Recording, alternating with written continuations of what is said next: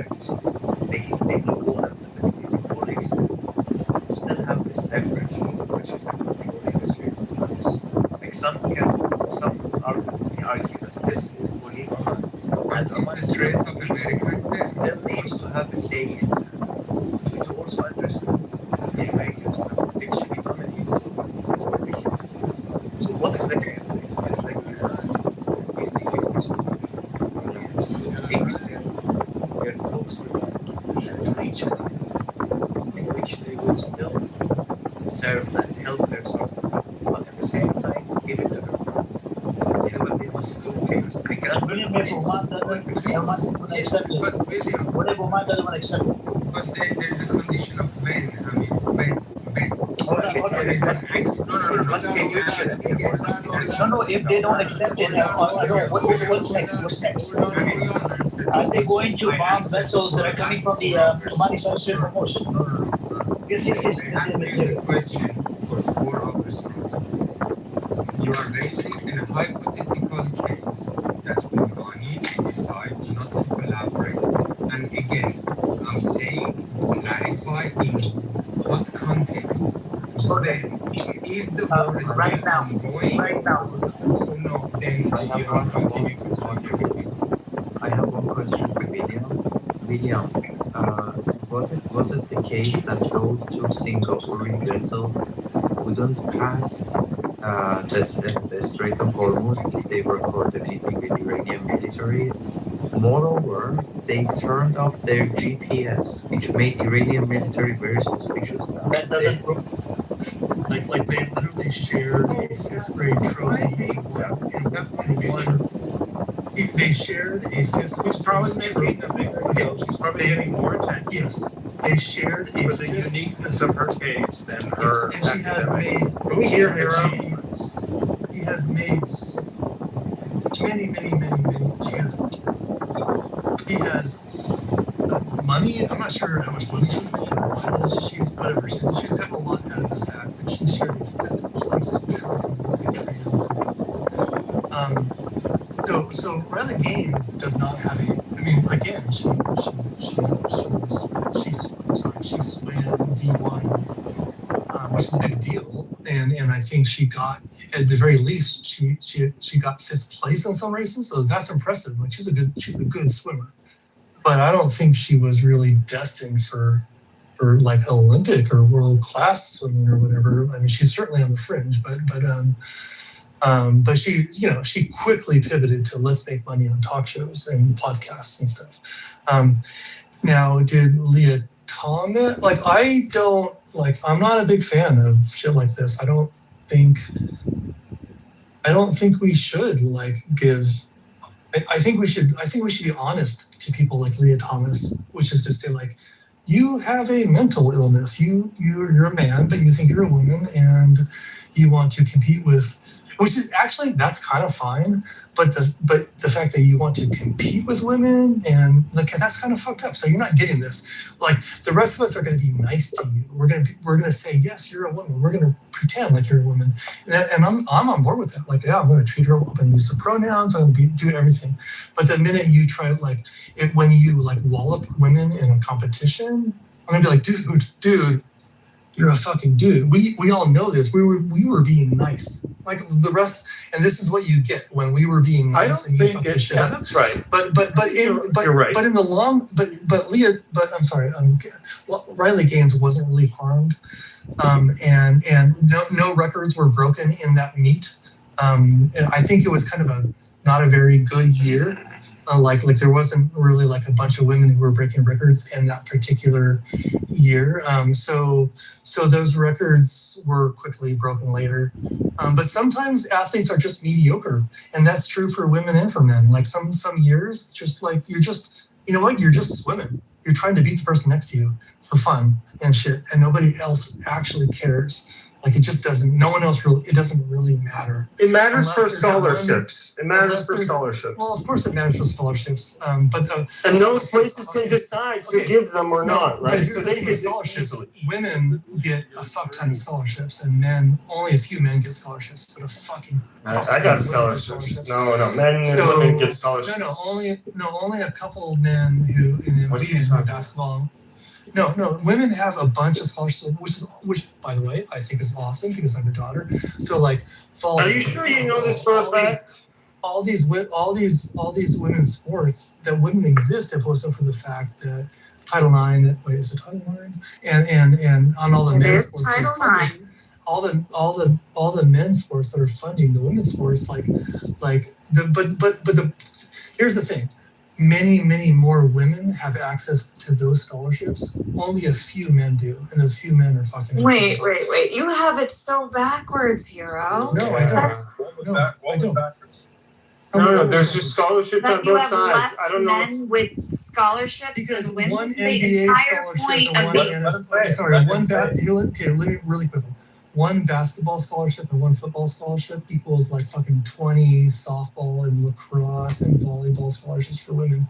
Those sports fund women's sports. I'm not against that, by the way. I'm pretty as a father of a daughter, I'm supportive of this. Football funds But, almost every sport. But in let's just be college. clear where the cash is flowing from.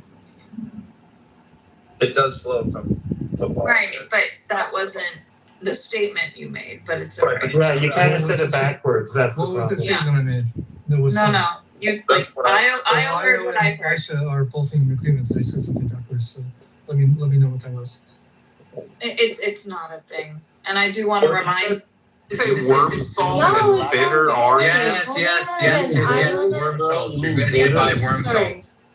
You're gonna need a Salt? This is no, not bitters. No, not bitter. Bitter orange. Challenge. Yeah. It's a bitter orange instead of orange and worm salt. Then What is like so worm you can start salt? like appreciating like mezcal is appreciated a lot in the throat. I think there's a very smokiness that comes out of it.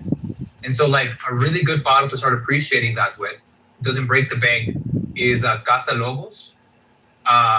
There's a couple of them. You're gonna want to get the Espadín Joven, okay?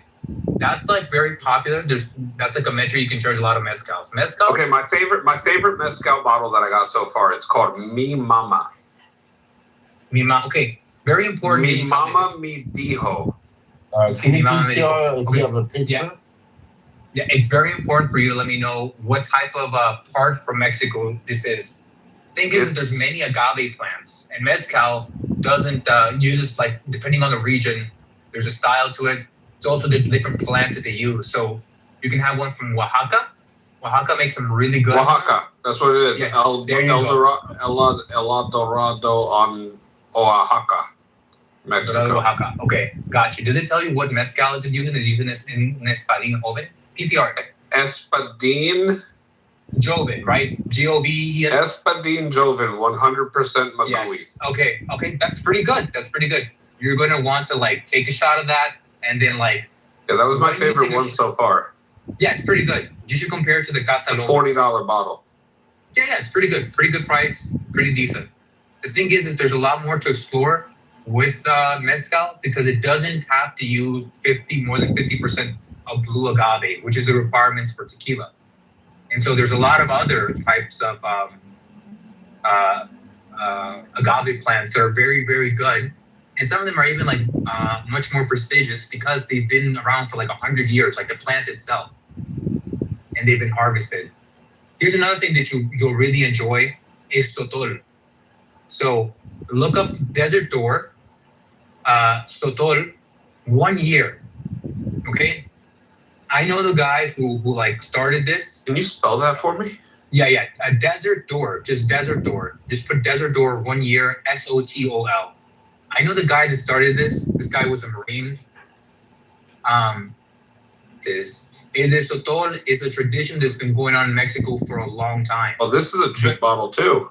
But you want to get the 1 year. You want to get the 1 year. It's been in like bourbon barrels. Now, the thing about sotol is that the plant, the age of the plant has a lot to do with the way that it ends up tasting. This is made in So- Driftwood, Texas. Yes, and I'm gonna tell you why that's a really good thing. This is the private barrel selection. Yes, you're gonna want to get your hands on that, right? This is only like $60. Yes. Does it PTR it, by the way? I want to make sure it's the right one. It has to be like, yeah, as long as it's the reason. Bro, he's recommending you American-made mezcal. I'm recommending Dude, what the hell? I'm not really trusted anymore. PTR, Florida PTR. This is a very good. They're about like $60 to $80. Let me see. Okay, like the reason why you want to get that bottle, Florida, is because Sotol is very much like mezcal, but the age of the plant has a lot to do with it. The issue is that because of the tradition in Mexico, there aren't a lot of aged plants. The advantage is that, like, since it's something new in America, you have a bunch of plants that are old as fuck. Incan, I'm sorry. Have you tried this brand, the one at Pizza? Oh yeah, 100%. They have a bunch of like. What do you think about them? All right, PTR. You see it. It's single de maguey. Okay, let me see which one. I don't know if I had this version specific because they have a bunch of versions. Can you PTR the back of the bottles? Look at mine. No, this is from like 2-3 years ago, bro. But I remembered. I don't drink mezcal a lot, but I was recommending this. It was good. Yeah, that one's pretty good. But like that company has like a bunch of them. They all have like similar bottles, but like different places. But yo, yes, exactly. They all look exactly the same, but they're different. Yes, but Florida, get yourself a bottle of Desert Door. I promise you, that's what you're gonna like. Not only are you gonna be able to appreciate like the bourbon barrel thing, but it's smooth and it's 100 and it's like 110 proof. It's a very good bottle. I can't think of a bottle that's like has more bang. What is it called again? This is the one in Texas. It's Desert Door, but it's the one aged version. Desert Door. Okay. Yes, it's 1 year. So like when they got the property, they're like, let's do Sotol. The thing is, no one does this in America. So they had a bunch of access to like prime plants that nobody cared about, and they had to clear out the desert. So they lit the shit on fire, and then they take that and then they make it. And because the plant has like so much age to it, it's rich in flavor. So in Mexico, that would be like premium plant to make Sotol. And here, it's just abundant because, you know, like we don't fucking use it. So there's two versions of it. One of them is the one where they like lit a whole place on fire and they harvested the plant afterwards. The one where it's 1 year age, it's not like that. It should be aged, I think, in a bourbon barrel. Incan, sorry. Are you saying for like political reasons, people prefer the ones in Mexico for whatever reasons instead of the ones in America? No. I'm saying that like Sotol is not technically mezcal. It's not technically mezcal, but Okay, it's the bro. So you're fucking pushing knockoffs again, bro. No. This is not. Chinese pepper. He is doing. Oh, that's what I was like, what the hell? Because Sotol is not. It's not agave. It's not mezcal. Come on, bro. It's like come on, Incan.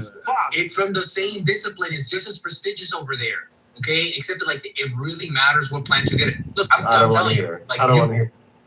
Listen. Like that is like this like fucking guy. Mezcaleros love Sotol. That was the Jewiest shit I've seen all day. Yeah, bro, We've had Norman here. All right. Screw me. I drink mezcal with my Ghost family. A bunch of people that appreciate mezcal, that love mezcal, they love Sotol because it's in the same vein as mezcal.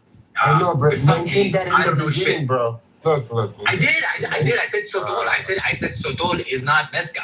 I said it's not an agave plant. That's what I said. I said it's not an agave plant. He did not say that. Yeah, I didn't. Yes, I did. Look, if you did say that, it wasn't clear.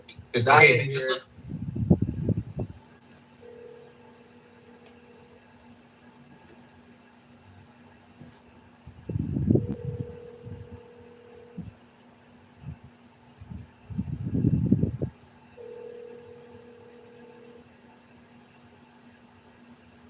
Your call has been forwarded to voicemail. The person you're trying to reach is not available. At the tone, please record your message. When you have finished recording, you may hang up. Hey, Brandy, it's John. I guess I could maybe send you a voice note, but since you're not getting my text messages, I'm calling you and leaving you a voicemail. Hope you're having a nice evening. Your photos look super sexy and fun. would love to see you tonight or tomorrow, call me back. But It does, but some of the best alcohols have very basic bottles because all the money goes to the value of the actual alcohol and not like the marketing of the bottle. And Whatever you do not buy Casamigos mezcal. That is like absolute fucking trash. You know what a mezcal that's very, very good? The guy from Breaking Bad and Jesse Pinkman, they made a bottle together. That's really good mezcal, bro. It's really, really good. If you can get your hands on it, it should be a lot cheaper now that the craze about it's over. It's a very good mezcal. Very good.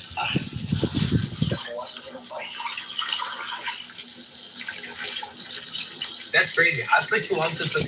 Look, if ever in the future, if you'll try something like, wow, what is this? And it's sotol, just know that I try to put you on and you're like, that's fake bullshit. Even though it's more expensive, it's better. There's a greater tradition of it. It's very rich in like culture and in flavor and appreciation of the plant. And just remember that this moment that I try to put you on, you're like, bullshit. More expensive. Dude, look at the one in my PTR. Is that the one that you're even talking about, bro?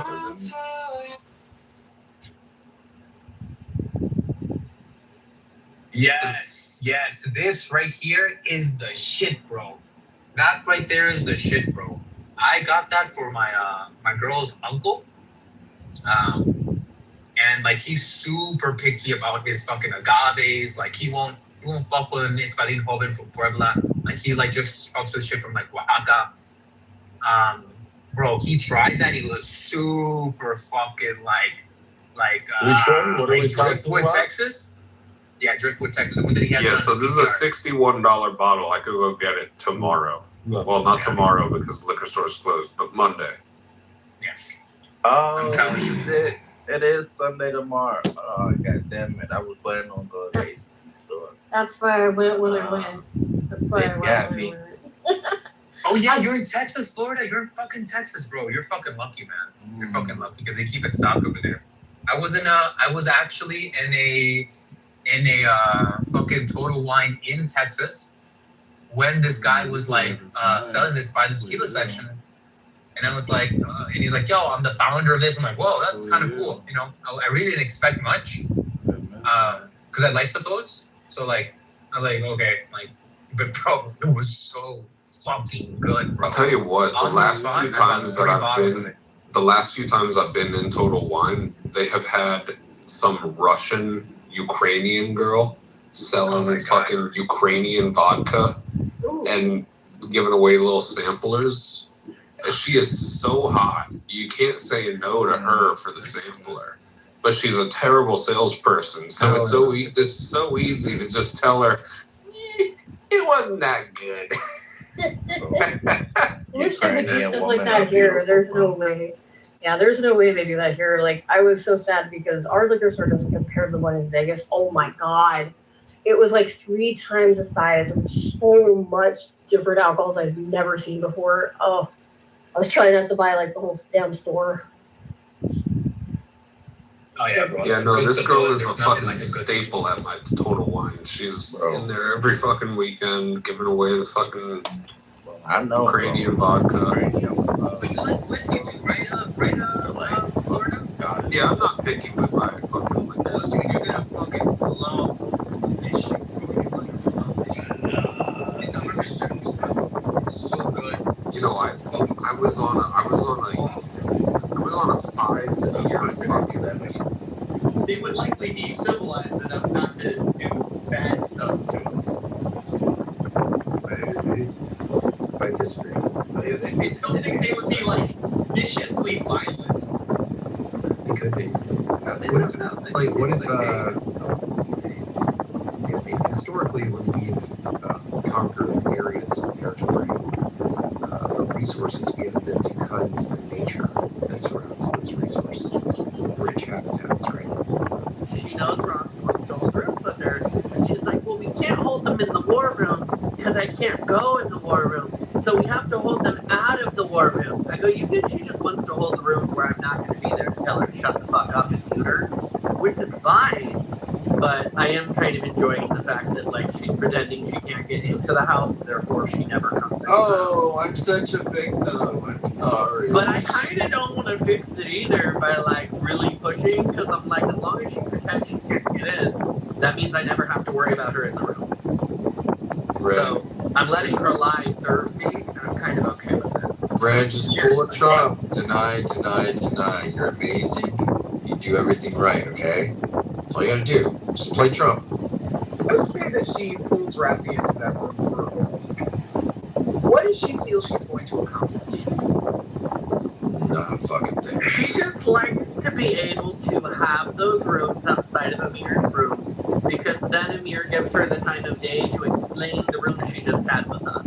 It's the only reason she comes over, because then she gets to waste half the day in those rooms talking about what happened in our rooms, because Amir will never come in those rooms, and other people in there will never come in those rooms. What her and Soren do is when they come in the rooms to have the conversation, be able to go bitch about having the conversation in the other space. I don't give a fuck because they're amusement to me. She doesn't like it because she poked me the wrong, in the wrong way too many times, and I'm just a cunt to her about it. And that just is what it is. And she doesn't get to mistreat people in those rooms. If she can get Rocky to open them in a generic space, then I don't generally end up in those spaces as much. But she was pissed the other day because she did that, and then I ended up in one of those spaces, and then I still told her to shut the fuck up and muted her. Because what I don't think she gets is I don't care what room it is. If I'm modded and she's modded and it's my end of this app, I'm 100% acting like she has no power and I'm throwing her out and not caring. It's the investment for me. I mean, do these people really believe that they're like the model UN or something? Like they're actually going to get some grassroots No, they're movement bored. going on this app? They're bored, just like the rest of us. Oh my They God. just want to pretend it isn't that they're bored. Most Yeah, but of they're us so know militant. we're on here because we're bored or we have time. That's it. Yeah, but we're so militant. Like they're so militant. I brought this guy. So somebody was streaming a room I was in. It was Rafi's room, and on what do you call it, on X, and he was listening to it, and he's like, when was that conversation? I'm like, what are you talking about? I was like, oh, you can actually come in, and he talked to her. Yehuda's like a really bright guy, and generally he's a nice guy too. But after he talked to her, he was like trying to tell me how she's like truly evil. Like, I'm kind of still trying to wrap my mind around. There's something that people see with her where she just really rubs them the wrong way. I mean, here's the thing. She's a Jew-hating piece of shit who wraps herself up in allegedly being Jewish, which is fine, but you're still a Jew-hating piece of shit. You can do it in a friendly tone or not. I'm still going to call you what you are. Bernie Sanders is a Jew-hating piece of shit. Doesn't matter how stereotypical he is. He hates our people. He hates our culture. He does not live by it. He doesn't worship it. He isn't a part of it. Like, he can't get rid of the male pattern genetic baldness he got from being Ashkenazi. And he can't get rid of his Brooklyn Jew accent. But outside of that, that man does not live like a Jew, does not believe in Judaism, does not practice our faith or our culture. So, I mean, at the end of the day, you can hate your own people, be a self-loather, but, then don't try to wrap yourself up in it. Which is what she tries to do. When the fire gets too hot, she tries to play the I'm part of the family game. No, bitch, you've never been part of the family. Take your ass down. Roll. She's the redheaded stepchild, huh? It's the same thing with Rachel fucking Khaleesi's ass. Oh God. Yeah, you have a Jewish dad who was fantastic for you and sent you to Jewish day camp and private Jewish school for $100,000 a year and Jewish.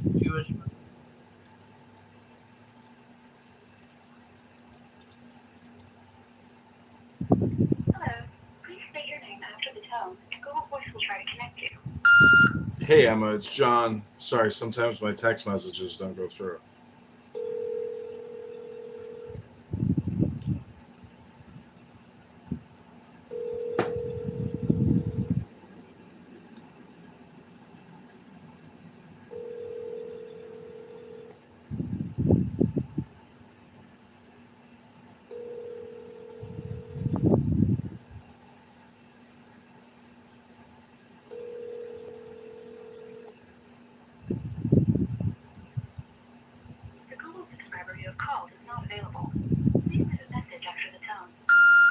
Hey Emma, it's John. I hope you're having a great night. Sorry, sometimes my text messages don't go through for some reason. I'm probably going to stay local, but if you want to meet up tonight, I might be down. Just call me back or text me if you can, and looking forward to meeting you. Bye. And then when she came on this app, she chased down her blackness. Now, ironically, she didn't use her blackness to go get a job.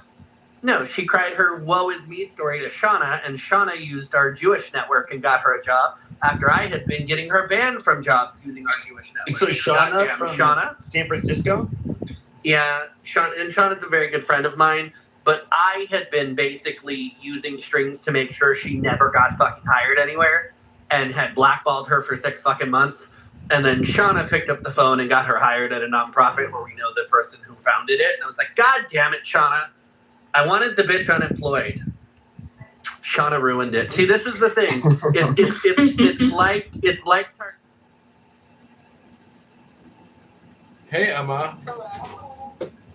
Hey, how are you doing? Hey, What are you up to? I'm getting ready. Nice. You going out in River North, Lincoln Park? Where are you going? Old Town? Oh my gosh, so many guesses. None of them correct. Where are you going out? Probably a local by me, Edison Park. Okay. Fun. Yeah, it should be fun. It's beautiful outside. It is. I'm excited. How was your day? It was good. I just got back from church in Kitover. Oh my gosh. I know. That's quite an amazing trip. Did you have fun? It was so much fun. Do you have a nice tan going on? A great tan. Ooh, I would love to see it. And maybe rub coconut butter oil and eucalyptus if you need it. Wait, that could be nice. Yeah, I'm a Swedish masseuse with the coconut butter oil. Okay. So are you? Where are you gonna go tonight? Do you know? I don't know yet. Oh, are you going out with friends? It kind of depends on, like, what are you looking for? I mean, I'm looking to have a good time tonight, and I'm looking to have a good time the rest of my life, every night of my life, if that's in my destiny. I love that. That's really poetic. What are you looking for tonight? I just love to be spoiled. Oh, you want to get spoiled? Yeah. Well, I like to give out free packages of heaven and earth, so... Ew, no. That's not what I mean. Oh, what do you mean then? I like gifts. Oh, you want like a Chanel bag with like $1,000 in cash in the bag for like as a gift, like to make love? No, I mean not that much, but I love a gift.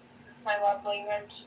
Oh, well, I don't think you should do hard work unless you're well compensated, and I really enjoy someone who enthusiastically puts in the hard work. Yeah, that's not so much. Not so much me. You're lazy? No, I'm not lazy. I just like to have fun without doing all the hard work. I got it. Well, yeah, I mean, I'm down to provide you with a beautiful gift if you want to spend the night together, and we should have a lot of fun. Okay, I don't know. Like, I'm not down to move that quickly, though. Yeah, we don't have to like get together tonight. We can get together someday this week. I mean, it's no rush. I know. I just mean I don't do a beautiful night without other things first. Got it. That sounds good to me. Okay. All right, well, text me later or call me, and I'll talk to you soon. Okay, will do. Bye. or a signed agreement. I just like it. Yeah, so Yeah. you can't just give legal advice, right? Like you can talk to your family, but outside of that, if somebody were to come in here and be like, Jason, I have a question about this. Jason, I have a question about this DUI I'm gonna have. Jason can't just give them advice because then he's acting as their attorney without being their attorney. You can't act as if you're counsel without being counsel. So that usually means you have to take payment or you have to have a retainer agreement, even if you waive payment, saying that they are your client, attorney attaches, and your ethical responsibility attaches. That's why you will hear attorneys on this app or other apps or other forums say, I may be an attorney, but I am not your attorney, and I am not speaking as an attorney. I'm simply engaging in this conversation. Or this is for academic purposes only. They'll disclaimer their way out of it because you have to be very careful, especially if you're in a state like California or New York, where our bars are more than happy to suspend, sanction, and censure attorneys for ethical violations or stepping out of procedures. So the fact that she was giving legal advice in the Million Marathon room, they all should have known that. And it was stupid because half of them were attorneys and the other half of them have attorneys on retainer. So I never understood the amount of shit they let her talk, but they really did believe she was until somebody clocked her, and then they were embarrassed because they figured out, oh no, she's a law student who was graduating. So y'all are masters of the universe, Greg Leger, and that batch of people. You're all big entrepreneurs, you're all big money, and you had a second-year law student lie to you for 3 years and tell you she was a fucking attorney. Why did she go after Grant Cardone? Is it like he wouldn't hire her or some shit? No, so he treated her like a niece on this app. Like she was a young lady. He treated kind of like how I treat Chancey, right? Chancey's younger. I enjoy Chancey, but we have that kind of relationship. He had that kind of relationship with her, but he never bothered to look into the fact that, like, no, she was not a newly practicing attorney. She was a law student. So he was very angry she lied to him for 3 fucking years, and he introduced her to people in his professional network. Where she was retarded is if she had just said, I'm a law student, she still would have had those friendships, and she probably would have had a fantastic fucking job. Because whether you're talking about Cindy Stumpo, or you're talking about Greg Leger, or you're talking about Grant Cardone, they know a lot of people who hire a lot of attorneys. So she could have come out of law school with a fantastic job. Instead, those people all put distance, and then she threw a tantrum about how horrible they were to her. And it's like, you misrepresented who you were. You made them look like fucking fools. No, they're not ever going to vouch for you or hire you. But anyway, this is probably not the room Jason wanted to have. Nope, you're good. I'm just making a margarita. So if I can't smoke out, guess what? I'm drinking. You live in California, Jason? Yep. Okay. No, I'm just knocking off the weed for a while. I like it, but yeah, a big while. Anyways, no, I don't care what you guys say. I mean, I knew who she was. I really wasn't really great in Debate the News. It was always someone yelling to compete for the mic, and I'm like, and I always thought that Grant Cardone and Cindy Stumpo were just full of shit, just trying to gain clout in a room that had a lot of bodies in it. So they are who they are. It's none of my business. The irony about the two of them is the actual more successful entrepreneur is Cindy. Like, that's the irony of that. It's like Cindy actually runs a better business. She actually created her own business, and none of her business is a con job. She's an irritating bitch, but she's fantastic. What she does, she's built two of my friends good at what she does. Right? She's very good at what she does. Now, she's a crass bitch, but again, she's a fucking developer and contractor. And she's a woman who's been doing it for fucking 30 years in a men's industry. You're probably going to be a crass bitch. And then when you add in where she's from and that accent, it's like, yeah, okay. But like, she has credibility. Grant Cardone did the snake oil sales thing, and that's why, you know, he's got that. I mean, even right now, look at it. He's all over the fucking news again because he's putting the fucking deposition hours. He put 23 hours of deposition film on the internet, Jason. I don't know if you saw that. Why? 23 hours of deposition he put up on the internet against his attorney's advice. Stupid. And he's been stalking the parents and family members of the opposing counsel.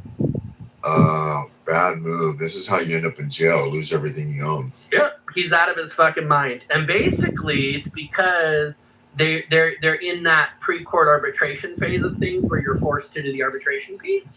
And he doesn't think that that counts as court, and he doesn't think that there should have been anything sealed. So he released it without permission to release it. They haven't done anything to him about it, but like his own attorney has publicly gone on the record and he has that, like, yeah, my attorney doesn't want this, but I need the world to see I'm just getting screwed over and I'm offering to pay everybody back. And what he wants is he wants to pay everybody back, but not in a settlement where the attorneys get any money.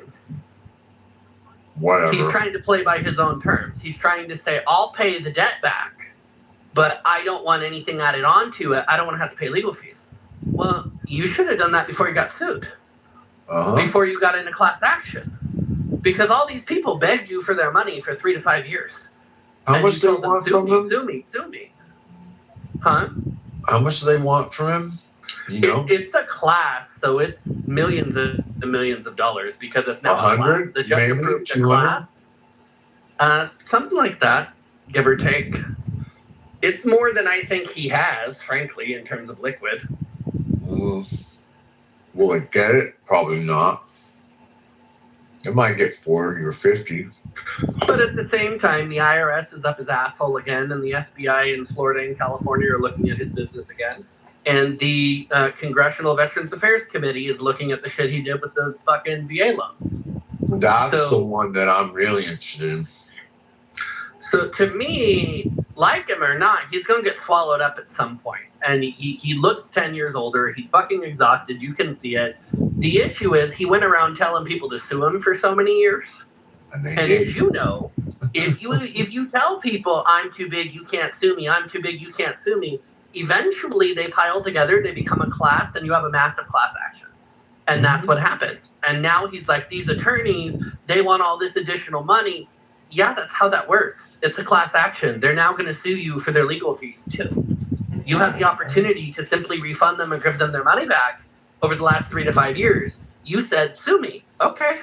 They did. Now you don't get to go backwards. It's like fucking Palestinian negotiation. Bitch, you don't get to go back to 48. We're in 2026. Maybe you should have done that shit back then. Suck a dick. Deal with the year you're in. But I do feel bad for him because he does look like he's like fucking 15 years older in the last year. Dude, he's a car salesman that got into real estate. That's what he is. Oh. Well, and his brother took the hit and went to prison for their last fucking con deal. And I knew his brother for years. But his brother, in that other scam they had where he took a hit for fucking insider trading and fraudulent business practices, the brother said he did it all on his own, and the brother took the hit and went to prison. No, I'm sorry, brother. No, your brother didn't do it on his own. You did it with him. But the brother took the hit so that he could keep the business, so that when the brother got out, they had money, which worked. Because now that the brother's out, Grant put a bunch of money into his brother's new venture. Well, yeah, because you paid the guy who took the fall for you. So that one of you could stay out and make money. You think that VA thing is going to fuck him at some point. It's at some there's point quite a few of them. Because what he did was not like explicitly illegal, but in the way he's refused to refinance out of them, it 100% is. So like, and that's going to become a class, and then he'll be fucked. That's the one he'll probably go to prison for. Which the sad thing is, by the time that's dealt with, that'll be 10 years from now, and that'll just kill his ass. His wife will be like, what's her name? Charlie Kirk's wife, trying to create a new network and not get the support. Well, they know it's coming because they've moved 95% of the assets from Cardone Capital are now in Cardone Enterprise Capital, which is his daughter's company. They've moved everything. They've moved most of their wealth into the daughter's name out of the wife's, and they've tagged all the debt to Cardone Capital.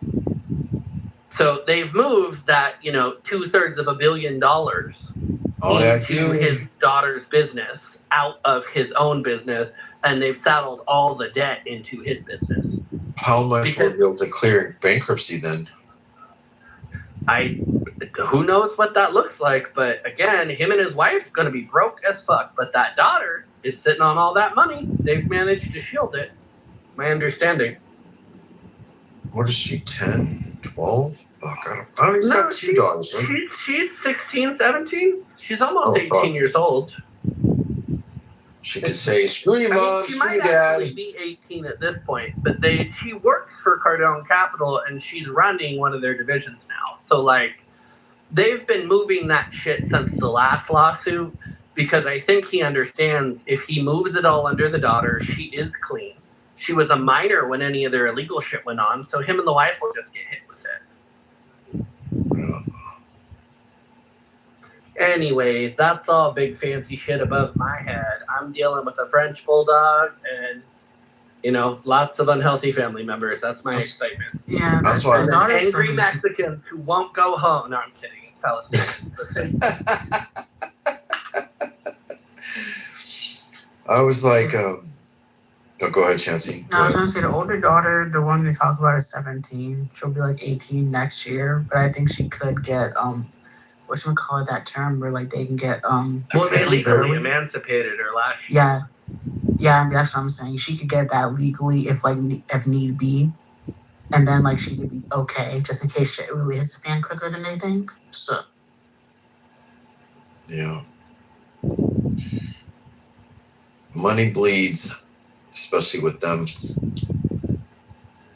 Well, money earned through deception will always come with a clout.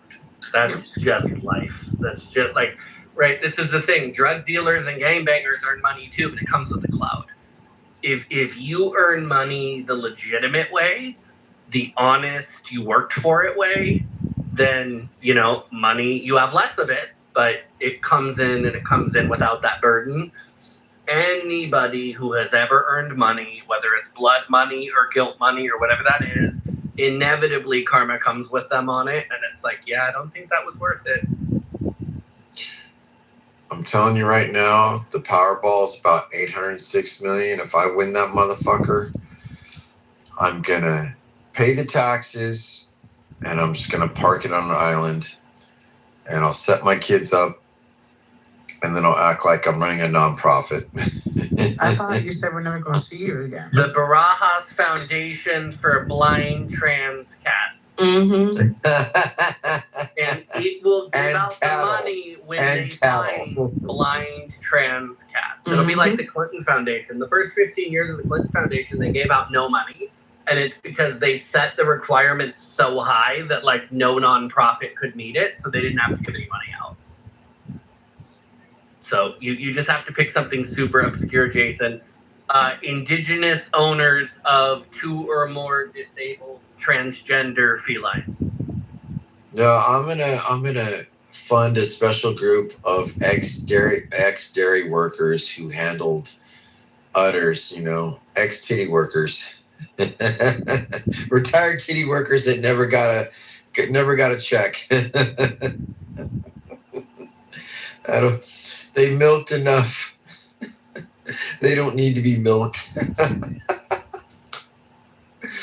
Dude, I love when people take the monthly payouts on those Powerballs. I'm unless you're a 20-year-old, take the fat payout one time, pay the taxes one time, get that shit shell hidden part done, and just enjoy the rest of your life never having to work or worry about money again.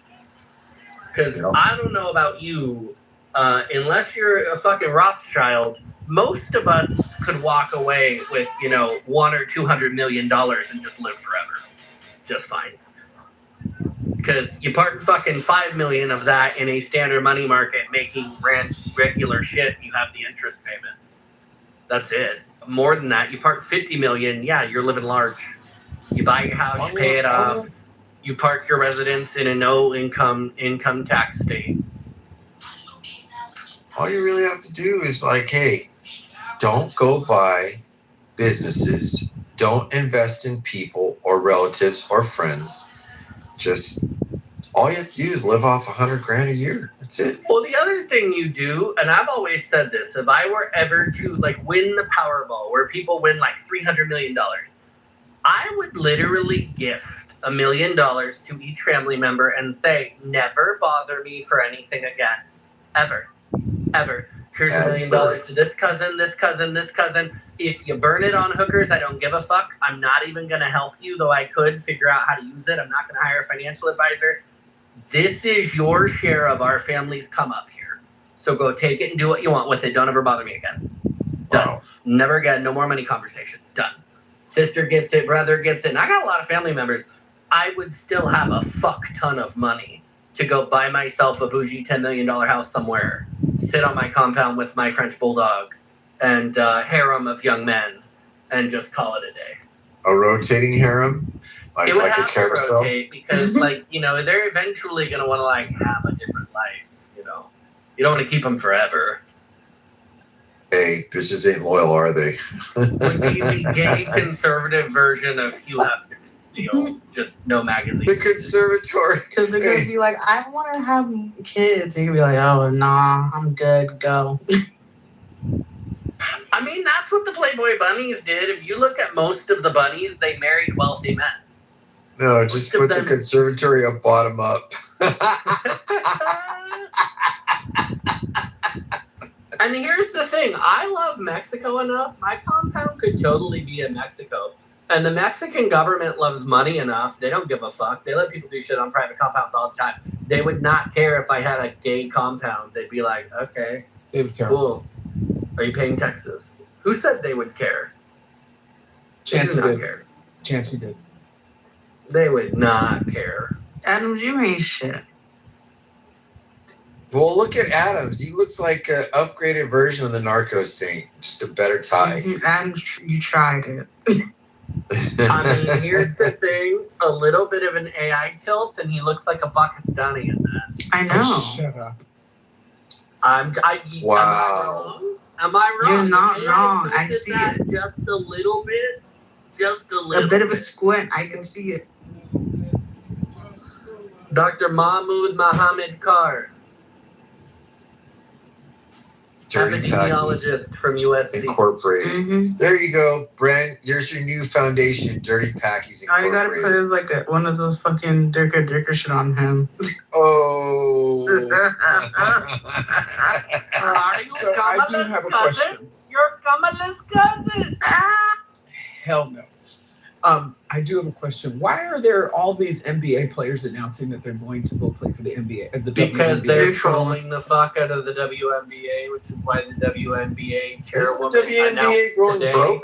They announced today that they are pausing their draft recruitment cycle to reassess the rules on how they will determine female eligibility. Basically, the WNBA shit on the NBA because the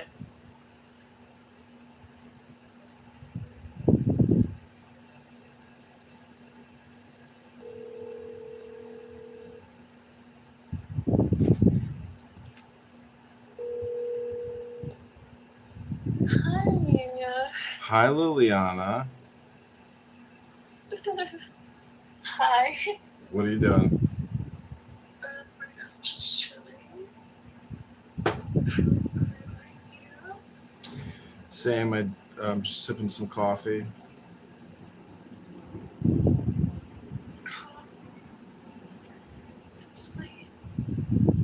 Yeah, I mean, I just had dinner, so sometimes after I eat, I sip coffee.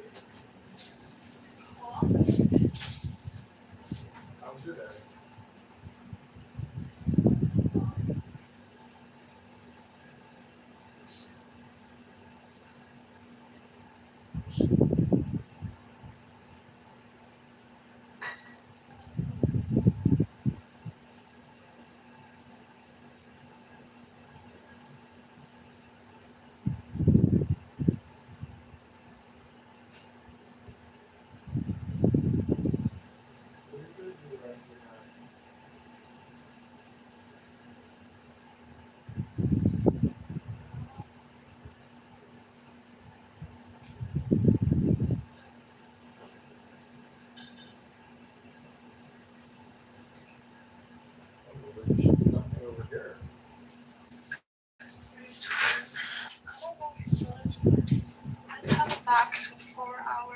still sleep this whole week.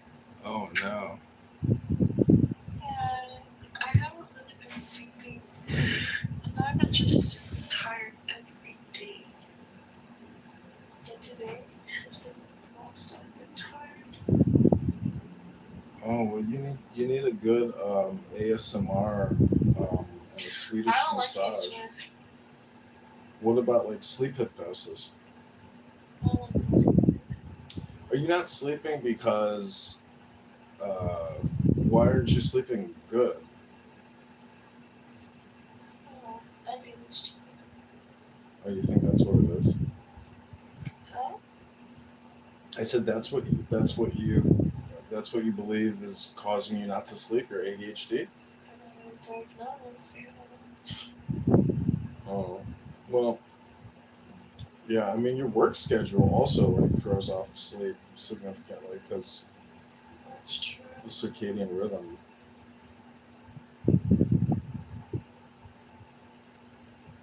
But I mean, all I can offer you is a warm hug, a nice soft kiss, a Swedish massage, some weed, some alcohol if you want, music, love, relaxation.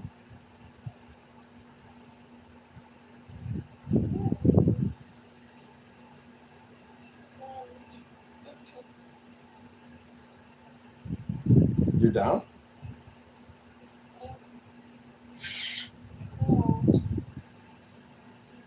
Well, you can Uber here. I can drive you home tomorrow.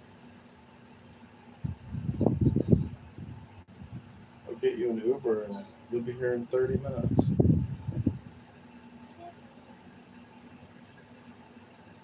You're already up. It's 9:55 on a Saturday night.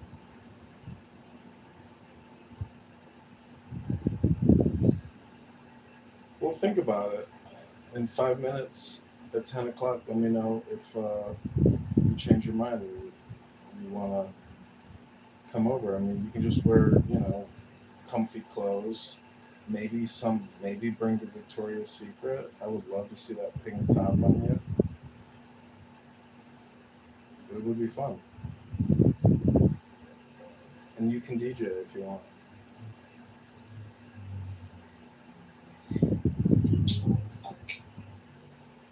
I mean, this goes without saying. That's 100%.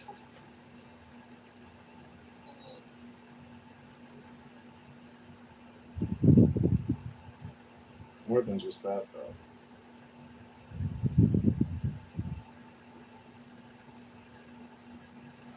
I want you to tell me all the positions you want me to do. If you want me to, eat your ass and finger you at the same time. Well, okay. Okay.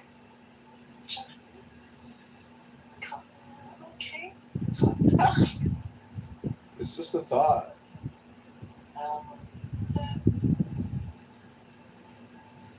Just a thought.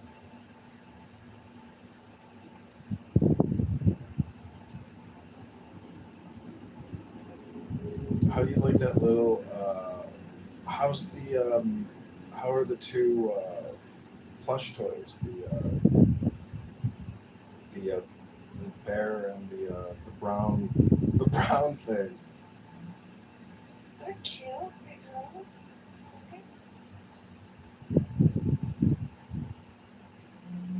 I wish you look cute with her, with the teddy bear.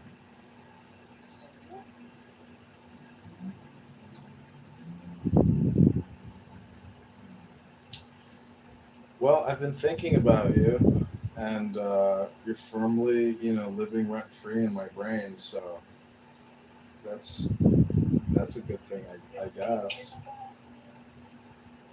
Yeah, I'm thinking about you because I spent a whole day with you, fawning over you and loving you, and so you got my kundalini like all worked up.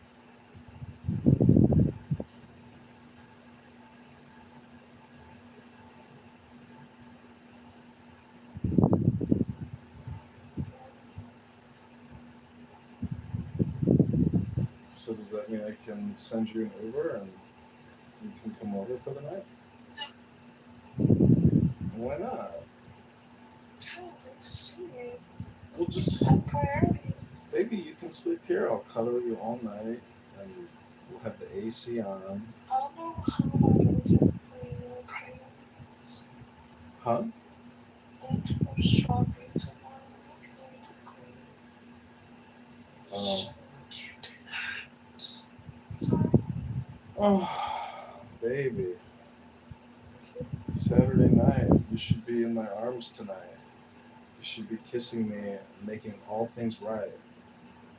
Are you high? I mean, I just smoked a little weed, but I can. No, you are high. Plus, you're not taking enough from this one.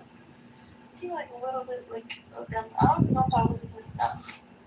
I don't even know how to even smoke that. You gotta have a grinder. Do you have a grinder? Yeah, I should have ground it for you, but we were kind of in a rush. I don't smoke Well, if you smoke weed, you can't, and you're having trouble sleeping, it could make it even worse. Like you'll sleep even less because like it does like dope your brain and like can speed your brain up. That's why I suggest if you smoke, you should like hit the gym or go for a jog. I'm Because tired. I'm just gonna sleep a little bit, probably. all right, baby. Well, if you change your mind, I would love to see you tonight. I'd love to see you tomorrow. I'd love to see you Monday. Okay. Am I gay, baby? No. Am I gay? Are you kidding me? Why you gonna ride me all night long? No. I don't know. You No give me power. energy. Well, I rested all day, and I'm not working hard like you, so I have a reservoir of energy. I have stored up energy.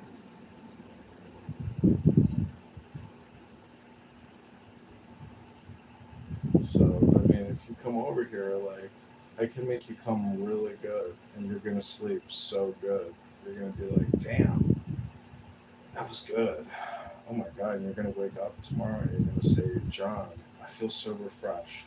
I slept like a baby. It was unbelievable. I think it was the orgasm and the way you spooned me all night. I feel so good, John. Let's go shopping. Let's go shopping, John. Take me to the fashion outlet mall, Rosemont. I want to go to the Nike store and the Under Armour store. Get athletic wear so we can go to LA Fitness No power. and bust the sweat. You're funny. You are funny. You just betrayed me. I was just like dream girlfriend right now. You just betrayed this whole entire dream, you know? Like a crazy person. John. It's a vision. Oh, he must be. What was I that? don't know why you sound like that. What do you mean?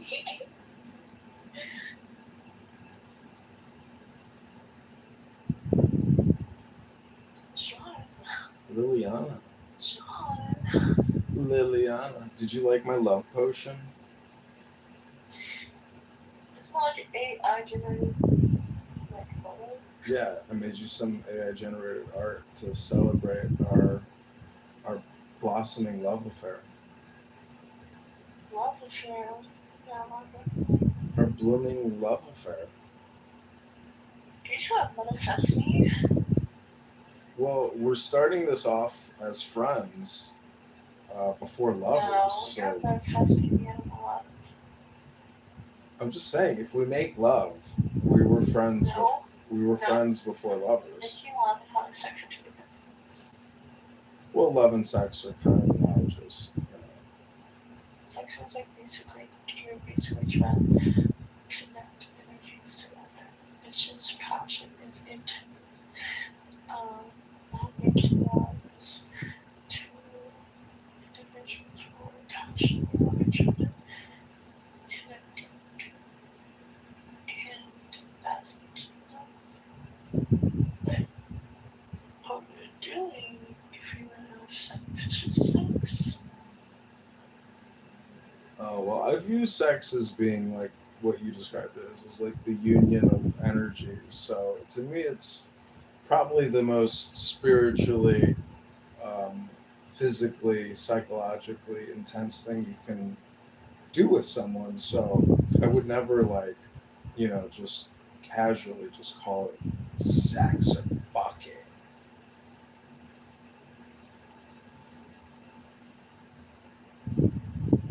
It's important. I mean, you can meditate on sex like while you're having sex. Um, it's called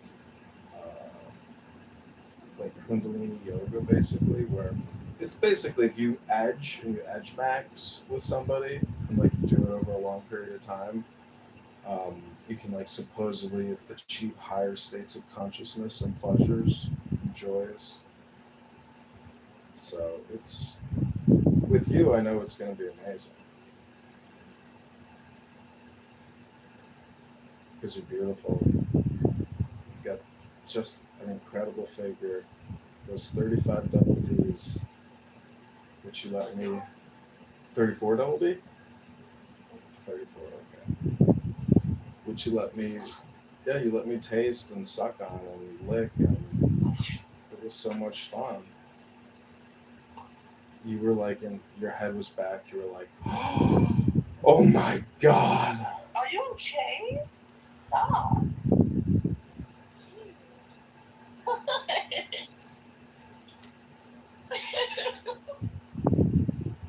You were like, stop seducing me. Stop seducing me.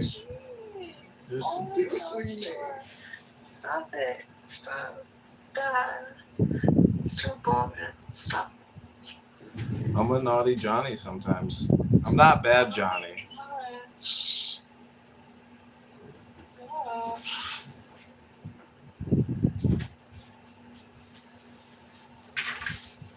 Well, I've got a lot of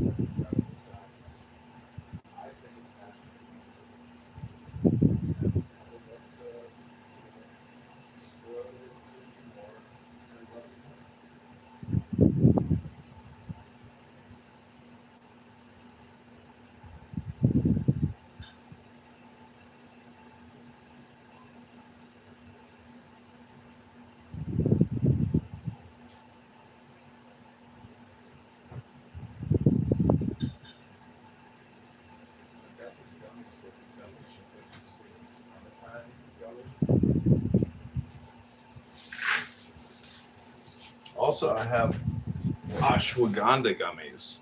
Have you ever had ashwagandha?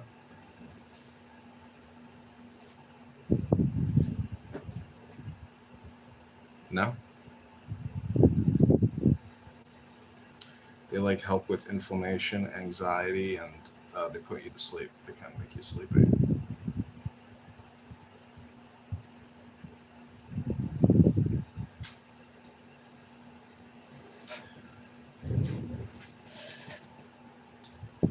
All right, well, my beautiful Liliana, I hope you get some good rest. I would prefer. Stop thinking. Stop. No, stop thinking. Stop thinking. End your problems. That's the Buddhist saying.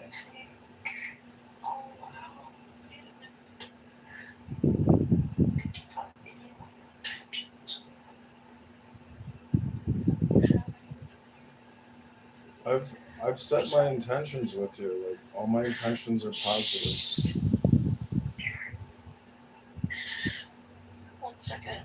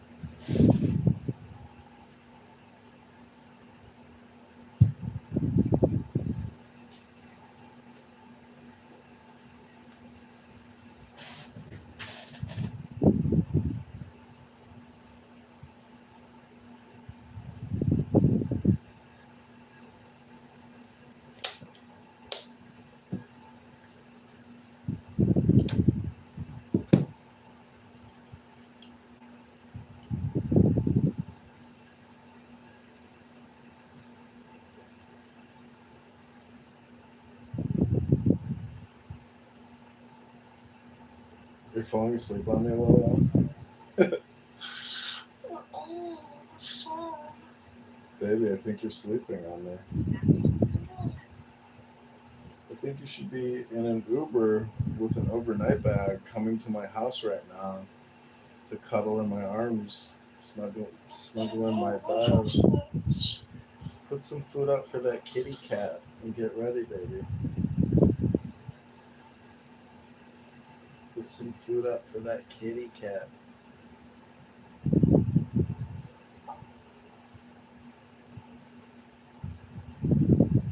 Hello?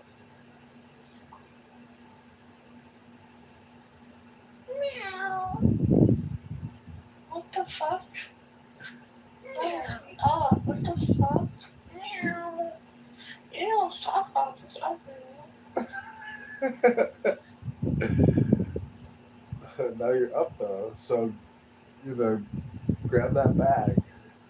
I'll call the Uber, and you'll be here by 10:30, baby. And then what? How do I get out of this? Oh my god, I'm gonna give you heaven and earth. No, I want more than that. Because I'm sacrificing my sleep. It's like for some priorities. Well, I might have like an envelope with like $300 in that Coach bag you like. That could be I your don't know. birthday gift. I really don't know though. It's like a big baby. I don't know.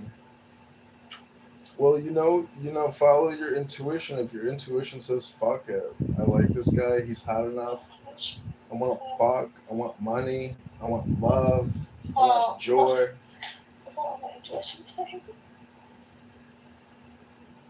Follow your intuition. Always listen to your inner voice, which is telling you, okay, I'm going to take action. I'm going to pursue. It's saying stay home. Well, if that's what your intuition is telling you, then, we'll see each other Monday or tomorrow. But Monday, we saw each other on Monday, right? That was our first day. Huh? Oh, we'll take a day off because it's the end of the summer. The summer's winding down. All right, I'm gonna pay you for the day plus a bonus. All right. Well, then I would love to see you during your time off, my darling. I'm off tomorrow. They're gonna probably call me. I can only call off tomorrow. I'm trying to do that. We'll call off tomorrow then. I'm working on it. Well, they don't hate it. It's just I kind of working a lot. I don't know. When you're working a graveyard shift, that's not psychologically. You're. I work full time somewhere else, and I also work graveyard. Oh my god. Yeah.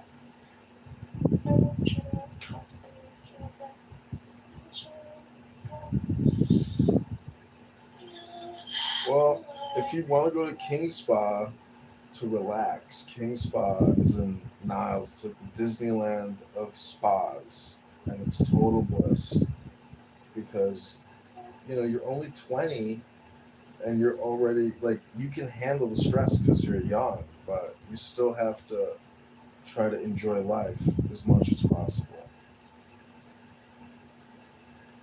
And I'm gonna be your lover and take you to these places and spend money on you. Oh, you do not want to have sex?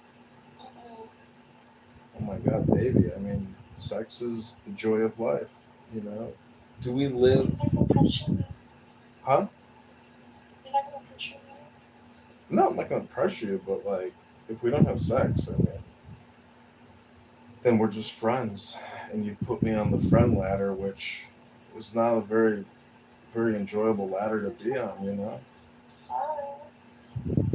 Well, baby, I want you riding me. I want that fat ass to twerk on my dick because I know how amazing physically you must be because, you've got a real figure and you're beautiful. So to not make love to you is just like sucking the breath out of my life. It's not good, baby. I mean, I was gonna text you then to say, hey, this was our, sugar baby date. I had fun.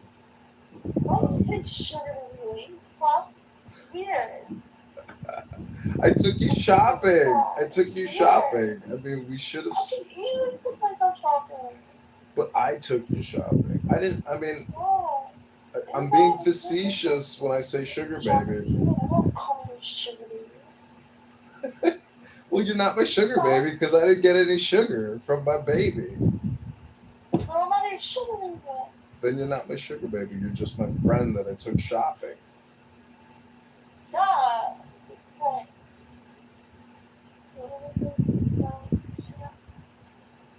Well, it was a beautiful $500 day of Ubering and shopping you and feeding you, and your leftovers the next day was great. I wish you were here because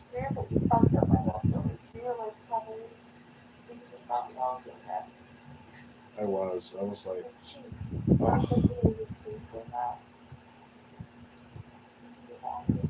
Well, do you think I was like a gentleman? Do you think I was a gentleman on our first date, date and day together? Or did I like maintain my virtue?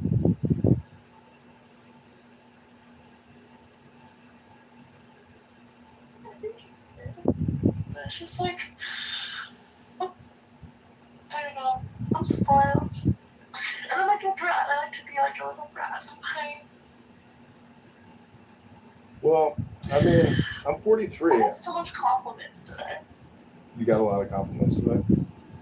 You just like glowing, huh?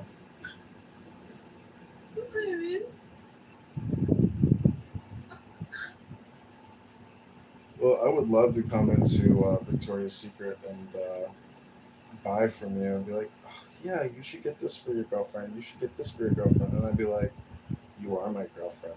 Wrap it up for yourself, baby. All my friends always work there, and if I not think you're doing something, they'll attack you. They would attack me if I was dating you? Well, naturally, you would tell them, hey, respect this man because he respects me. And I'm asking you to respect him. So knock your shit They don't off. like you. They don't like the idea of me dating you. Well, they don't have to know you're dating me because that's none of their business. I know that, but you're making it their business by being there. Oh, I see. Well, my darling, I really am praying to Venus or to Jesus or Mother Mary that I get to see you in that sexy Victoria's Secret outfit because, it's just, I can't wait. You're straightening your hair now? Does that mean you're coming out tonight? Tomorrow morning, maybe, who knows? Okay. She didn't love doing that. Just so much compliments with my hair. I love your curly hair. I'm a big curly hair fan. I thought your hair might be straight when I met you, but it was curly.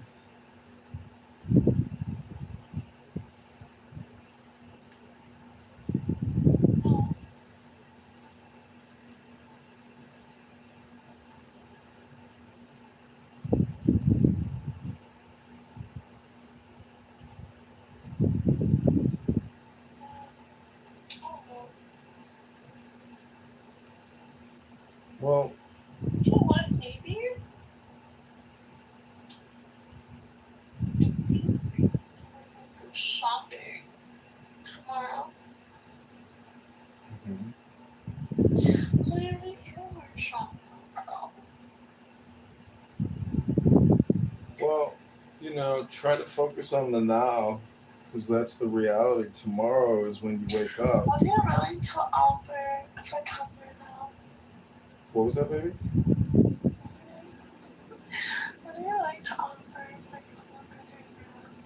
What would I like to offer you?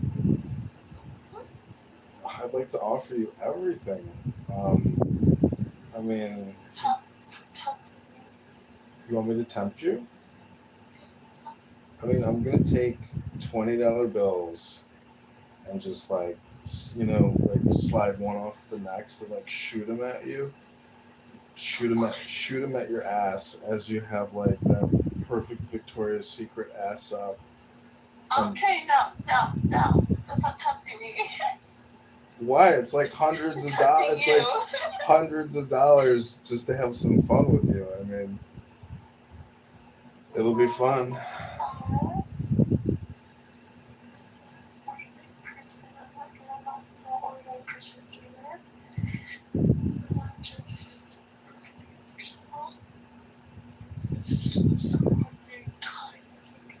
Uh-huh.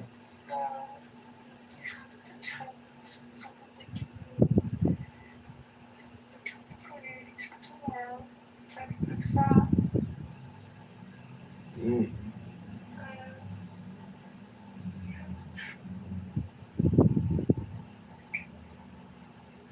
So do you want me to tempt you to come? So do you want me to physically tempt you? Like what I'm planning on doing to you? Like do you want me to...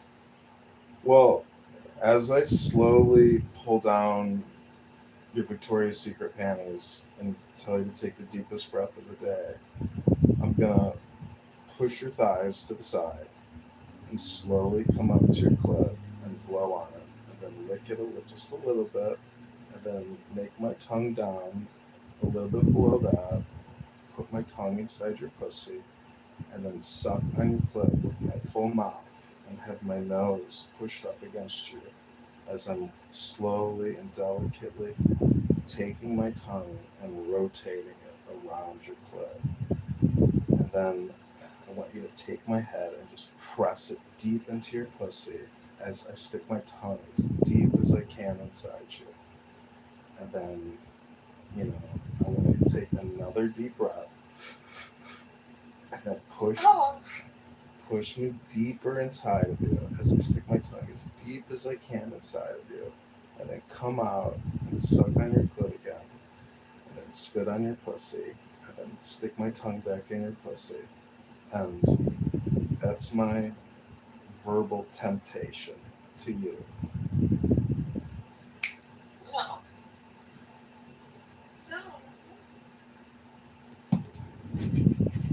Yes. No. That's what you're going to say. Yes. Yes. No. Yes, John. Do it again. Go deeper. No, John. No.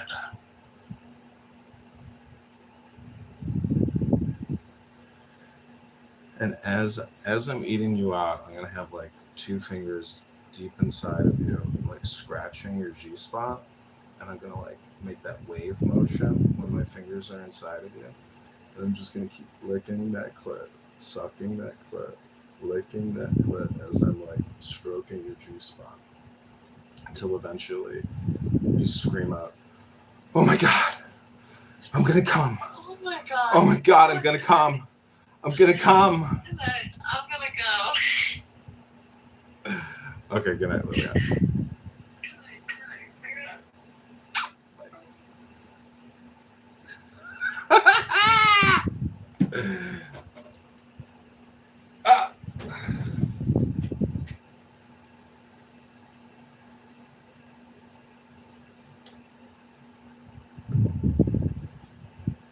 Bluetooth.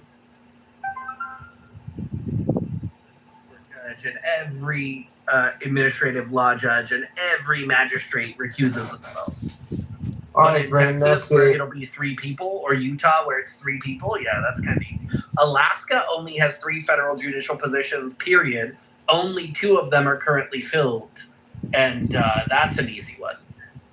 I've always said if I was going to serve by designation, if I was going to serve by designation somewhere else, it would be in Juneau, Alaska, because they have a post for 1 singular federal judge, and it's been open forever. So the other 2 have to fly over there on and off once a month. But that person is basically emperor of that part of Alaska because they have all of the federal power. All of the power. They are the only judge. So, I wonder Grant, how I'm going to that- become Jewish and I'm going to become a judge. I That's wonder, it. I wonder how that works in Alaska being the only federal judge. Like, how are they like deferred up there? Like, is it like they're kind of treated like very like upstanding in that like federal district? What did you just ask, Chancey? Like, is it like how they kind of treated there? And I would say the federal like Department of Alaska is more just like because there's nobody there. It's kind of just a ghost town. There is nobody above you. Like, at the end of the day, if I issue a ruling in San Diego or LA, there's a supervisory judge. There are other senior judges that can be impaneled. And then you have the Ninth Circuit, right? In Alaska, they don't have anybody. There is no supervisory. There are no senior judges. There's 3 of them in the entire fucking state for the federal government. So yes, you could technically petition to the Ninth Circuit, but at the end of the day, you kind of like they rule the roost. All of the federal cases go through them, and all of the federal movement goes through them, which means you kind of can't afford to piss them off. If you piss me off in Los Angeles, there's dozens of options. You can get around me, right? If you piss someone off in New York Southern District, there's dozens of judges. You can get around them. If you piss off the federal judges in Alaska, there's 2 of them right now. 2, period. So go ahead, piss them off. See how well life goes for the rest of your cases. So they're very, very empowered, like the emperor. They're an emperor, Chancey. They're an emperor. Just wait, Bren. We're assembling the Africans. They're going to get you.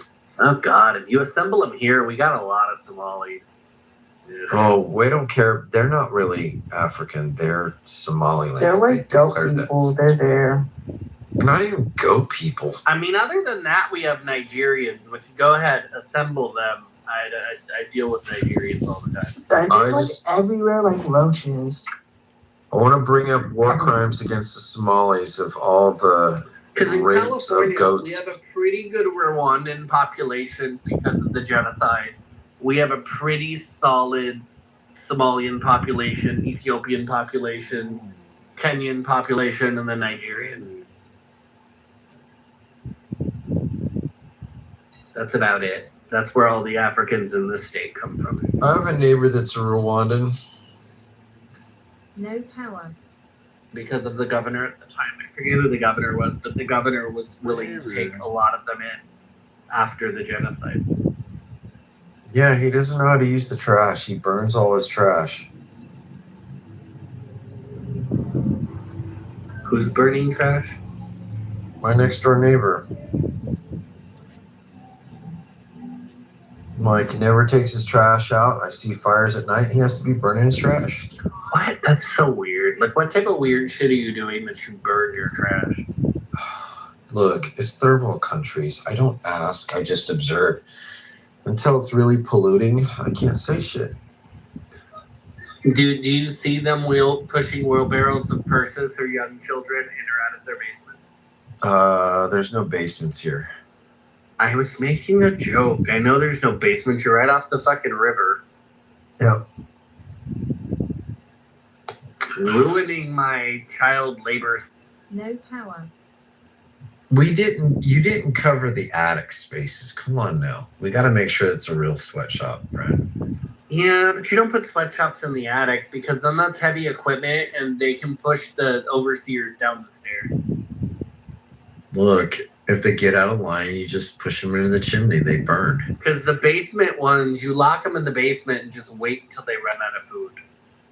Oh, that's a good point. Thanks for letting me know. I'll make sure that I send it down to the appropriate That's why departments. it's horrible, but it's why they imprison people in basements because all you have to do is lock them in and go away.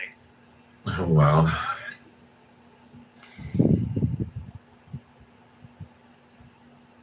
It's the same reason you can turn a swimming pool into a makeshift prison if you drain it. Wow. Oh, no, that's also a water. According to California Drought Conditions and Resources, your pool is now considered a well source. That's so weird. But I guess you could reconvert No power. full of salt water, and they have a non-chlorinated salt. Also uses chlorine. They don't use any chlorine. They could probably convert salt water. It's more efficient. They could probably convert that back to drinking water relatively easily in like an emergency. Yeah. Then we have to make people salty. I mean, they also have access to the thing called the San Joaquin Delta River, so I'm pretty sure. Oh, you mean the thing that's about 45% salt water anyways? Yeah, I don't think they're running out of options of water to clean. I wouldn't want to drink any of that water. In a zombie apocalypse, I'm gonna clean that water and call it a day. It's okay. At least you guys have water. In a zombie apocalypse, like, unless we're boiling ocean water down here, which down here it's like Fukushima water and poison. So I don't know how to do that. Don't forget the chunky ass particles in your water. Chunky ass particles.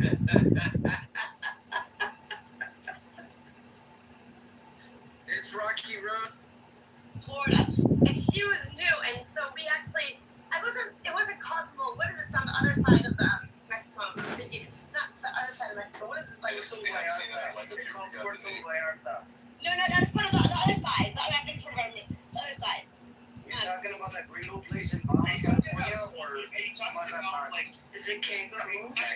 You can count. Yeah, so we stopped at Cancun. Yeah, so we had a sales meeting. So it was a big sale. It was a big kickoff. So we all it was a big, it was crazy actually. It was really fucking nuts. I mean, honestly, I have to say it was crazy. So we were on a sales kickoff. So we had to be there at a certain, they would actually, if you didn't come, if you were not, attending at 8, or I think it was like 9 a.m. or 8:30, like if you were not there, you get fined and stuff. So the meeting was there, but it was crazy because everyone was out all night. So we stopped in Cancun, and this woman who was a sales rep, and she actually had been recently hired. And I remember, it was such a, I'll never forget this because we, How was this related to what we were debating? Everyone went everywhere, but he had to be back on the ship. So the next morning, we woke up, and we were like a little bit late. Like, we woke up hearing that, the person that my roommate had worked, she worked with her, and so they were like asking, for her, they were asking, the boat was announcing, like asking to find her. And I was like, holy shit, like, we're a little bit late, so we were going to find, but we went into the meeting, and we're like, holy moly. And all the VPs and executives and CEOs were just literally like white-faced, totally stressed out because he didn't get back on the boat. So it was a liability, and it was really fucking scary. It was really, it was really intense because everyone was like, everyone was like very much like, where is she? How is this related? If she was not forcefully put back on the ship, the point was that you cannot forcefully make somebody reboard your fucking boat or your ship. Right. So she was always the one that was left behind. She was the one that missed the boat. This is probably how it went. Hey guys, I'm gonna stay back. Oh, well, how are you gonna get back then? I'm gonna go back with Jamal and Reggie and them. Those guys will go there. All right, man. It's sure. exactly I'm sure. Yeah, I'm sure. All right. We'll see you later, dude. Good luck. That's how it went, probably. And Pepe's right. They can't force people to get what they're gonna do. Hog tie and force them. Beaver, can I add to that real quick, Beaver, before you go, Charles? I want to say this. Someone up here said earlier, like, you come home as a prostitute. That's like, it's like 4 dudes go out to a club, right? Like, you go out somewhere and you go spend the night, like down here for Florida, you go to like Los Angeles, right? There's only 4 of you, you don't know anybody. 3 of you don't come home, right? You bring it home to everybody. So the reason I said that is because they had a responsibility to actually be held accountable for it. So I just want to make sure you understand that. So that's my point. Can we not yell here? So that if these all people go to the island, and there's a whole shit, it's like them going to a house party. It's like the 4 of them go to a high school house party, and 3 of them leave. They're like, hey man, let's go. And the dude's like, well, I'm gonna stay for a little longer. They're like, no. Fuck, I don't want to hang out with you guys. Any people. Bro, they just wanted to fucking stay longer. Like, what the fuck are y'all talking about? See, I just like to point out that some something is very suspicious and very odd with Nolan Wells' case because, I mean, it's how can I say this? So the fact that we have this audio recording of them saying Nolan's name on the boat. Wait, Charles, you were gonna go, right? Go ahead, Charles. I appreciate it. Yeah. So I mean, like you guys have a very valid point where you can't force anybody, you can't make anybody get back on the boat. I received that. That's 100% correct. But I've heard too many people say these were close friends.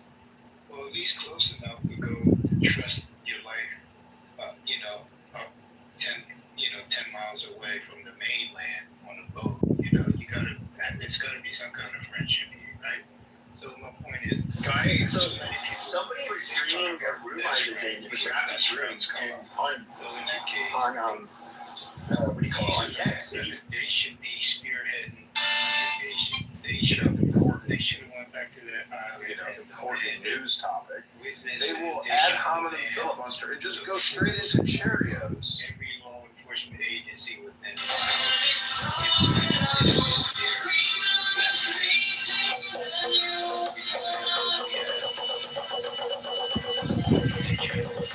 we have a crowdsourced investigation system going on here, where these guys who were so-called Nolan's best friends are sitting at home, avoiding people, or doing interviews with random, unrelated reporters who don't have the best interests of the family at heart. I'm just curious. Epstein is not a convicted criminal. But I'm just curious. So do you think that like Ben Crump or any of these race hustlers that took this case have the best interests of the family? Now we can talk about Ben Crump. We can talk about Jesse Jackson. What they would do to the people that they would grift off of, the black people that would die, they would literally fight with the fucking families to tell them, no, shut your fucking mouth. We're doing the speaking. You're allowed to say fucking shit. But, Or you guys and Wendy's looking this man. They had to be elaborate, and it had to be a tearjerker for the public. And what I find to be interesting is that you're asking, why are the kids not saying that much right now? Well, they're literally, by black people in the United States being accused of fucking somehow murdering them despite there's zero proof for the murder. What the fuck would you do? Like, if somebody's accusing you of murdering a boy because of his skin color, and then, you have all of this, and there's a reason why we're talking about it, and other Americans are talking about it, because it went viral. And yes, these are like 18, 19 year olds. They're gonna go. Get on a boat and make sure that people get on the Okay, boat. Don't come see, home. stop. No, See, now, shut your fucking mouth. Now, they are She acts like she's a obviously, captain. but they obviously are scared. And of course, this is kind of becoming. Okay, see, shut the fuck up. Bitch. I had to move her to the audience. My apologies. No, I mean, obviously, it's a tragedy. There's literally zero, and I mean zero. If any of these kids were known to be like overt racist, to have done bad shit, I'm sure that would have kind of come out already. There's none of that. There is literally nothing that looks bad about the boys that he was with. However, a black boy went to an island with a bunch of white boys. He died. That's the narrative that black people want to stand with and say basically, oh yeah, it was somehow there was malicious intent behind how this happened, despite zero fucking proof. And I don't even know why you guys do this. You guys literally want a black death to be caused by white murderers. No, I don't. Your fucking argument. No, I don't. I'm speaking for myself. Brother Pepe, nothing that I just said, nothing in my question had anything to do with murder or anything. I said, all right, so let's look each other in the eye, Pepe. If you and I hung out together and I show up dead, proven dead, they already had my funeral, but you call me your best friend, you're going to sit around and wait for somebody else to get to the bottom of this? I wouldn't do it. If you died, I would not rest until I found out what happened to Pepe. I get what best friends. You see, I get what you're saying. This is a case that has the public attention of the whole nation. But I'm saying don't bring up what Trump and all of them are doing, because they're on a different agenda, and most of it is professional. But Crump, as an attorney, his biggest fuck up that he did, and I don't even understand why he did this, because this hurts his case. So he was dumb enough to post pictures and messages from somebody who was claimed that they saw Nolan at this party. He posted it on his Instagram page, or reposted it, should I say. And I say he's dumb for doing that, because in a court of law, if they select a group of jurors, 12 jurors, and even one of them has seen those posts, they're subject to be removed because of their bias, because of that. And if they lied and it comes back saying, hey, they come back and say, hey, I didn't really see the pictures and stuff, guess what? If those 3 white boys are guilty of something, they could turn around and say, hey, we didn't get a fair trial. This juror member came out saying that they were biased because they did see the video. Guess what? Their case gets thrown out. They can never be charged with murder ever again and be double jeopardy, because that juror screwed the whole case up, because Mr. Crump put this stuff up on his Instagram page and the world saw it. You're saying only white can do it and black can do it. You're saying the system is one-sided in favor of I'm saying like nobody could do that. No attorney, whether they're white, black, Hispanic, whatever, should do anything that hurts their case, period. Because if they hurt their case, do something like, and I get what he was trying to do. Don't get me wrong. He was trying to put evidence that he had. But the fact that he put this out here, damage a case, if he has a legit case, if these boys if they are guilty, that would be a mistrial, correct, buddy? It would be a mistrial because of that juror or jurors, if there's more than one, knew about this information. They became biased because of the information that they saw. So I don't even understand why Crumpy would even dare even attempt to put that out there. And if he's a good attorney, he would have known that's a possibility. Okay, let's leave the people who made mistakes. Let's leave them out of it for a minute. Let's deal with the local community, Christina and the government and the place where she pays taxes at. Like, why does anybody have to come in from the outside? That's actually a wonderful question. This is what I was going to answer. That's a great question. You asked, why did the white kids, didn't they do this crowdfunding? First of all, I don't know if they did put money up. No, I didn't say crowdfund. I said crowdsource, meaning the investigation and the reporting. Sure. The amateur reporting. I get it, but when it comes to... when it comes to Democrats, it's always about the money. But when it comes to... Okay, so for example, if you were to come into... I'll just speak where I live. I live in Maricopa County. If somebody was to die and you found the person that was dead, they're going to go to a medical examiner's office. They are going to, do an autopsy. They are going to see whether or not they see signs of a homicide. And then, of course, if they do see that, there is going to be, they're going to task whichever agency, depending on the location, whose jurisdiction it was in, to investigate it. And then they obviously are going to investigate it.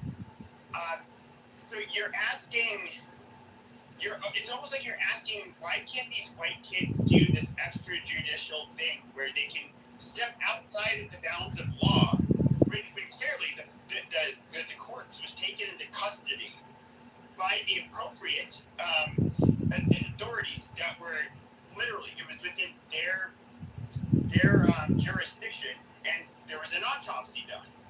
That's all they can do. The white kids cannot change that. And so it doesn't matter how much money, how much truth seeking these white kids want to do.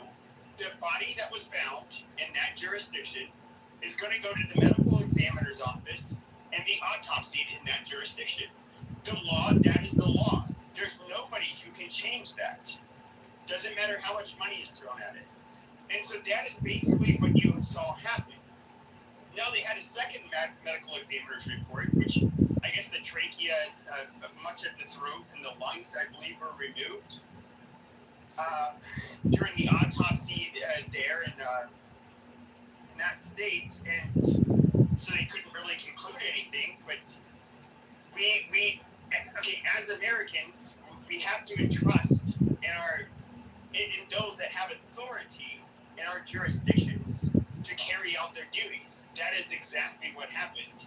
But for whatever reason, I look at this as an excuse. You guys just kind of want to say that somehow, because race grifters like Ben Crump wanted to get involved, they went the extra mile, which is bullshit. And quite frankly, this is something that's gained national attention. So you have people that are raising funds and trying basically to try to demoralize white people, make white people look bad and violent, despite there being zero proof. You guys did this with fucking, who is that asshole that was just sent to prison for like 30 years? Carmelo Anthony. Yeah, Carmelo Anthony. Like, right out the gate, I listened to all of you motherfuckers say how, like, you guys made these weird claims, like, oh, he got jumped by them, the week before, or he got jumped, during that, or right before that stabbing, all of this shit. Turns out all of it's bogus bullshit. And, you have what you have. You guys still, despite one instance of evidence that shows that these white boys had anything to do with this boy's death, you guys are still gonna bitch and scream, and you feel personally offended by the fact that we will basically express the very warranted doubt, which is based on a complete, utter lack of fucking evidence. I heard you was working with John Kitover before you went rogue. Well, quick, really brief point. Can the blacks just not come forward and say, like, okay, we as a community, our conduct is perhaps a bit antisocial for the other societies, and maybe like what the black guy did in this video is incorrect, and too many blacks are behaving like this. Right, and maybe they just need to start, instead of always saying, oh, like, me victim, I'm victim. Stop saying victim all the time. No, bitch, don't do that. Don't call anybody a victim. No disrespect of me, son is smart. Disrespecting does no justice to what you're saying. Disrespecting somebody's not having an argument. You have to present some facts by calling him. You don't speak for me. I know I don't speak for you. You don't speak for me either. But when you address somebody in a debate, talking shit is not winning. I'm curious to hear everybody's theories about what happened to Noda Wells. My theory, this is just my opinion. My theory is I think the guys were partying, having a good time. I think Nolan did go talk to this girl. He went back with them. I think they were heavily drinking. I think Nolan got alcohol poisoning, and that's what you could hear in the background of the audio call was, oh shit, he passed out drunk. They're trying to wake him up, and they're freaking out. They don't know what to do. I think it's dumb teenagers, young adults. I think they threw the body overboard. They panicked and threw the body overboard. They took off, went to go party again elsewhere, and they're trying to cover it up an accident. And they did it completely wrong. Instead of coming forward saying, "Oh yeah, he got alcohol poisoning, we were all drinking," they blew this out way worse than what it should have been. Because that's what that sounds like to me, is that they were partying, having fun.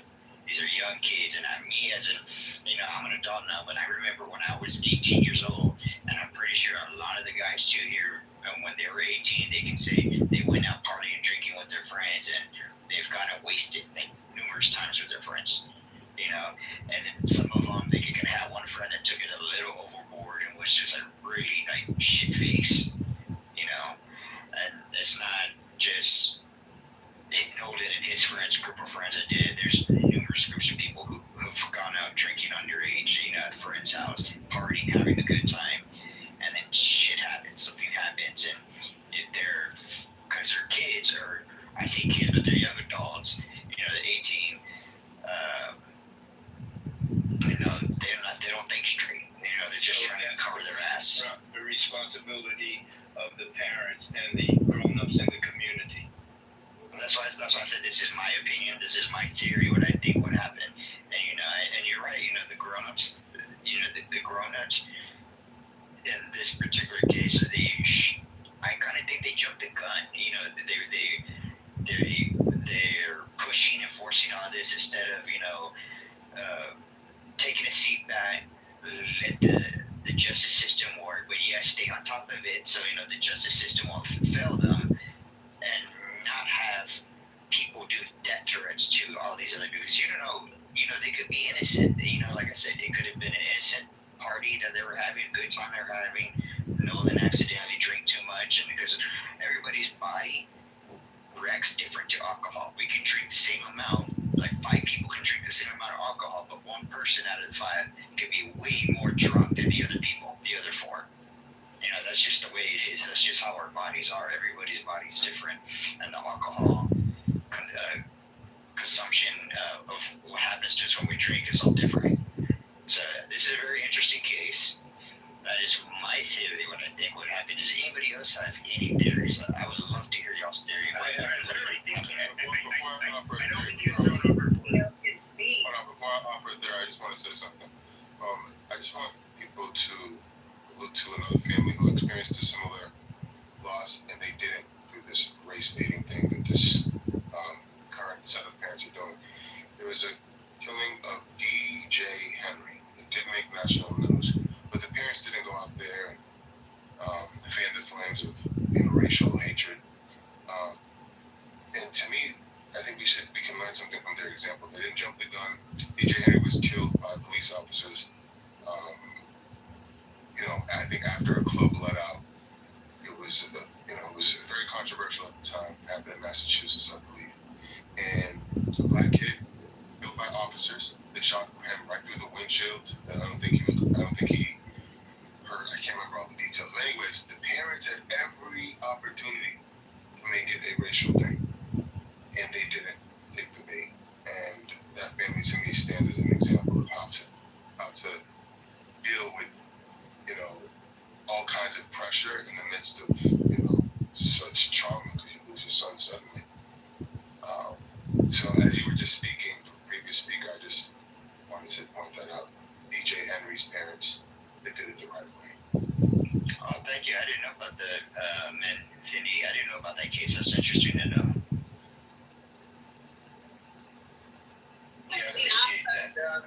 We also got to blame social media for making it a rape issue as well. Not just the parents. We got to blame media as well. Absolutely. Social media, it's been a pain in the ass for society, because things get blown out of proportion, or things get misinterpreted, and especially cases like this. And it's not the first time this has happened. Look with the Carmelo Anthony case.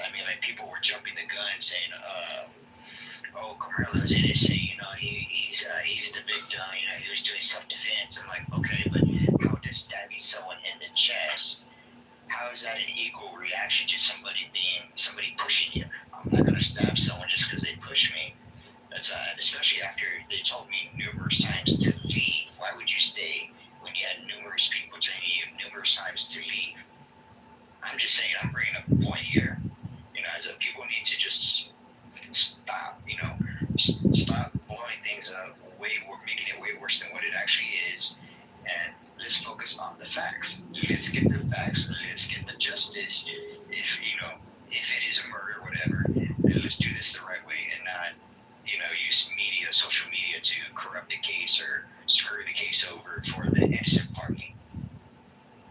And not only that, there are shows about plenty of Black people that don't get broadcasted, and a lot of people don't know about their stories. There's a podcast called Black Girl Gone Missing. So there's a lot of other cases out there.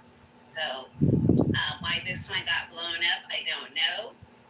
But a lot of that has to do with social media. It got blown up because, first of all, you have people like Ben Crump, who their sole fucking job is to grift off of, something that happens that's racial.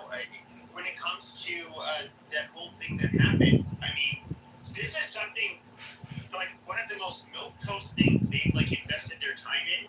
There is zero goddamn evidence. There's still zero evidence that anything malicious happened. Yet, these people are so goddamn motivated by making it look like there was something racial. Like they're fighting some kind of injustice. Hey, look, pay me, listen to me, look at me. I'm your fucking Lord and Savior. I will uncover the debauchery the white race is doing to Black people. One of you motherfuckers drowns on an island. Yep, it's white people's fault. You can't trust these dirty fucking crackers. They're conniving pieces of shit. But here, you can listen to me, the guy that will tell you the truth, that can overlook, or not overlook, but basically see through the cracker and his evil ways. And it's just it's fucking tiresome and it's boring.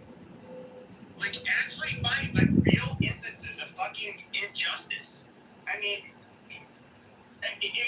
if racism is so goddamn common as Ben Crump would like you to believe, I'm sure he can find overt racism and what people are doing out of their belief system. But they can't do that. They have to fucking chase fucking stories like this, which is, I'm not gonna say it's common, but it's relative. It happens, all the fucking time. People, young men go out on boats, they inner tube, they do all of this stuff. They fucking drown. They're found dead. That's a regular occurrence here in Arizona, just in fucking rivers and lakes. Well, hell, I mean, it happens all the time over here, too. Just recently, they just dropped 2 people out the river. Yeah. Okay, so why? Okay. Go ahead, man. Go ahead, Black Girl. I hear what you're saying, Pepe. However, you have to look at history. Black people got blamed for crimes they didn't even commit. Got blamed for things that they didn't even commit. Okay? And got lynched. So there's a history there. So that's probably a lot of the reasons why Black people protest and do all this and that out in the streets, because of our history. So are you saying that you guys be able to do that to You can't erase that to fix the problem. You can't erase that. So there is a history there. Bottom line. Yeah, you're absolutely right. There is a history there, but and in turn, a group of people cannot use something that happened as motivation to be fighting protesters and creating riots. In turn, that makes you just as bad as the people that you're blaming. You're no better if you make a fight. I actually watched. It's an interesting case. There's a guy from Massachusetts. You all want people to go out there and protest. Common sense. 2 wrongs don't make a right. No, you're correct. You all want us to go protest in Los Angeles about immigration, about them taking away immigrants.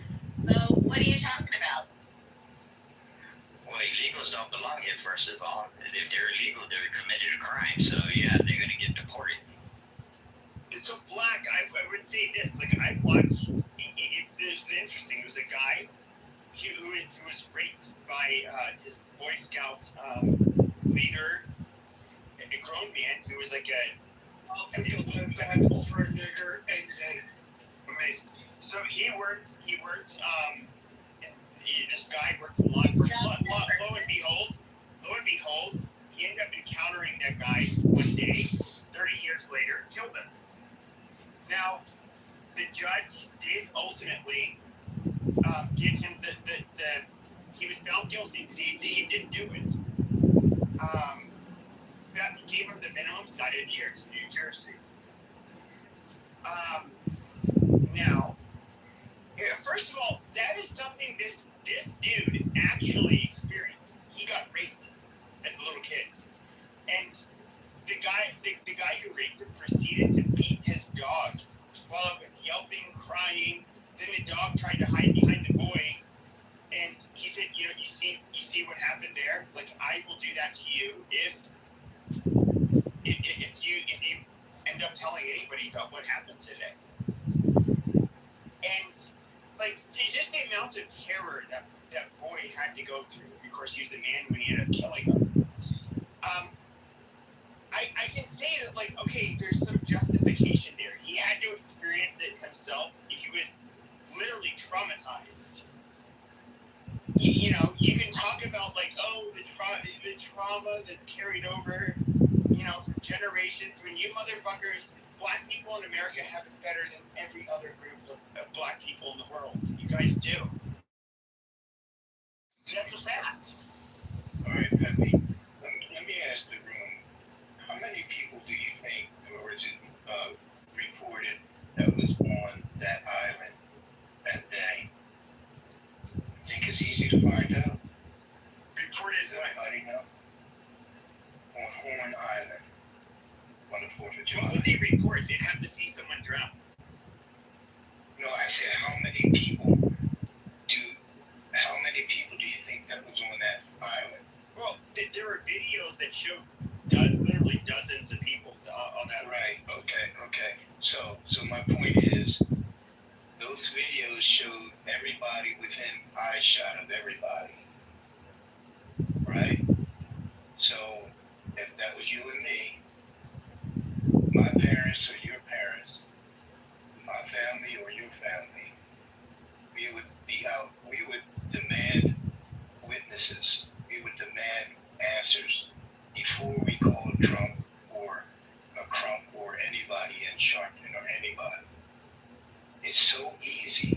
If you look at the videos, it's impossible that somebody could be standing there drinking and then drown and me not know, or get murdered and me not know it.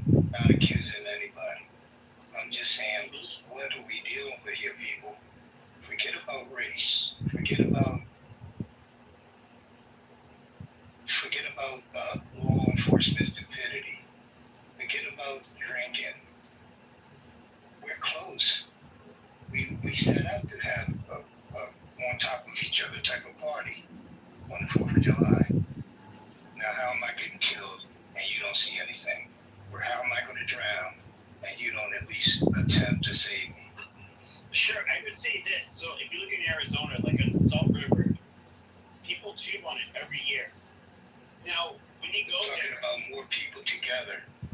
With that's what I'm talking about. On the river, there's never a time on the river where you do not see dozens of people within your eyesight. Yet, for whatever reason, people drown during that time. And it's easily reported because eyewitnesses. They often discover the body, or they can't find somebody.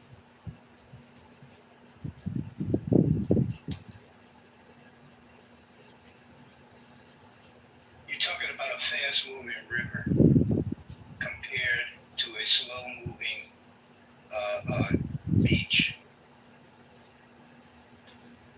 So hold on. hey, I need to go take a shit. Or take a piss. Now, in the river, Then you would tell my parents that. While their bodies underwater. You would tell my parents that. Or I would tell your parents that. You went to take a crap. No, what I'm saying is that, like, people have this disgusting habit of, like, literally pooping while they're in their tube. And almost everybody pees in the river. Grossing this out. When you don't want to be seen shitting and there's no toilet paper, like, the best way to do it is literally, like, facilities on the boat. There's facilities on the boat, man. All of those boats not out if the there. boat left them behind. All right, here you go, Pepe. One more question for you. Did you happen to see the video of when they say it's Nolan? They put a red circle around him, and they said that he was leaning. Well, it looks like he's leaning over, so we see his back. Did you see that video by any chance? No. No? Anybody? Did anybody see that video? What video was it? I'm sorry, you got off of my site. Okay, so there was footage of a boat, and they say that it was Nolan's back to whoever was taking the video. Oh yes, I saw that video. Right. So I thought that it was all kids on that boat, but I see an older figure. Right. I said you can't. Like when I saw it, I couldn't make heads or tails if that was Nolan. The video was not clear enough, and it's not a distinctive enough image to 100% say that was Nolan. I get that, but that's not my point. I'm saying on that same boat, in the center of the boat, facing the camera, because the black figure was not facing the camera. We can only see the back, so we don't know if that was Nolan or not. But there was an older white figure on that boat. Did anybody see that? I'm curious. It seems like now that you say that, I do remember that. Yeah, this is all teenagers out there, right? Partying. So what is this old dude doing out there on the boat? The same boat that Nolan is on. I'm wondering if that's only because I've heard of a grandpa in the picture who owned the boat, who had the CTO subscription. Okay?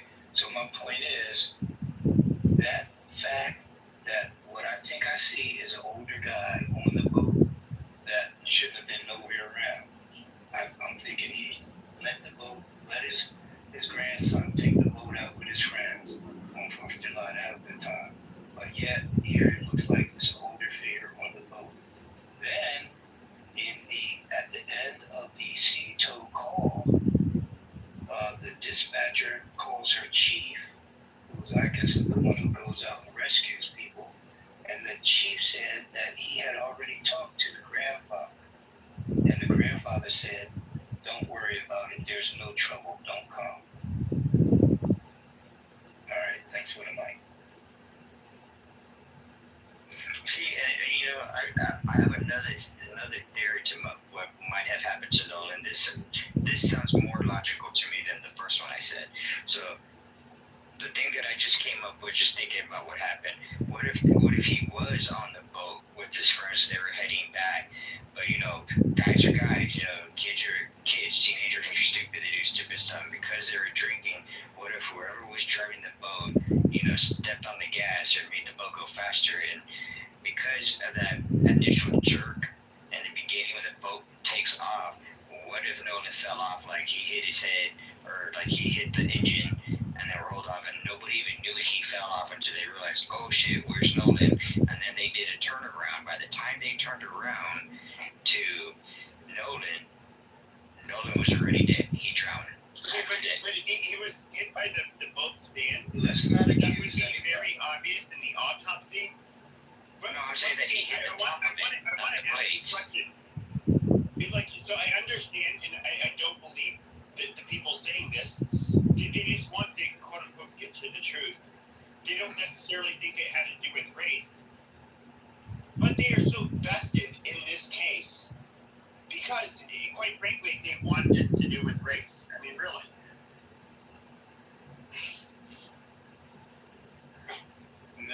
Yeah, I could see that. I mean, there's when I first heard about this case, the first thing I heard was, "Oh, it's the white boys. So the 3 white boys and 1 black guy in the boat. Come on now, you know there's got to be some kind of racist thing going on." I was like, "Well, how do you know it's racist?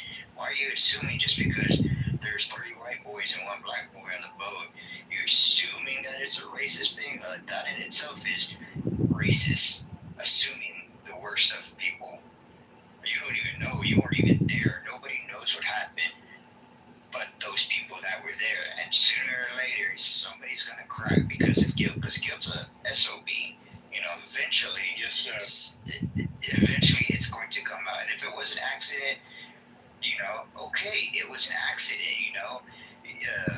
These kids should not have postponed telling the truth as long as they had been. They should have just came out from the get-go saying, hey, something happened, it was an accident, we didn't mean for him to die, or, you know, we didn't want him to die, so it just happened, you know, we're sorry, you know, and, you know, do their due diligence just like a normal human being, instead of, like, postponing the truth and dragging this out like it is, and putting other people's lives in danger, because that poor little girl,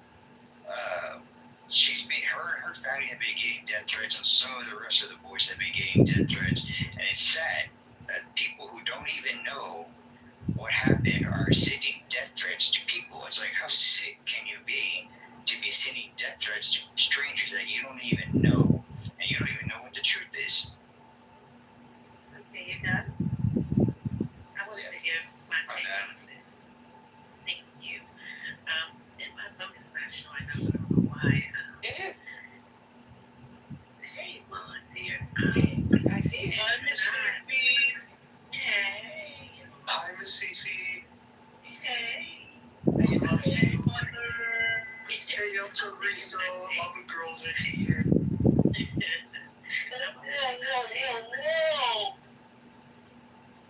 would like to give my take on what I believe happened. Well, not happened, but just go with me with this. I never thought it was race, never.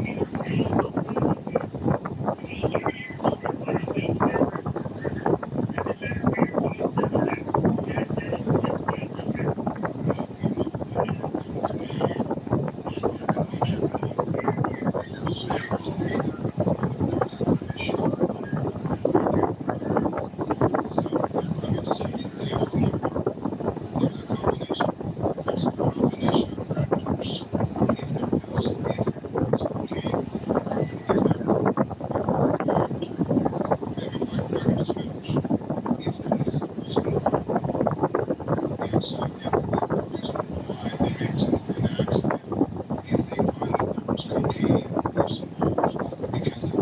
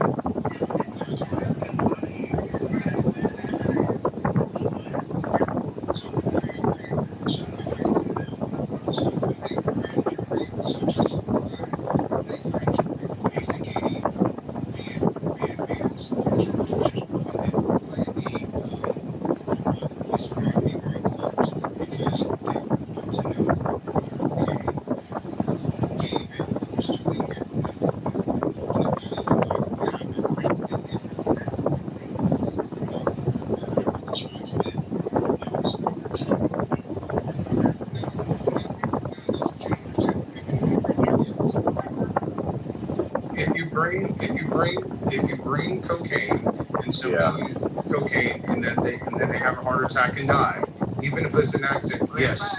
He didn't have a heart attack. He didn't have a heart attack. Why you ask? No, I'm saying there wasn't Y'all acting like black men don't be doing drugs and alcohol. Y'all gotta stop this shit. Stop that. As Norm said that they probably asked me how I did it. No, I'm not talking about you, ma'am. If it don't apply to you, then it don't apply. I'm talking who want to sit there and act like these black boys is not out here indulging in this goddamn type of activity. Why do you think we come with these little white boys? Man, I'm not trying to hear none of that shit.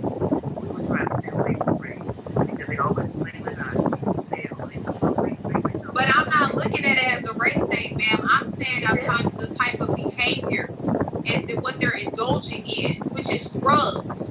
So where the fuck is the lack of there's no evidence supervision of drugs. where these children have access to drugs? They do get drugs, yes, true. High school. Just like they don't mind going to go find some random ass adults to pay to give them some alcohol.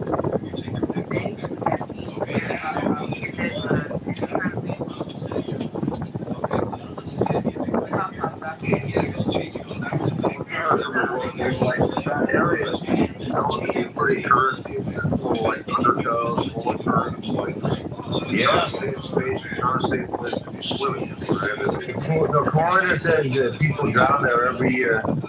Yeah, I mean it's like it's got names for them. I don't know the name.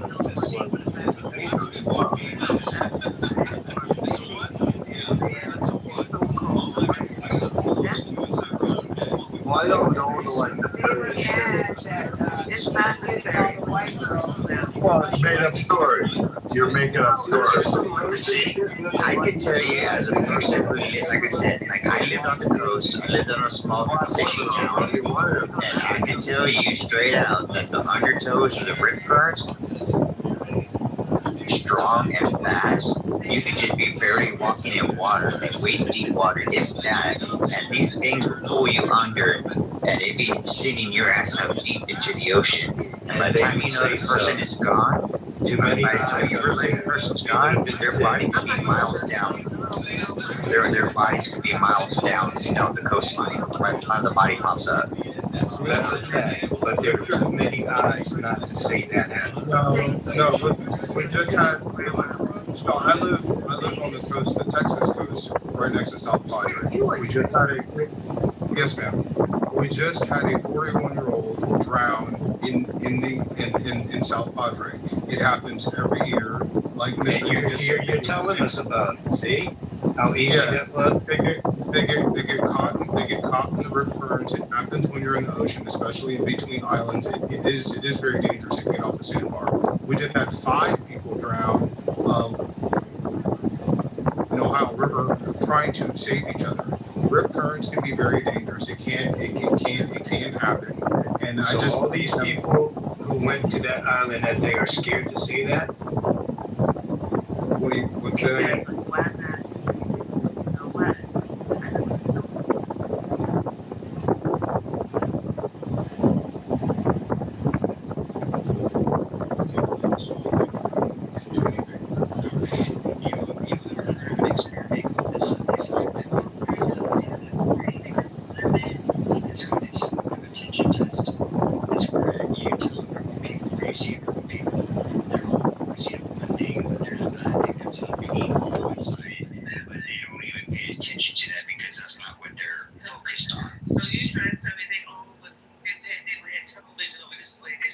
Right, they're all drinking and partying. Nobody's going to pay attention to. There's always going to be a blind spot in a group. Y'all are insane. Hold on, let me just say something. Okay, hold on. It's cold out here, and I'm trying to jump up into the shower. So listen, okay, y'all priorities fucked up. Do y'all know the Tupac case? The Tupac murder case is starting next week. In 2 days. Really? In 2 days. And you guys are sitting here like a bunch of monkeys on a Saturday night worried about this dumb fucking kid that got drunk and drowned. Like, are you kidding me? The trial of the century is about to happen, and you guys are worried about some dumb fucking monkey stabbing some white kid in the chest, and some dumb stupid shit about some dumb black kid that drowned in a boat. Nobody cares about that shit. It took 3 fucking decades for them to set a trial. Be quiet. The trial's on the 10th. The trial starts on the 10th. You don't have the answers. Who's being charged? Yeah, see. Thank you. Who's being charged? There's about 4,500 drownings per year in the U.S. Oh God. All of it in the last month is black people trying to find If we weren't talking about race, let his kids drown. It was an talking accident. about race. That's all there is. Now we got about the race. propane We were not conspiracy. talking about race. We got Alan, it's embarrassing. no, it's embarrassing. You are embarrassing. Trying to cope. Okay, it's a tragic accident. It's sad. Well, that's sad. what's going on there. Why did they bring it on A you? bunch of crump pantsing around trying to make it racial. You're the one came up here making it racial. Wait, is that a new one? A big crump pansy? Yeah. Oh, wow. Well, they're talking about race and anything these people are talking about. They made it about race. No, Yeah, you know, You guys are trying to be racial about this shit. make it about pride. Don't be surprised if you're going to get some pushback for your dumb shit. That's all there is to it. And white people are looking at it and say, black people are really doing some dumb shit now over this. Well, in all honesty, sir, it's not even just black people are doing dumb shit. You men are just doing dumb shit. You males are just doing dumb shit. Y'all are just dumb fucking people. You know what I'm saying? It's not just the white boys out here doing dumbass decisions. It's these black boys out here doing dumbass decisions. It's just a pattern of you dumb XY ass niggas. What are we talking about? You stupid ass fucking coon. Well. How about you go find that other chromosome, bitch? Find that other chromosome. How about that? How about look, you tried to make it about race and monkeys and all this. Sound like albino monkeys to me. Goofing and poking around. You know what I'm saying? You know what they say about people who like to coke and drink coke and drink. I mean, you know, that's why y'all motherfuckers drink so much damn coke. You know what I'm saying? Anyways, you nigglets, you XYs need to make better decisions. You fucking punks. Yeah, so real quick, Matt what I actually came in here to say, and Beer, Pepe, the Houthis just hit the Saudi Aramco plant. It's massively on fire apparently. I don't know if you guys have seen it. But we may be back in it. Apparently they hit it with 2 ballistic missiles and it's on fire. So I'm looking at the August 10th oil predictions, and they're going to be north probably of $80 if you want to get in. That's really where we're coming in and saying. Say that again, Trent. What happened? The Houthis hit the Saudi Aramco Hey, Wallace. plant. Is that Wallace Sperry? It's on fire. It's the gas plant. So looking at oil climbing. Good to see you, buddy. Likely Hope things are going good for you. Looking at oil. Who knows cocaine in the car and auto industry? What do you mean? Hello? Good question. Good question. Those things happen in all industries. Wallace, you want to come up in the co-mod with me, buddy? I think it's time we take it all over, buddy. Stop being such a pussy.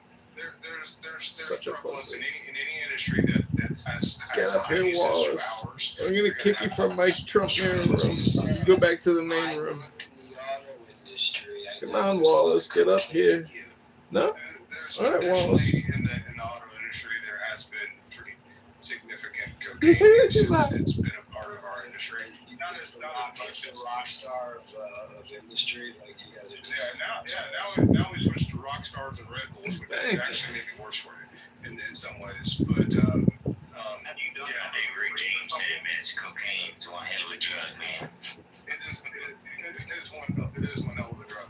But no, I thought the bigger story is what's happened in Saudi Arabia. Did you say they hit Aramco? They hit Saudi Aramco. That's the biggest oil company. It is the Saudi. biggest oil company. Yeah. And so yeah, I was just trying to tell Matt and the others that look for oil to be pointing up on Monday. Y'all be good. I'll talk to y'all soon. Thank you, Trina. God bless you, Trinity. Be safe, man. It's pushing people away from Iran, where we have to have pipelines away from them, just completely breaking off from any contact with Iran, so they can keep all their shenanigans. Who's going to hold out longer, bro? The currency is collapsing. I mean, I can take $1 into Iran, be a millionaire. They're fucking, their water, they don't have much, their agriculture is shot. What do they have? So yeah, it's a small inconvenience for us. Our fuel prices are up a little bit.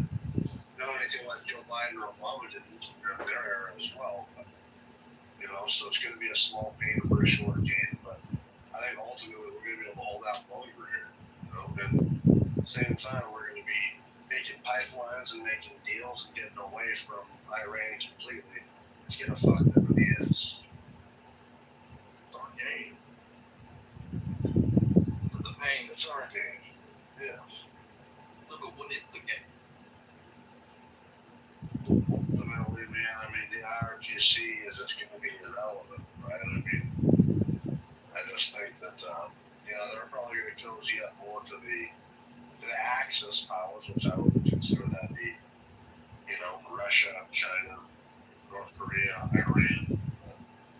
That's kind of been inevitable anyway, right? Clear lines are going to be cut, and drawn, and I don't know. I just think that as far as being able to, hold hostage the oil flow of the world, that's soon going to be over. Inevitably, it's going to be over, right?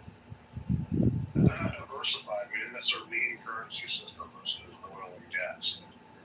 So we fucking cut that off or make it painful for them, then I think that we're going to be okay.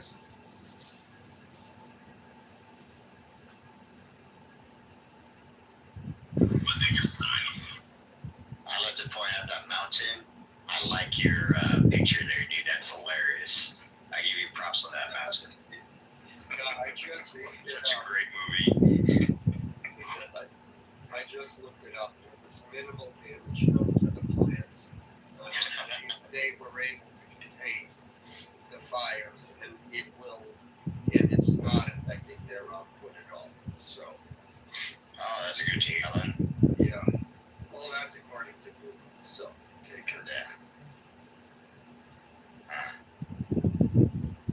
How do you guys feel about my PTR? Well, where's Mom at? She's PTR.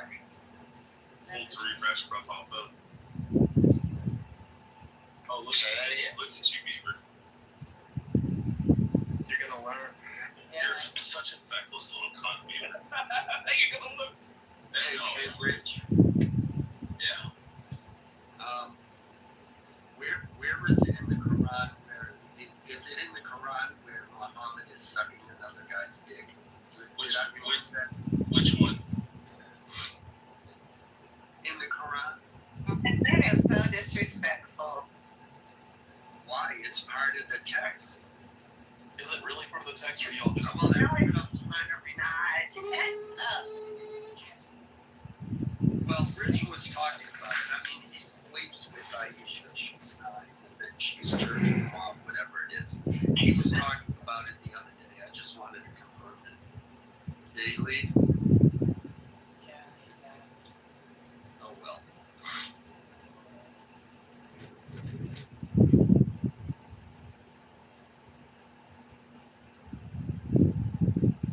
Can a white man speak? He's over.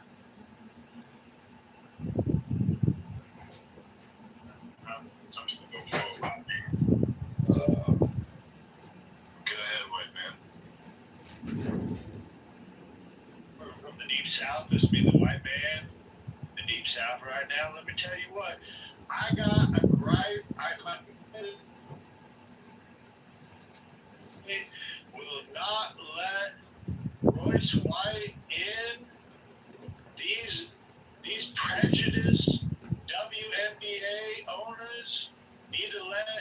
Royce White be in the league?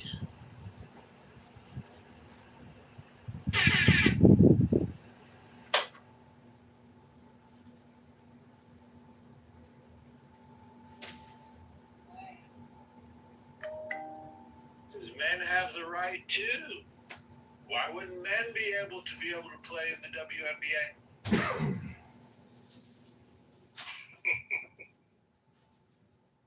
Because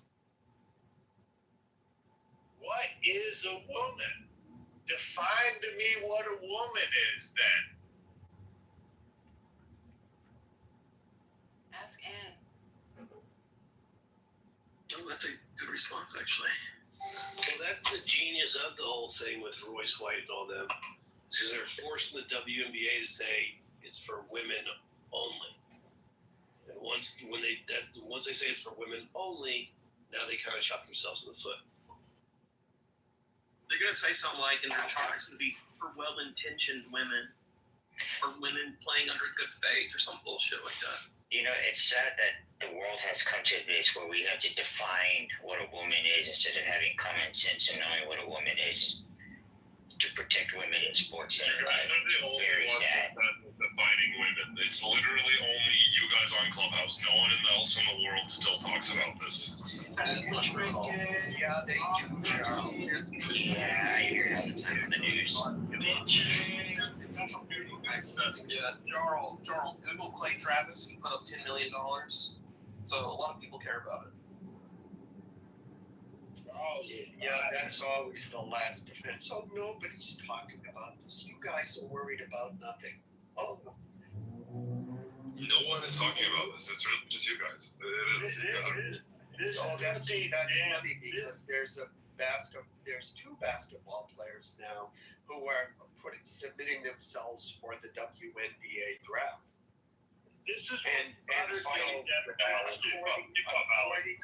according to the WNBA Players Union, it's reserved only for women. And Alan, now you have everyone. You're not even addressing the point, Alan. Alan, hold on, Joe. Alan, listen. The commissioner of the WNBA is commencing a special meeting for them to determine what defines a woman. Carl, you have no idea what you're talking about. The commissioner of the WNBA feels like this is a special moment that needs to define what an actual woman is. And nobody cares except you guys. Well, then why are they meeting about it? Yeah, he's playing the game of I'm gonna ignore what you say. I don't care. So like normal people who don't care. Like 99% of people who are not eternally online, I don't care. Are you a narcissist that the world only revolves around you, and if you don't perceive it as something to be addressed, then the rest of the world doesn't either? You're just obsessed, and I think it's worth pointing out that you live your life whichever story makes a black woman or a black person or whatever minority look bad, so that you can talk about it on Clubhouse. That's all you do. Your life. I'm obsessed with men not going and physically hurting girls or taking away the effort that a girl like a gymnast or a swimmer or a basketball player who practices her whole life from the age of 5 to the age of 18 and then have that opportunity taken away by some dumb fucking bitch of a man who decides, I'm going to pretend to be a woman so I can beat everybody up and get my jollies by injuring women. Yeah, I'm obsessed with dumb fucks like that. You're absolutely right.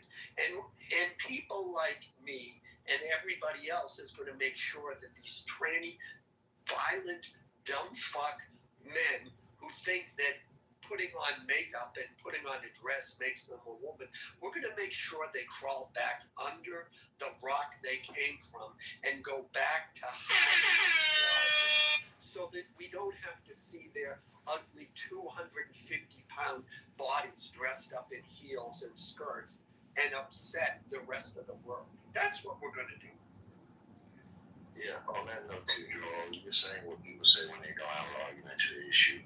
You know, this shit doesn't make sense. This was never a problem. Just 5 fucking years ago. Normal people don't have arguments for this. Normal people don't spend every fucking goddamn day on this app debating every single race issue over and over. Talk about this when the shit is responding. Oh, Joel, we're responding to something.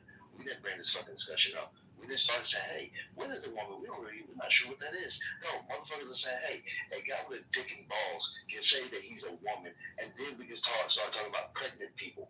They said, understand that women are only type of fucking people that get pregnant. They brought this to our fucking attention. Not us. We provoked this shit. We're responding. So don't put this on us. Go to that community and ask that community why the fuck they bring it to our table. All right? If they didn't want us to talk about it, they would never brought the shit up.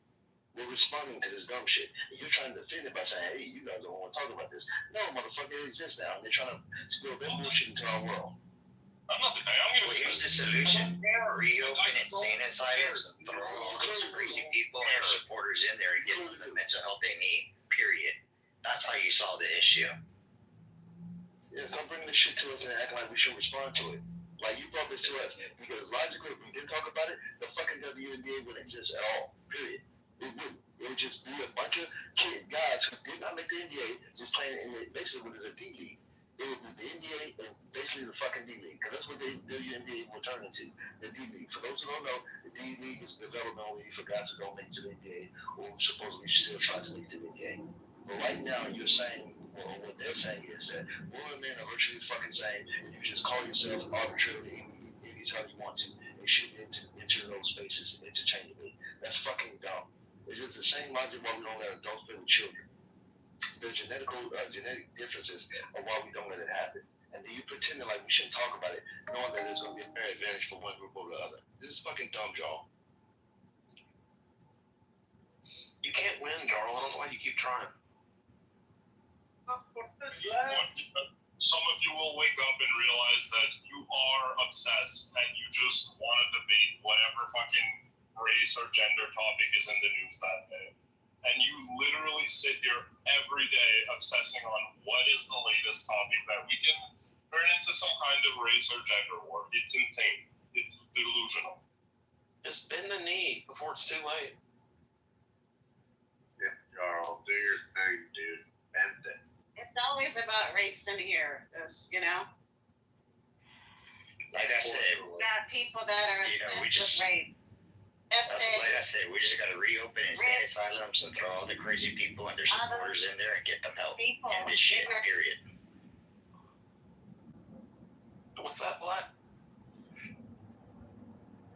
Your name is Black Girl. And then you brought up race. Yeah, my name is Black. I'm a proud Black woman. This is the people. The people's identity, bro. You know? I should just call myself white. What's up, guys? You were brought up in a huge argument earlier. I just happened to stumble into a room and they were bitching about you let Mountain up on your stages, and it was pretty wild. They were going on about you. What room was that? Misa. Misa? Yeah, they were the big one. Yeah, they were mad because she lets you up on her stages. Who gives a fuck? You're causing division with your hate. Oh, well, good. I don't hate anybody, dude. I just talk the truth. You know what I'm saying?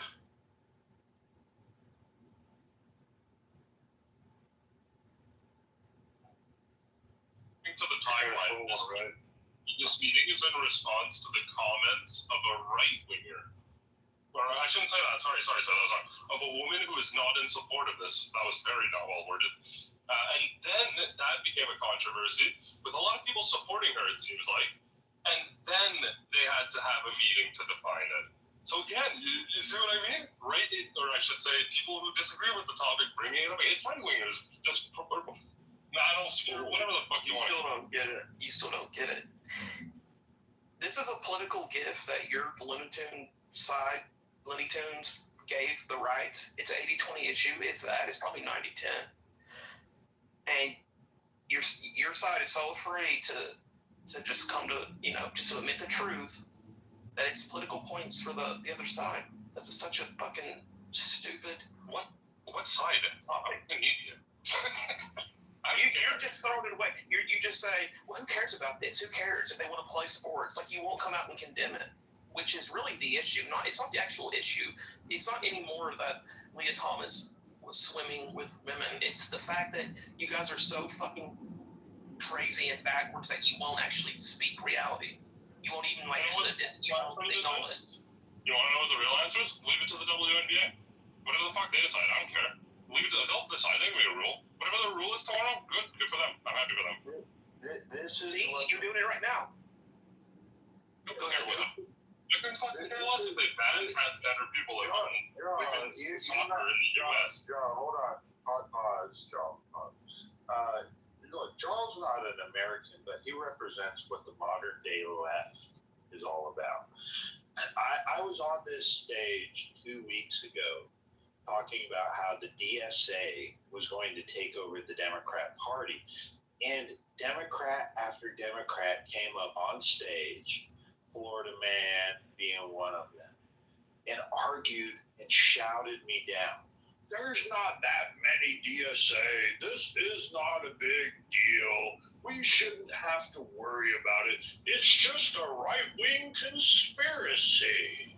And the mainstream media literally is running with El Said's election as if this is the turning point of will the extreme left wing, the socialists, the DSA candidates, will they have enough influence to take over the Democrat Party? So this is what the modern day left is. They're low IQ. They don't know what's actually going on in the world around us. We bring up these topics and they're like, well, this is all, only y'all care about this. Jarl doesn't actually read the news. He doesn't really know what the debate is going on right now. This was the first time Jarl has even heard that the WNBA was commencing a high-end meeting of the commissioner. This is the first time you've ever heard. But this is the first time you've ever heard of this story because you don't actually pay attention. That's ultimately what this comes down to, Joe. You are a low IQ observer of Clubhouse. You don't really follow politics. I'm just going to call it what it is. Well, let me just say, basketball isn't politics. It's just not. It's like politics for children. It's for people who want to cosplay like they talk about politics. Yeah, well, Charles, you could be right. I might be spending too much time discussing the trans issue and trans women in basketball. So since you made that statement, I assume you've been keeping a log of when I'm on Clubhouse, when I'm not, what topics I'm talking about, when I'm not. If you could submit that to the room and give the evidence that that's all I'm talking about and that I'm here all day long, I'm really concerned about it. You brought up a good point.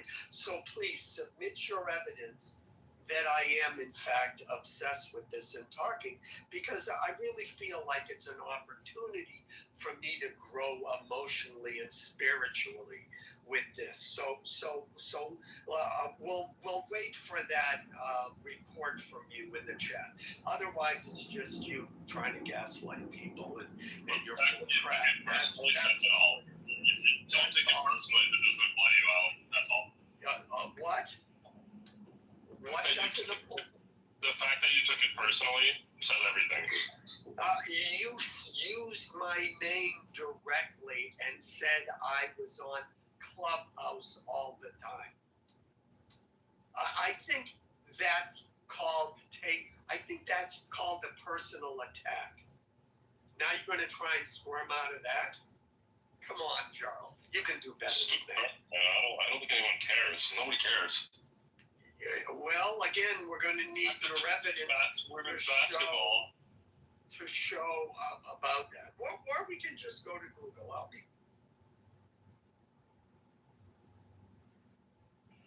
Charles. Oh, Charles, you don't want to talk about it. Talk about Charles. Hello, Joe. What's up, man? It's Edward. Wait, 1 second.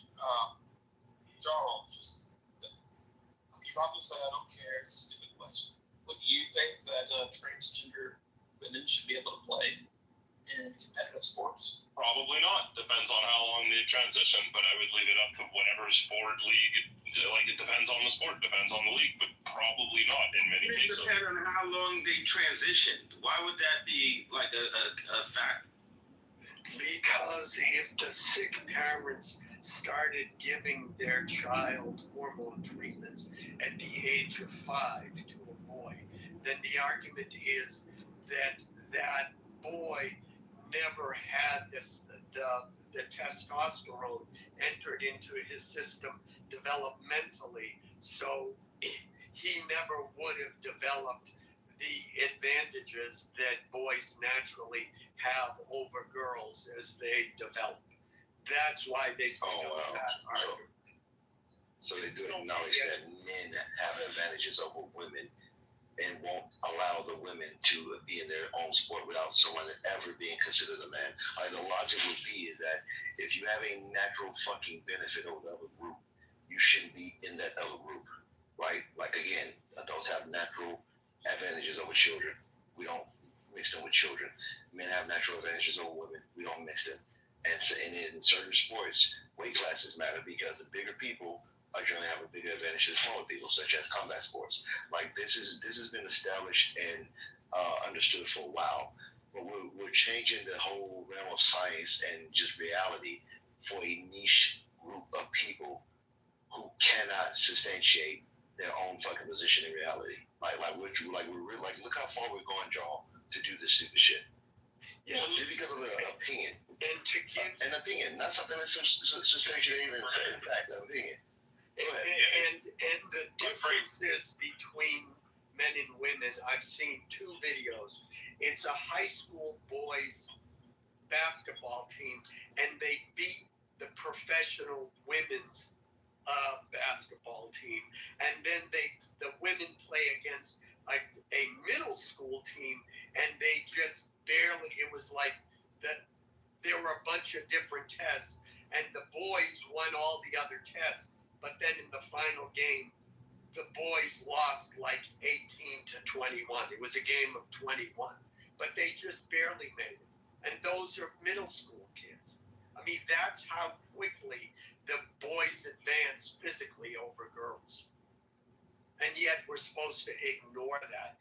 And, if we give a 5-year-old boy the same drug they gave Alan Turing in order to make him sterile, then okay, then it's actually a girl. No, he was born a boy. He will always be a boy. And if you start cutting off body parts, he will still be a boy. Well, at least Charles. Any parent that gives their 5-year-old hormones, because of trying to change who they are, that's child abuse, and that child should be removed from their care. That's horrific. This idea like that at 5 years old they can make a choice as to how they want to live their life as an adult. It's just like it's just wild that someone would come off their mic and say, well, it depends on how long they've been transitioning. That shit makes absolutely no sense. Like, it makes none whatsoever. They said it with a straight face. And Anthony, if you ask any when you deny them this, all the adults asking for this, you say, would you let a child get a tattoo? And every fucking adult's like, well, they're a little too young to make a decision about a tattoo that's going to be a permanent change. Every single one of them, no, we're going to get a tattoo. It's like, well, why the fuck would you let them do some permanent shit to their bodies? Idiots. They don't even think when they say shit. Yeah, well, they're full of shit because they don't mean what they say. A lot of this stuff is just them going against the status quo. That's all it is. It's just like adverse culture, like contrarian bullshit. You think that the normal standard or tradition is a problem, so you just have to do it. So any new thing, think about it. Any new thing that's came up like in the last decade, or like just a decade prior, it was against like open borders. Of course, that's fucking insane. Abortions in the third trimester, unfucking heard of. Who would ever consider that? Children being transgenderism in general, let alone children doing that. Fuck no. Like never. Who would do such a thing? But when you have these woke people teaching this stuff in college and being pushed through celebrity and popular culture, now people are like, you know what? Maybe we was thinking wrong. Maybe we should just start changing. And they should change any fucking thing. It's never a thought to say, hey, maybe I'm open to trying to reason this out. So let me kind of just walk into it slowly. It's like, nah, fuck it. Like, oh yeah, full throttle. Right into it. Hey, we would never take a vaccine from our government. We would never have no force that shit on us. So Biden got in office. Well, of course you have to. You must take the vaccine. I mean, this shit is night and day for these people, and it's unreal to me because it seems like it really feels like a assimilation that's not real. The same people who are against one thing one day is for it the next day, and they don't see it. But we're the cults. We're the cultures that say, hey, we're pumping the brakes on all this shit because we're hesitant to change because we can kind of see it from a distance. We can kind of see that some things may not be right, but we could be wrong. Let's just walk into this. Same thing with the topic of the Norwell situation. All of us are open to the idea that it could be racist, it could be murder, it could be malice, it could be a lot of things. We don't know. So we're waiting for more information. The other people's like, no, we know what it is. It's definitely racism. That side gets it wrong all the time, and you guys don't give a fuck about getting it right because you only need to get it right once. You need to get it right once to say, hey, my belief system is substantiated. No matter how wrong I am, it's at one time that matters to you guys, and that's what you rely on. So every time you get it wrong, you just move on to the next fucking thing. So this transgenderism shit is stupid as fuck. But you don't care about that. You just care about getting your fucking way. That's all you guys care about. That's why we have this discussion, y'all. You're free. I couldn't agree with you more. But here's the thing, right? And this is the part that just like gets glazed over. Let's say this particular group of young men, for the shits and giggles, let's go with the worst case scenario. They were rabid racists and they killed Nolan Wells because he was black. What the fuck does that have to do with society in general? Like, are black people like less safe, more safe around white people? It has nothing to do with nothing. It's like they have absolutely no point. They got Nolan Wells' mother standing on the podium now talking about, you have to, as a black parent, talk to your children. Like, this shit is so fucking racist and evil. It's evil. Bro, listen, we live in a predominantly white city, go to a predominantly white school, has a predominantly white church. But you're telling the world that you have to question the people around, but you chose an environment. This shit is stranger than fiction. You chose an environment. So many black people run to these environments when they get a bit of money. Why? It's so bad. It doesn't. I saw that. The bar and the coach. The bar down here. He's like, fuck you guys. The coach too. The coach did the same thing. Yeah. Yes, the coach, the boys, all the black people up there said it's common sense. Because you had a mixed crowd there in the first place. So why the fuck they sent out this one black guy, Nolan Wells, to kill him, and then the other black people around didn't notice this shit? Like, nobody around noticed that, hey, this black guy was being mistreated. And then why him out of all the other black people? I'm telling you, these people do not give a fuck about any facts. They don't care. No logic will defeat them. Okay? They're logically impaired. They don't want to think about none of this shit. Somehow this boy just... They're allergic to logic, bro. They're just allergic to logic. They are. That's allergic to impaired. Was the worst. The barber was like, bro, there's no fucking racism down here. Everyone gets along. He's like, y'all need to chill with that shit. And Don Lemon, his fucking response to the guy was like, look, I'm not saying that nobody experienced it or whatever, but it should be talked about. What the fuck are you talking about? Should be talked about? Yeah, like, listen, it should be talked about if it's happening. That's the problem. They need to and want to talk about it. So here's this. Racism for people like with that mentality is dogmatic. It's a religion. It really is. I'm not saying this to be hyperbolic. I mean, it is a religion. No, it must be spoken about.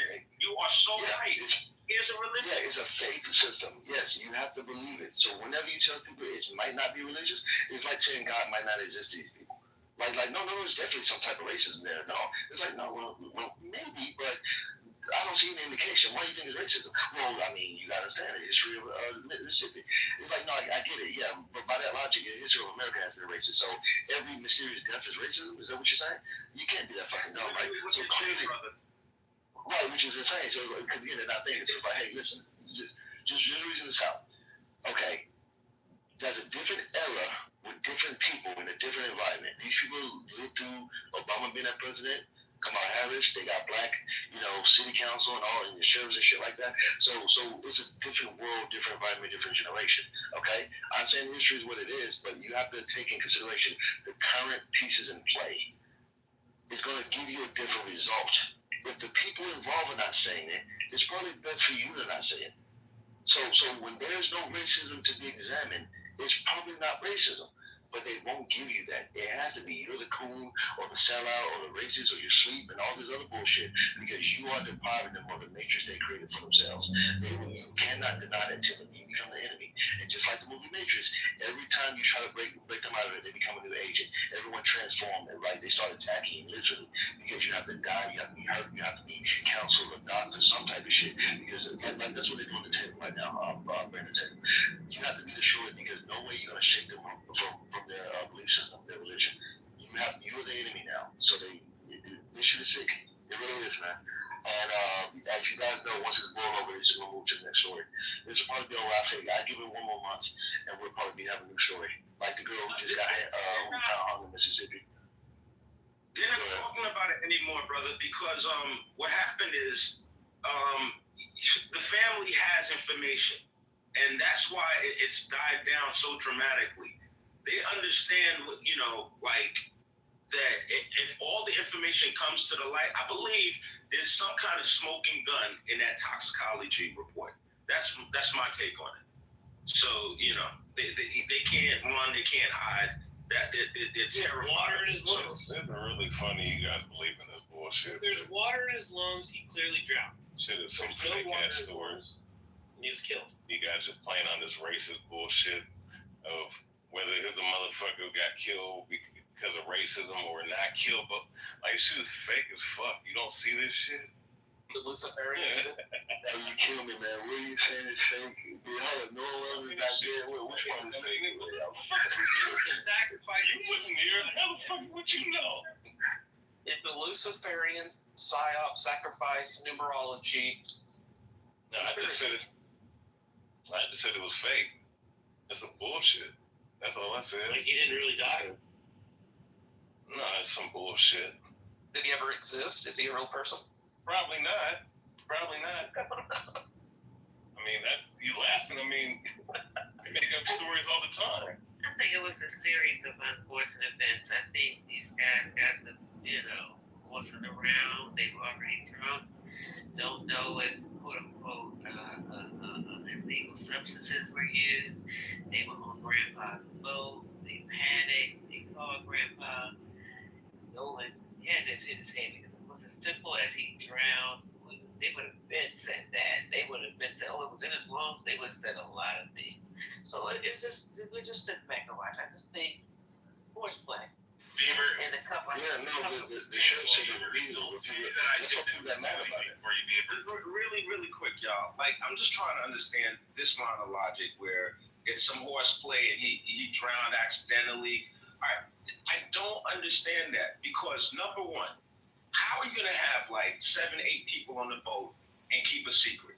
It's not going to happen. It's not going to happen. There's no scenario where everybody's going to hold the line for some accidental death chick. Somebody's going to say, well, yeah, this is really what happened. It would never. They could not consistently keep the same story. Well, that's number one. Right, that's exactly. I say the story differs so much. I don't know. And that's not my forte. I'm not a detective. But that's one of the key things of you guys just call Ms. Fifi, I understand what you're saying, but since you floated the theory and you chose the option, accidental death. No, I said because of the option you chose and the theory that you stated, I'm just trying to get with the logic of the theory. That's all. I'm not trying to criticize you personally. Yeah, it doesn't make any sense, Anthony. Young man, I'm trying to come up with everything. I just don't. I don't want to see them. You know, if they left them. You know, if they're friend. You know. Okay, they didn't leave him. He's a grown. He's 18 years old. They tried to get him. They tried to get him to come. The boat was taking on water. This is extenuating circumstances. They're trying to get him to come or not, Anthony. You weren't there? So here's what's up, right? I'm going according to what was testified, what was stated in the interview. And what I'm saying is, does this story have the ring of truth to me? Is it logical? Does it make conceptual sense to me? Do I smell bullshit? I'm going to tell you the only problem I had with the Brandon Tatum interview, and you guys can say that I'm just being, overly suspicious. It bothered me a little bit that his friend, I forgot the young man's name, after he called his mother, and she said she hadn't heard from him, he immediately called the Coast Guard. I would have thought more that he's somewhere sleeping it off. More so, it's 11 o'clock at night. I would have more so thought that he was sleeping it off than calling the Coast Guard. That would have been a call for his mother to make, not me. That's the only thing I didn't like about the story, but I don't even think that that's suspicious. It could be a reasonable thing for someone to do. They got up the next morning, they went looking for him, very first thing. All of that's like 6 o'clock in the morning. I get that. I understand that. But, beyond that. That's what you would do. We don't know what the young man's did because we don't know them people. We just know it was something. But Miss Fifi, I want you to imagine this, right? Okay. I want you to imagine if those young men were your sons. Okay. And they would, I have a 20-year-old son, right? Imagine if people were trying to say that your son killed one of his closest friends. Imagine they're best friends. Yeah, I want you to imagine how you would feel about that. Yeah, those kids were crying their eyes out every night. Exactly. This is let's just say for the sake of this discussion, it's not true. They had nothing to do with it. They're getting death threats, and they have nothing to do with it. With their best friend dying. Could you imagine how bad that would be? How you would feel? I would be worried about my kid's mental health. Anthony, let me ask you a clarifying question. How would she feel if it was a bunch of black kids and the white kid died, and a bunch of white people were saying that the black kids killed him? How would she feel? How would she feel if it was a boat full of black kids and one white friend drowned? You would be screaming that how dare that story was wrong. How dare these strong men, the fucking people we would instantly know that story was false. Answer. Yeah. Please. I said you guys don't even know. She won't answer. What the fuck are you? What kind of stupid ass question, Miss Fifi? Don't answer a fool according to his folly.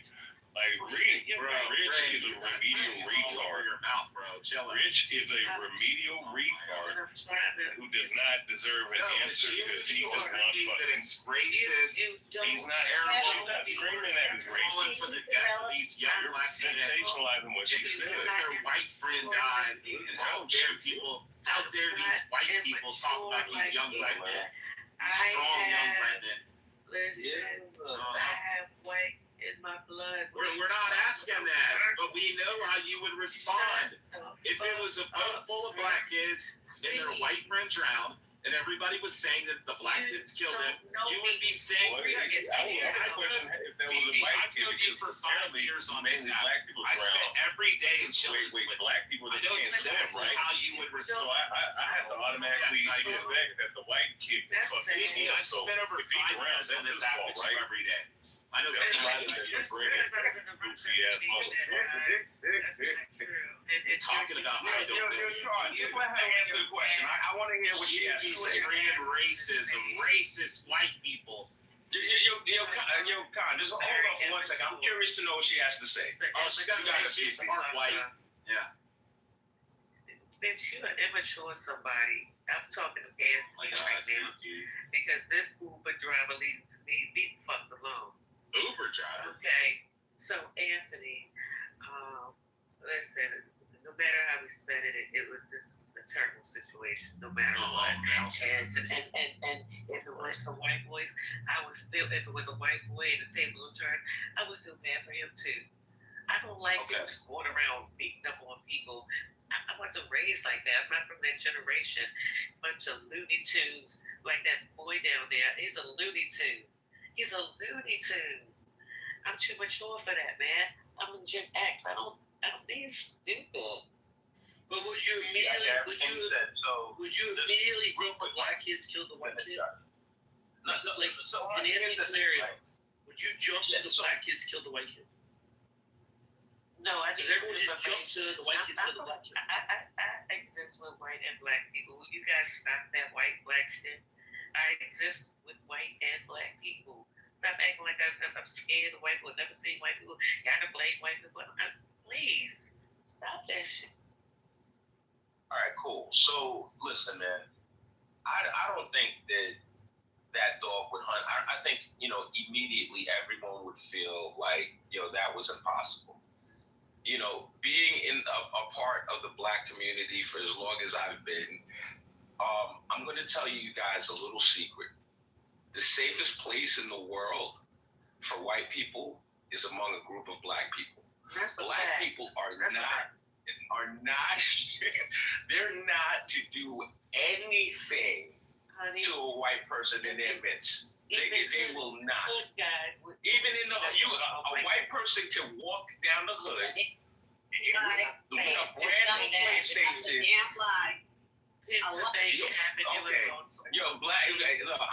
I promise you, this white people. You know how the star, when you're watching a movie or a TV show, the star has that protection, that air around them. That's how a white person in the hood is. A white person has you want to talk about white privilege? White privilege really exists in the hood. Somebody's going to help them out. Depends on where you're talking about, because I didn't see a good amount of white boys. I'm exaggerating when I say this. I called not it to test that theory. I'm not going to be the one to test that theory.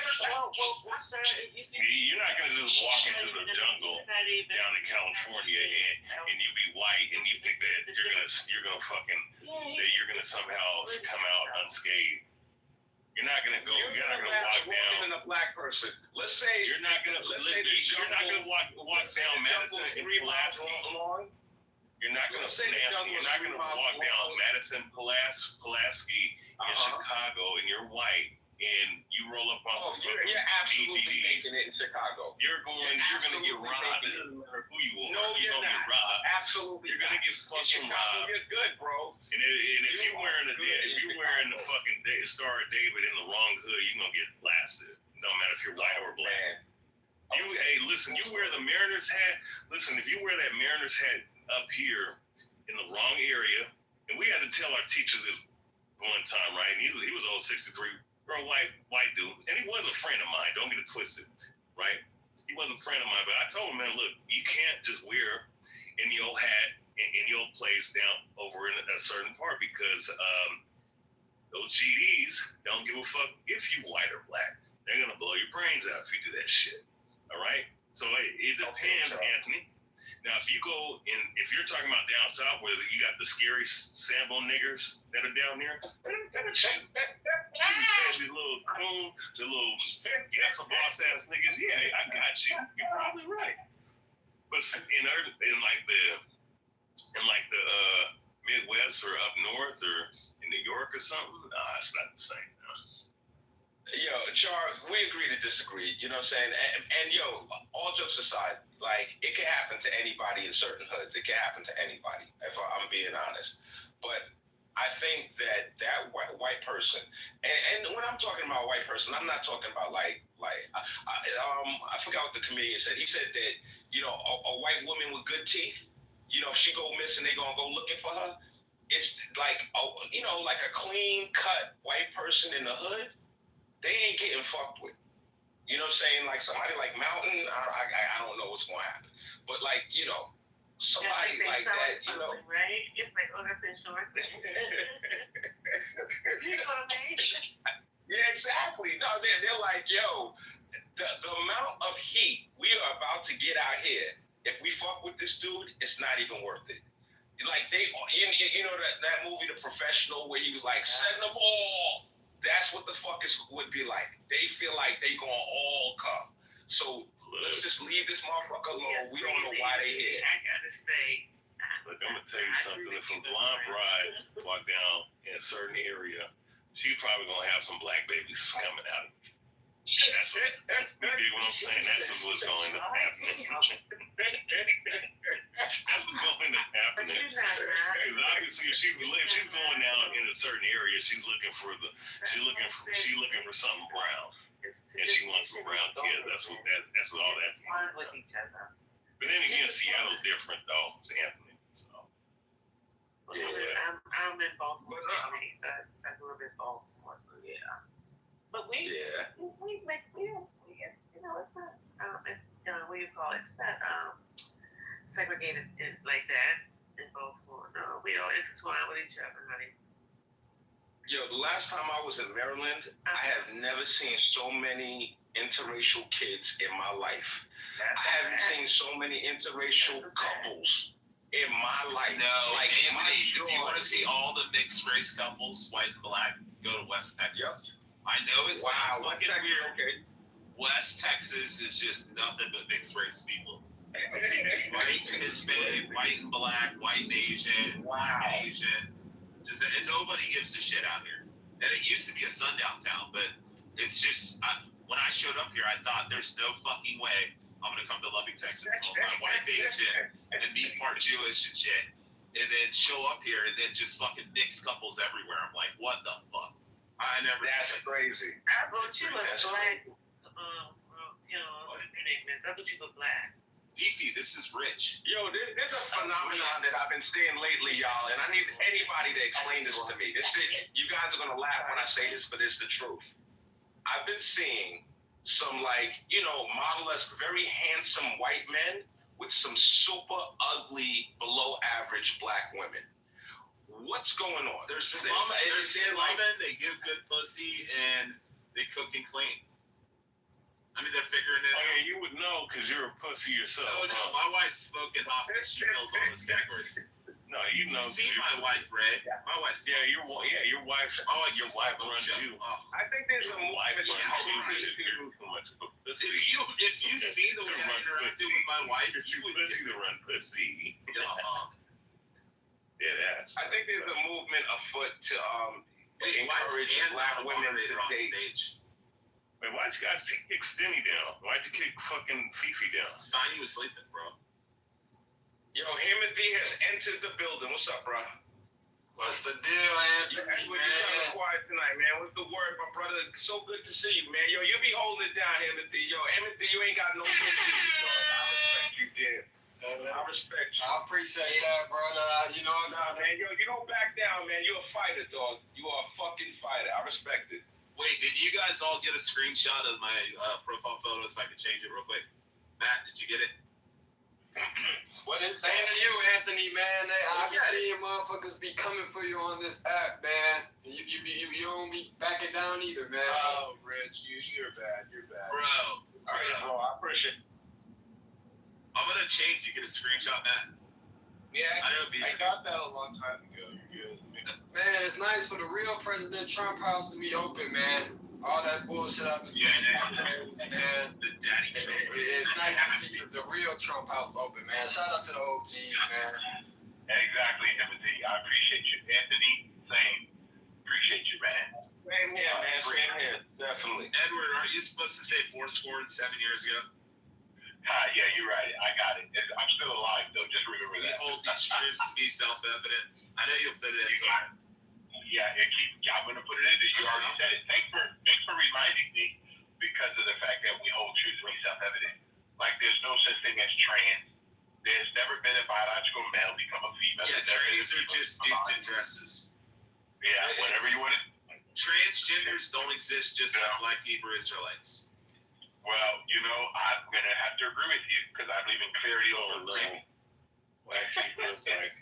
What's a Black Hebrew Israelite? You were a Black Hebrew Israelite, Ray. I've never heard of a Black Hebrew Israelite. I've heard of Hebrew Israelite, but Black Hold Hebrew on, I Israelite. didn't enunciate the first word. Black Hebrew Israelite. Yeah, there's no such thing as a Black Hebrew Israelite. Well, I seen that you're mashallah shalasha white Mexicans down in the Mashallah, waka waka. Yeah, the UPK guys down in the white Mexican. What are you talking about? You fucking the white fucking dirty Mexicans ass in the audience. You dirty fucking Ray, why are you Christian? But second, John, I like Khan because Khan said something.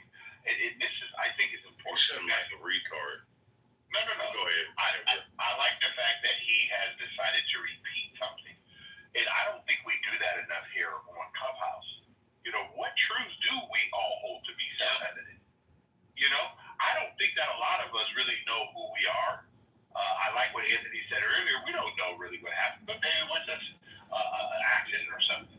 Maybe. I think we like to lead with our quote-unquote ethnicity, even though my ethnicity does nothing for Edward in his whole life. I don't know what we get up with this guy. Why don't we ever hear about fidelity or honesty or trustworthiness? I think a lot of us. Jarl is not. No. Don't do that. Listen, but Jarl's a communist. It doesn't matter. Listen, we know there's communist countries in the world. We know that exists. At the same time, I am not going to allow someone to take away my republic, my independence, because I do hold truths to be self-evident. I do have a life. I do have liberty. And I get to pursue my own happiness. Okay? And I'm not going to let some person who says, I live in a country and I want to not have borders. I don't want to have the police. I want to get rid of the Senate. I don't believe that people should make that much money. I think they should pay their fair share, even though you're not making money. I'll land on this, guys. When did the public sector get the right to tell the producers who create the public sector that they can tell them how much money they should have and not have? Does that make any sense to anybody? I mean, I thought that the public sector is created by the private sector. Those who are producers, I don't like when producers are being penalized for doing the right thing. So that's my submission. I appreciate each one of you. And remember, truths are still truths, whether we like them or not. I think it's a great idea to piss off all the people that make the jobs. You don't think that's a great idea, Edward? Shouldn't we just be angry at everyone that produces jobs? People, okay? What I'm learning, which is really sad, is that we no longer have hustlers. We have no producers. We don't have people that get out here and want to actually design stuff and really do stuff. We got a lot of people saying, you know what? I want a basic income. I think someone should take care of my health care. Come on, man. Can everybody in the world stop and say, when are we going to actually have producers? And look this up, guys. I just want you to look this up. Correct Edward if he's wrong. 5.8 billion people on planet Earth make less than $2 a day. Guys, there's only 8.4 billion people on the planet. We got to stop the nonsense. There is not any system on planet Earth better than a republic because we rise all boats. No, I disagree. We should all be equally poor. We should all just be equally poor and have nothing. Or we can all be broke. Like we all can be broke. Back channel. Every time you get paid, Mike, just send your check to my address. Yep, that's what it does. What the socialists believe. Hey, we all can not have free health care. They're just going to be equally poor. They just want everyone to be equally poor and cut benefits from the government. That's what we all can look forward to. You know what I'm saying? Like, let's be honest. Like, every time, and I don't fuck with the left. The left are a bunch of faggots. All right, they're a bunch of retarded faggots. All right, but when it comes to the right, all right, the right, it just seems like these motherfuckers want to cut everything that makes sense, create data centers that use up all the fucking water, right? Use up natural resources. Don't give shit. It's sabbatical. You know what I'm saying?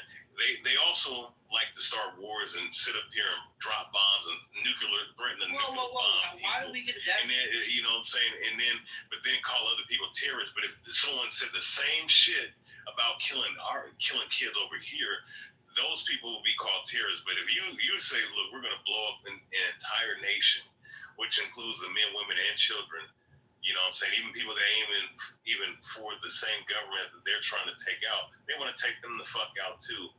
Somehow they're not labeled terrorists. So I'm just saying, oh yeah, gas prices, how are data centers right? Data centers are killing off bees right now. But how are they attributed to the right? Oh, it's attributed to the right because of what Trump signed in through his executive orders and actually some of the initiatives that he established last year with the AI centers. And AI is stored through the data centers, these data centers, all right? And guess what? Whether it be AI or data centers, they're using up all the fucking water, all right? So, with that being said, fuck Republican and Democrats. All right, all that shit is retarded.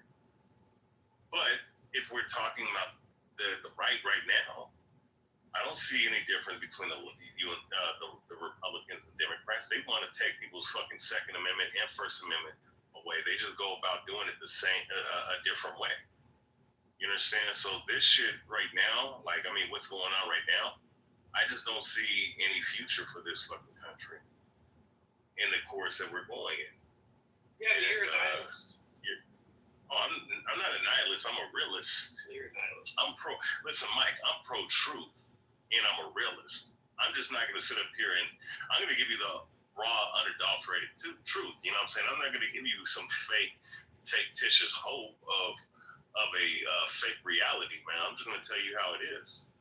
You understand? So you think both parties are for the destruction of not only the country but just humanity? Considering both parties come from the same exact they come from the same exact conglomerate. Democratic Republic. I don't think anymore. They broke off now. But at the same time, it's two heads of the same. You have left wing and right wing. But guess what? Why do we use the analogy of wings when we know that wings are associated with creatures like birds? So for dragons or something. So you clip off one wing, the other wing is gonna fall. The body of that same will fall. Why? Because you need both to fly, right? Yeah, I don't necessarily disagree with you, but I think what you're talking about is the olden days, right? Like the Bushes, the Clintons, the Obamas, the Reagans, the Jimmy Carters. They're all the same. The lifelong politicians. I'm with you. But I think that's the best part about Trump is he's exposed all that.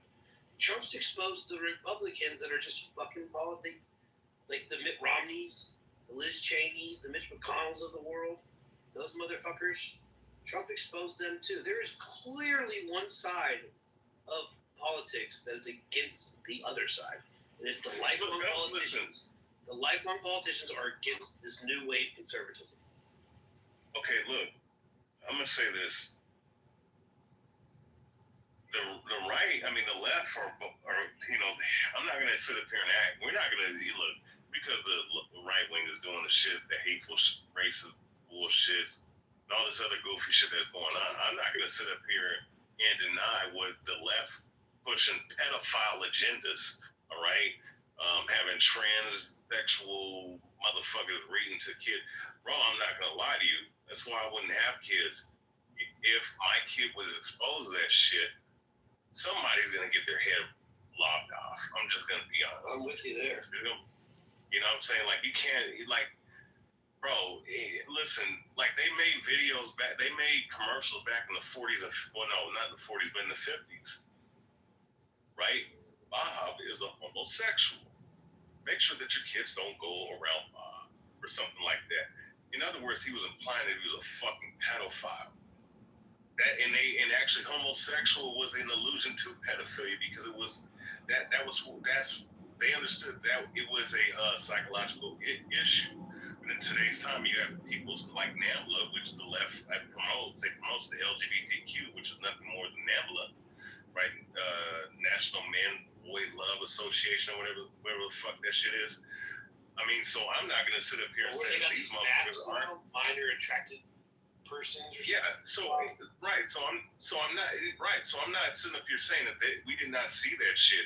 You can't act like you weren't witnessing that shit, whether it be left or right. No, it was left. But at to the left. But at the same time, let's deal with this. The right, all right, in secret, it is what it is. You know, when it comes to these old fucks, they like children. Charles, I just want to point out to you. This is what I want to point out to you, brother. Did you notice? You started out and you said, the right with all their racist shit they're doing. That's all you said. Just said words. Then you went to the left. You're like left with this drag shit and all this other stuff with the kids and this stuff. And then you went to a big, long thing that I agreed with. But you notice you gave exact examples of the left and their craziness. But with the right, you just go, well, they're racist stuff. Zero. Yeah. I can. No. Fuck all. No, for you. If you want to talk about the racist shit, I can take that shit out. It's the racist political party of all time. It's not even close. Oh, both of them are racist to me. No, wrong. Oh, they're both racist. No, they're not. Look, when it comes to the right, why does it seem like, majority of the time, like when the right's in power, somehow this country's always at war with somebody. There's always mass. Yeah, because the left is a bunch of fucking nut jobs. But wait, when George the left's in power, we're right. He's not a bunch of nut jobs. We wait. What about George W. Bush? Like he went to war with fucking, with them people over there. No, what you're talking about? Saddam Hussein and shit. Let's talk about inside the country. Okay, but but here's the thing though, right? We can't act like, at the same time, we can't act like the fucking price of gas wasn't going up. I remember $5.50, and this before I was even fucking eligible to drive. Come back to me. How is the right racist? Racist rhetoric. All right. Whenever you're sitting up here talking about make America great again, what does that really mean? I mean, and mind you, make America great, MAGA, there's a whole fucking, people that call themselves MAGA, they don't even understand, the whole symbolism behind MAGA, MEGA, which is the fifth degree, the highest degree of the Church of Satan. The GOP fucking symbol is literally an inverted fucking 5-star pointed star and shit, which is the representation of Baphomet. Or Baphomet, which way you want to say, but either which way, right? The racism thing, where is that coming in? No, I'm just saying, I was just going into some other deep shit because I just like to go deep. That's my point, but let's deal with the service shit. I mean, it is racist. Hold on, Char. You make some great assertions. Oh, he's right about all the other shit. He's completely right. No. Hold on. I know. But he's making some serious assertions about the Church of Satan. And I'm trying to figure out, Char, when did you become an authority on the Church of Satan? And that MAGA is also introduced to it because of Make America Great. Could you please give me that background? No, I mean just the acronym. Just like you have fucking the UN, right? OTAN. I know that. You made I know, but you made some serious claims. No, but you made some serious claims as if though you knew that this was reality. Oh, let me just. Okay, Edward. I mean, I wish I would have fucking clipped this, right? Clip the video or the actual quote. There was some former senator that said that there were a lot of people from the right wing, right? They call themselves Christians, which there's a lot of Christians like this too. It's not about left or right. But there's a lot of these Christians, a lot of these Christian pastors, just for an example, a lot of these motherfuckers who were taught in the Masonic temple. They were taught in these Masonic seminars right before they got inducted to be a fucking pastor, right? Which Masonry is nothing but Satanism to begin with, right? And people could say, oh, well, this, that, and the third. Well, no, they, in the highest degrees, they worship Satan. Point being, there are a lot of conservatives and right wing that claim to have traditional values and claim to believe in the Bible, claim to be this Christian nationalists, but behind closed doors, like some of the leaders and some of these people, specifically these people that are in the conservative politics realm, they just happen to be a part of the Church of Satan. I would love to find that quote, and I will fucking literally post that quote of the individual that said that, because he was Well, if you could, so I just want you to know, I'm a believer in God. I'm actually a conservative. Never been in any church that is singing worship or anything like that. I believe in personal responsibility. I believe marriage should be one man and one woman. I believe we need more families on the planet. So I don't know how you can automatically come across as though the Masonic Temple and all these other things, which again, very small percentage of people, even the letter groups, we call them the alphabet group, they're less than 1% of the world population, but yet we give them so much clout, as though we all know it's not natural. We know this, and I know people don't like to talk about this, but when you have these conversations about what people are doing and being part of something because of the alphabet, MAGA, okay, I think America, the Republic, in God we trust, is still the greatest nation that man has ever known because of independence, because of responsibility. And whether we like it or not, every system on planet Earth has some fringe people in it, because people have choices in life. But don't put everybody in the same bucket, because I don't think you've got them all. So I land there, Char, but I appreciate your submission. No, you're right. I'm not saying, listen, when I say I'm not talking about everybody. I was talking about specifically the one politics. Because you can call yourself liberal and conservative, which the actual definition of these names, of like an actual liberal from an archaic standpoint, is someone who's noble and someone who is of nobility, right? Someone who's a righteous individual, right? When you break it down, if you go all the way back, of course they're going to say, well, I'm liberated, I'm free, I'm to do any old kind of thing I want to, right? Which is nothing but also probably teachings to do what thou wilt. That's basically what they're saying. Without saying it, and people will follow it not knowing that it says it. Just like conservative, is a good thing. Self-preservation and conserving certain values is not a bad thing. But when it comes to conserving, conservative as far as in modern day terms, from a subliminal standpoint, I mean, they're basically saying we're preserving, what America used to be as far as having certain people on top, certain people on the bottom. But even in all kingdoms, right, there was always a caste system. But regardless of that, though, I'm not saying like everybody's a Satanist that happens to be conservative. I'm just talking about these Congress people that you look up to. People on the left and the right, they're all fucking behind closed doors. They understand what they all do and what they have to do to be up in their positions. I'm just gonna put it like that. Charles, I'm gonna read something to you real quick. I'm gonna go one by one. There's 7 things here, and I want you to know really quick. It's only 1 sentence. There's 7 things here, and I want you to tell me which ones you agree. Like you say, agree or disagree after I read one. You ready? So here we go. Number 1. One should strive to act with compassion and empathy towards all creatures in accordance with reason. You agree with that? Yes. The number 2, the struggle for justice is an ongoing and necessary pursuit that should prevail over laws and institutions. I know what you're reading from, but yeah, I mean, logically, yeah. You agree with that one? So yes. Number 3, one's body is inviolable, subject to one's own will. You agree with that one? Yeah, for the most part. Number four. The freedoms of others should be respected, including the freedom to offend, to willfully and unjustly encroach upon the freedoms of another is to forego one's own freedom. Read that one? Yeah. All right, that's 4. So number 5. Beliefs should conform to one's best scientific understanding of the world. One should take care never to distort scientific facts to fit one's own beliefs. Do that? Oh yeah, of course. All right, so this is number 6 now. People are fallible. If one makes a mistake, one should do one's best to rectify it and resolve any harm that might have been caused. Agree with that one? Yeah. All right, number 7 is the last one. Every tenet is a guiding principle designed to inspire nobility in action and thought.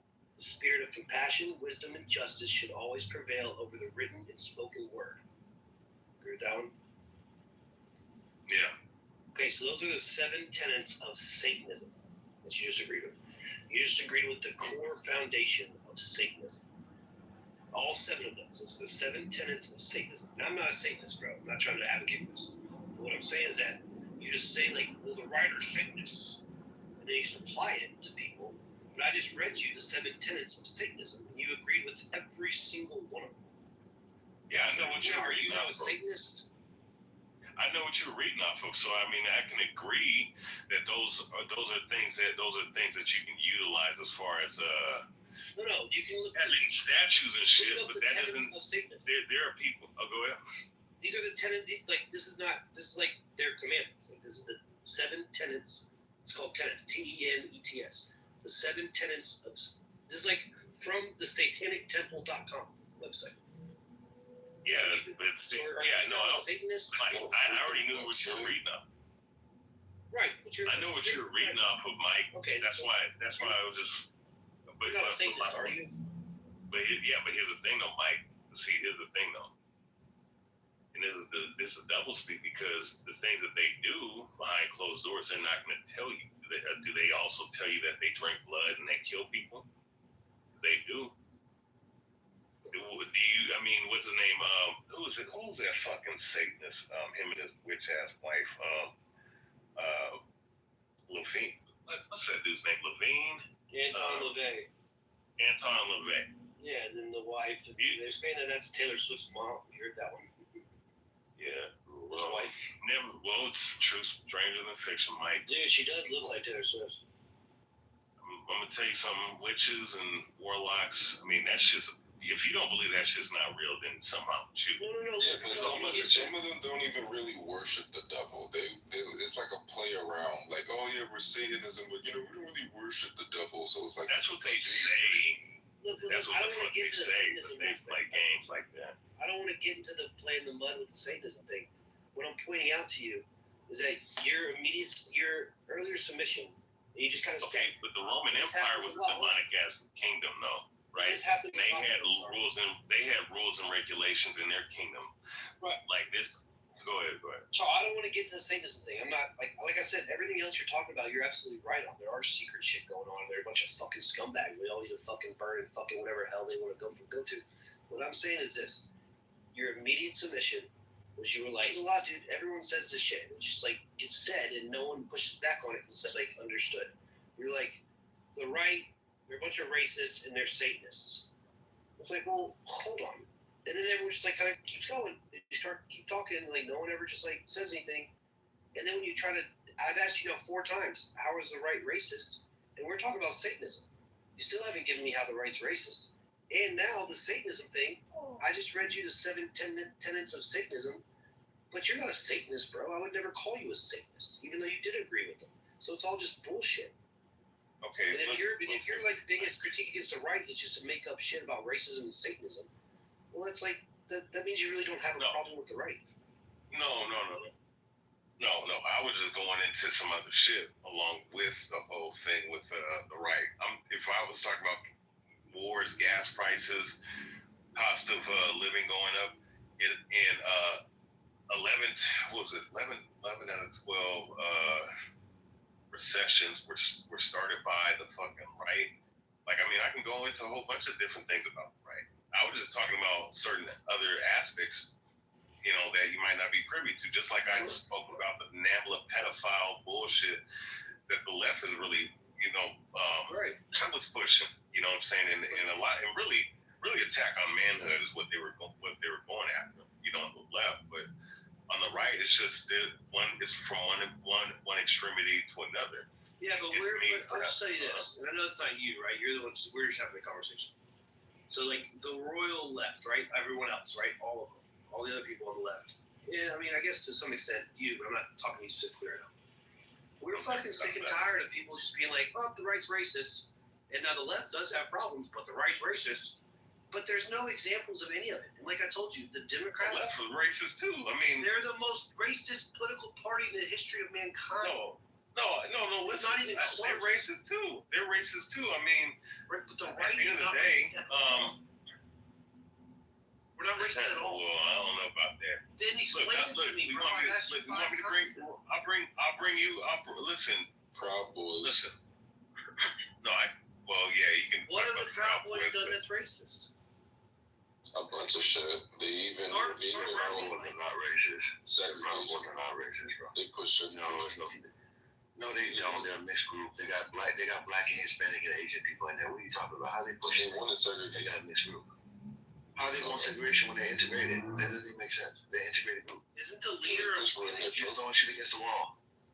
They are an integrated group. That doesn't make sense. I found a video of them chanting it and them passing a petition. Enrique Antaro is a Cuban leader. He's a brown guy. Yeah, what are you talking about? Give me a racist thing they've done. That doesn't mean shit just because there's brown people in it. Give me a racist thing. Oh, Jesus. You can't say it's segregated by black people or black and white people. That doesn't even make sense. All right, I'm just saying this is homophobic gay. I gotta find that video. Y'all have I know what I saw. You just it's like a pro-LGBT homophobic group. That doesn't make sense. Wait, Mike. Okay, wait. Do you consider Trump a rightist?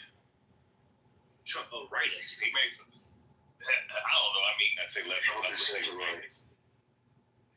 Okay, he's right. Okay, so center right. He's somewhat right. So-called. He's definitely not. You know, he never was. But I mean, he made some fucking racist ass jokes about fucking Obama and whatnot earlier this year, and also too, he also made some disparaging comments about fucking Kim Jong. Wait, which one? Are you talking about? So yeah, about the fucking monkey shit that he said about fucking Obama. All right, Ray, let me hop in here real quickly. So first, he did make the video. Yes, he did make the video. He shared the fucking video. No, he didn't make the video. You think Trump's around making money means? Biden's head was on a monkey. Exactly right. He didn't make the video. Somebody else did, and it wasn't about them being monkeys. He was making fun of the Democratic Party being animals. They had to bow down to him because after all the bullshit, he still rose above them, and basically he was trying to make light. The whole video was about. Yeah, he was lying, but the video was also about the voter fraud situation, which people didn't pay attention to. And they tried to mitigate it. Exactly. They do it all the time. This is the playbook. So this is what you're doing right now. I would just call you out, bro. This is one of those that both sides do a two thing. Anytime we try to put a highlight on the left, they instead of saying, yeah, the left is bad because you don't want to align with us, it's like, well, you both got to do it. That's not true. All right, don't get me wrong. Racism exists on both parties, but listen, and I know some people say it doesn't on the right, it does, but nowhere to the extent it does on the left. I'm on the fucking right. Ed is on the right. Anthony is on the right. There's a lot of black people sick. You meet a lot of us black people on the right. Why don't you? So we experience or that we see. We don't see it. It's very fucking rare and minimal. Okay, this side is pretty fucking cool. We're a mixed group, got different backgrounds, different interests and whatnot. But we all get along. We don't sit here and try to pick at each other about stupid trivial shit. We sit in this space and embrace you guys because you guys come in, have good conversations, and everybody do well. We're going to the other spaces, it's fucking chaotic. They're just waiting to jump on us and go down our throats, and they just looking to attack for any fucking reason, okay? So the bottom line is, we are prime examples of that this group is actually pretty decent to black people. Even if you're opposed to the group, I attack indiscriminately, so. You're smart enough to get an ID. Well, I mean, they're both fucking racist to me. Didn't I just tell you what they do? What they? I haven't. I was going to tell you what they did. I mean, as far as saying that black women are, what did fucking Hillary Clinton say? Said that black men are the fucking predators or something like that. Biden said they're super predators, I think. No, she said this. She said the shit herself. Whatever. She's on the left. And then she also said the most dangerous fucking place in the world for a black. Trump called the Central Park 5.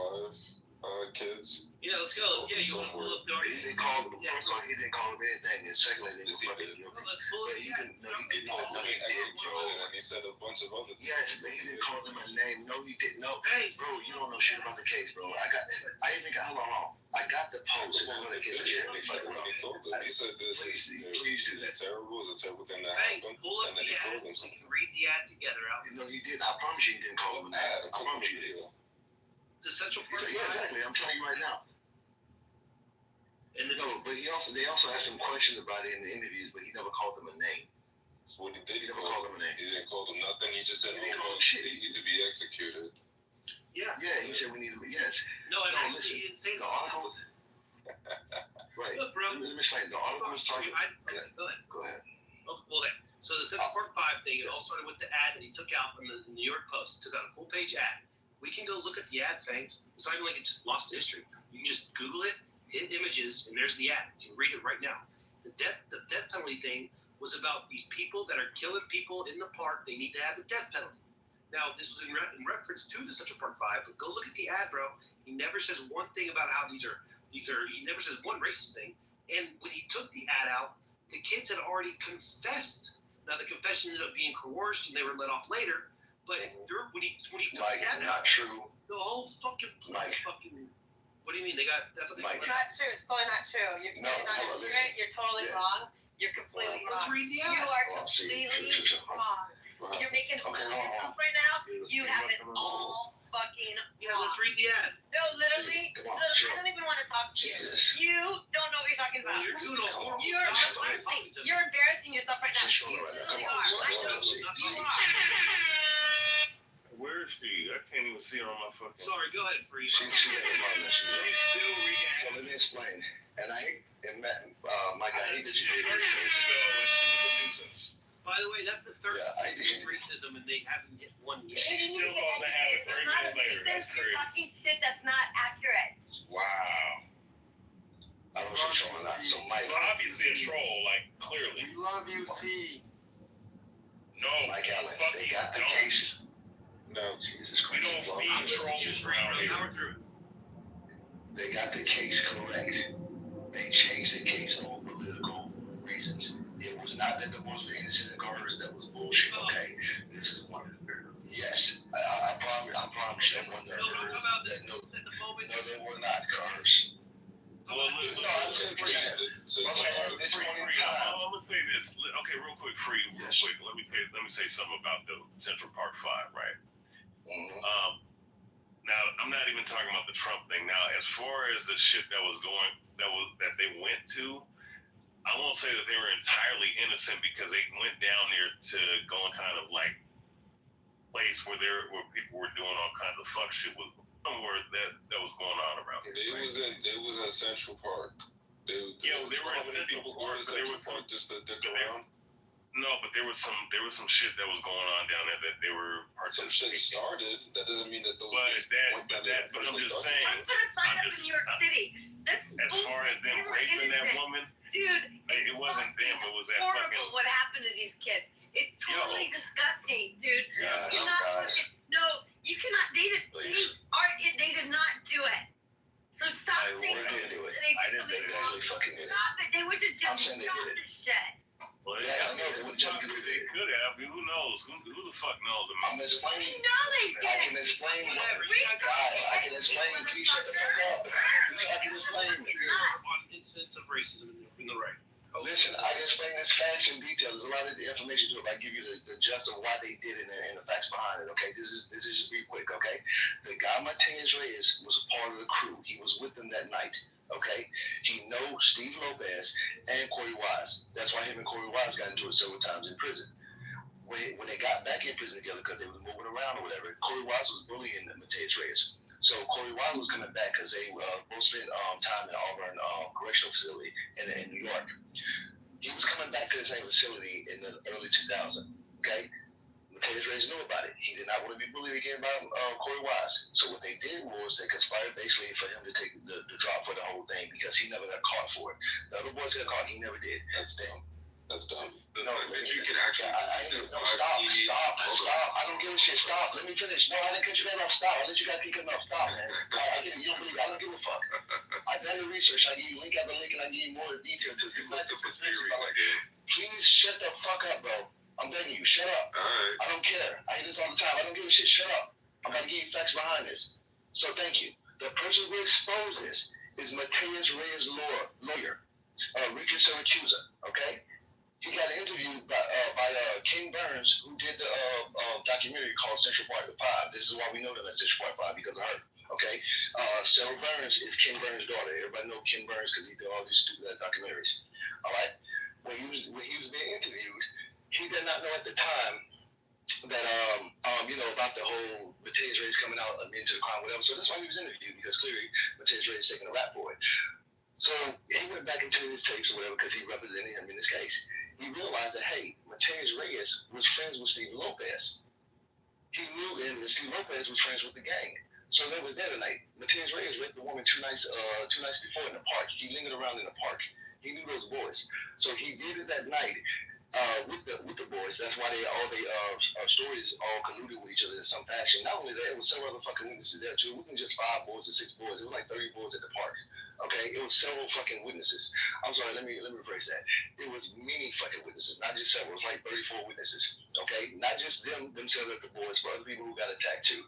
Okay, John Laughlin, Antonio Diaz. I mean, I know there's so much shit. I'm trying to make this fast.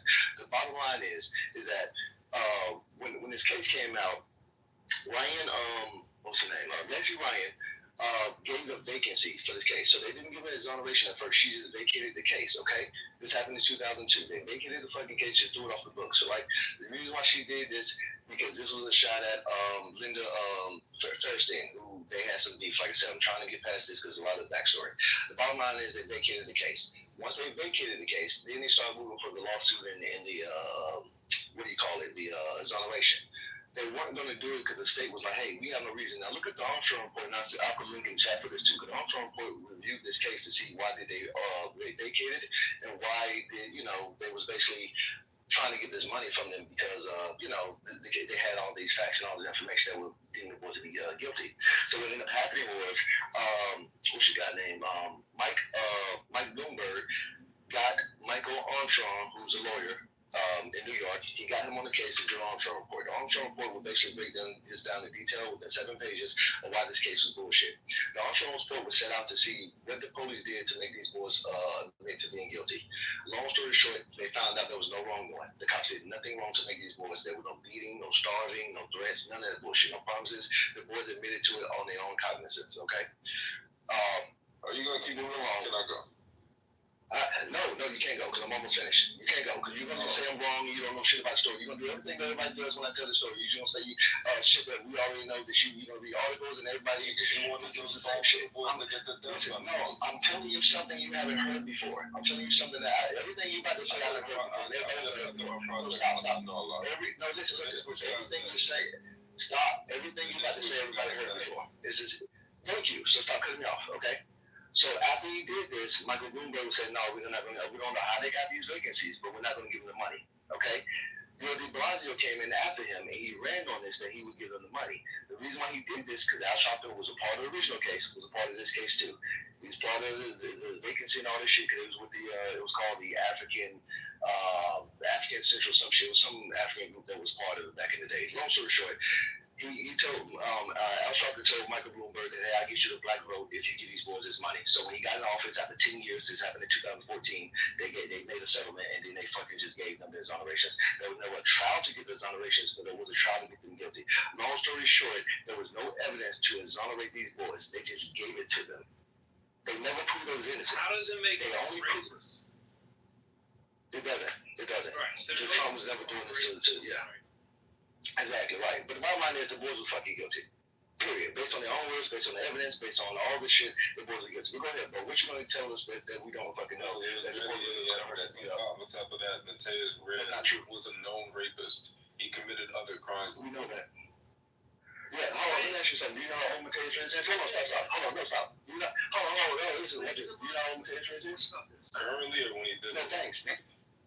Huh? So, no, the same. But how about when he did it? That's probably most important. How old was he? Well, they said he was 18. How old was the boys? The boys was like 14. Nope. They weren't 14, 15? Nope, stop. They were between the ages of 13 and 18, okay? 13 and 18. I'm saying it was all around the same group. Same thing with Corey Wise and Michael Briscoe, who else? Lamont McCall. I'm telling you, these names you don't know. Clarence Thomas, these boys around the same age. They all hung out together, okay? And it was from the Taft projects and Stromberg home projects, okay? They all hung around the same area and dealt with each other routinely. So yes, Mateus Reyes was a rapist, but this is not an either or thing, whether he did it or they did it. They all did it, okay? So they all got together at the Central Park. No, watch it. And they all said, we're going to rape this girl. No, see, look at him. He's being stupid. So what they did was say, hey, we're going to go on the park. No, exactly, because that's not what I'm saying. So let me explain what they said. They said, we're going to go to the park and beat people to fuck up. And what they did was they did that. They beat people to fuck up and they robbed them. When they came across her, they did the same thing, but they started getting frisky because she was the only, by the way, too, when you look into the case, she was the only female that was actually attacked. That's not all the other victims was. So these boys that were on trial beat people up. You know that for a fact. Yes, because it was on the case. No, bullshit. All right, so hold on. Because they called multiple kids that it wasn't just that. They called multiple kids that night. I know. I said that. I said earlier. Okay, so you only say that only who they did.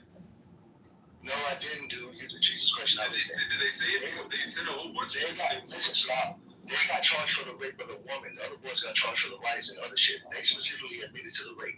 So the other boys didn't get charged for that particular crime. They got charged for other crimes. Yeah, because they were held in a room and told, hey, if you tell us this story, we'll let you go. Bullshit. No, if you tell us this, we'll let you go. No, let me explain how stupid this is. Did you see it? Let me explain how stupid. No, stop. I got you. Let me explain how stupid this is. Let me explain. Thank you. First 48, right? There's a show called First 48. They thought this woman was going to die. Okay? Nobody knew this woman was raped except the people that was involved. The cops didn't know. Matter of fact, they didn't even find her until after they had the boys in custody. The boys already admitted to the shit. They didn't even find her until 3 hours later. So they already had the boys admit to something that the cops didn't know anything about. But once they found the woman, they realized, like, oh, that's who they're referring to, because all the other victims are males. Okay? When they caught Clarence Thomas was crying, saying they shouldn't have raped that woman. They never asked him this shit. He volunteered this information. You can watch it. You can watch his interview. He was admitting to it already. Okay? So when they get this woman, 3 hours later in the park, because two guys walking home from work, they saw her body in the park. They kept Alice alive. She stayed in the coma for 12 days. Like this, what you're proposing. The cops have to make up a story to give to these boys within 48 hours. Okay? A story they didn't know would have to exist. They have to make it up on the spot. Coach these boys into telling the story without them making a mistake and get familiar with each other within 48 hours. That's fucking impossible. Not only that, they gambling the idea that this woman would die to where she won't wake up and contradict their story. Say, no, these boys that raped me was one guy. You're telling me that that's more believable that the cops is going to sit there, give them all their careers, the DA to everybody, that they're going to make up a story and coach these boys in 48 hours to put themselves in business. No, there's no. You don't follow you. Cops get down 100%. Raymond Santana. On top of that, Raymond Santana, his first statement, he didn't know anything. He didn't even know those boys. So his first statement got thrown out the window. They didn't even use his first statement. That's not true. That is not true, sir. Bro, that's not true. They didn't even use the first statements when they said they didn't know what the fuck was going on. But then as soon as they got them in that room all alone, their whole shit switched up. How the fuck is that? No. Tell me why all the boys are mentioning each other, even the boys that didn't get charged for the rape. Like I said, Jomo Smith, Lamont McCall, Clarence Thomas. Why these boys mention their names all together? Antonio Matalo. You don't know these boys. You don't give a shit either. You don't know them. These are other witnesses. You have no idea about them. And of course you didn't, because you don't know the case. That's my point. You don't know. My point is that let's rape this we done fucked up. No, think about it. Yes, they didn't go and plan and do it. It fell in their hands. They were beating people to fuck up. When they came across this woman, they saw she was going over, they decided to fuck her. That's what happened. And that's unfortunate, but that's what the fuck happened. And that's why all the boys correlated. Now keep in mind, you talking about the cops talking about talking to 30 boys. Rapist that probably got other niggas that probably did it. I need you to make sense of this. Stop, bro. I need you to make sense of this. The cops talking to 30 kids in 48 hours to get one story correct, and you telling me they coached them together. They had to come up with a fucking script. The boys became professional actors. So they try to make I need your bullshit. But no. Stop. I need you to answer the question I'm asking. The cops had to become screenwriters and the boys had to become professional actors. Do you understand what you're saying? The cops had to become screenwriters and the boys had to become professional actors in 48 hours to get them to admit to something that they had no idea happened. Yeah. Think about it. Where do you get the story from? No, listen. Let me ask you something. Okay, listen. The bottom line is they were forced to have a. No, they wasn't. Stop saying that. No, what the fuck is it? Talk about it. You just repeat what the fuck you said. Stop. No, yeah, you can just repeat what you said. You're not adding into the conversation. What the fuck? You don't even know No, the you true what story. the fuck is this? You don't Oh, fucking Jesus. lie. Fall back. I don't know the story, but I'm giving you shit you never heard before. That's in the story. You guys should look it up. No, the story. Sit down. Okay, all right. Yeah, the irony of it. I don't know the story, but y'all don't have none of this shit. Don't talk. Tell me. Thank you. Okay, that's Yeah, fine. and if it was really credible, they would have still been in jail if that was the case. No, it's not, sir. It's not. So the evidence that you got, Hold on, Free. Somebody said drop your sources, man, in the chat, man. Drop them. I am, but I want you to know how this goes. I've been down the road. I'm about to do it. I'm literally looking it up now. I'm going to start dropping it. But here's how this goes every time. I drop my sources. Hold on, stop. I drop my sources. They never drop theirs, and I'm always considered wrong. You said you don't know how to drop your sources. I have it here. Do I send it to someone? No, you can put it in the chat. Drop it in the chat, sir. Oh. They said, here we go. Listen, man, they said y'all bullshitting. That's crazy. So no serial rapist actually done this before. You want to give it to the 5 blow niggas that done I got you. So here's the judge's summary right here. This is the judge's summary debunking how the defense was trying to say the boys coerced and they have enough time. It's an armstrong report. There's probably going to be best form evidence, which actually talk about the physical DNA evidence. There was blood on their shirt. There was semen. There was somebody had on their clothes. There was a whole bunch of shit on there. But so the second one I just dropped goes into that armstrong report. That's probably the best one I can give you right now. Let's see here. Here we go. This is yeah. So let me see. Oh yeah, this is the videos of all the boys. When you got time, please watch them. All of them admit to the shit again. The cops being screenwriters all of a sudden. They turned to fucking Broadway musical because of a crowd they didn't know what was happening. So that's amazing. But here's all the videos. Let's see here. What else we got? All right. This record of Let me drop my source in IG. Sure, yes. So let me tell you what they're gonna do. They're gonna drop articles from newspapers. That's what they're gonna do. They're not gonna drop court documentation. They're gonna drop any official reports. They're gonna drop articles. I've done this shit before. I've been on this road. I know you don't. Exactly. That's my point. Listen. If you had it and you're ready, you will be saying the shit you're saying. You're only reporting opinions. That's what you're going to report opinions. That's all you are. Yeah, but isn't that I know. Low IQ, I get it. That's what. No, isn't that what you're taking the opinion of others and regurgitating? No, stop. No. I'm talking about court documents. There's people involved. That's a difference right there. That's official reports. Not these credible evidence, because just because it was in court doesn't mean it's credible evidence. Jesus Christ. You can pull up something that was used in court, but was it credible? Like the bloody underwear. What about the bloody underwear incident? Isn't DNA was on that black guys? Semen was on that lady. You should. Because last time I checked, semen was on that lady, not the boys. Yes. That was semen. Yes. Correct. Also, his stuff was on that too. Yes, also. I mean, the only thing Free's dumb in is his atheism. That's it. That's the only thing that I know that Free is dumb in. Thank you. I appreciate that. Yeah, he's the smartest black man on this app, except for the atheism. Thank you, God. Thank you, sir. You're welcome. So here's this. No problem. The bottom line is there's a lot of things I want to get into. I didn't know who's going to go down this road and make it long. I was going to sleep. The bottom line is some of the evidence is not on the some of the DNA evidence is not on the boys, not because they didn't do it. The reason being, this is extremely important. Some of the boys didn't admit to actually having intercourse with a girl. Like for example, Antron, he said he punched a woman. That means that he didn't, he had his clothes on. He was, but he still had blood and mud on him from the same. Yeah, that's what he said, right? Was that his first statement? Antron said. Was that his first statement? Yes. His first one. What the fuck is he doing? His first one. You want to keep repeating yourself? Okay. You activated my trap card. Yeah. Thank you. So he admitted that. He said that particular thing, right? And the bottom line is that this is weird, but there's evidence of hair and blood on him as well as the other boys, right?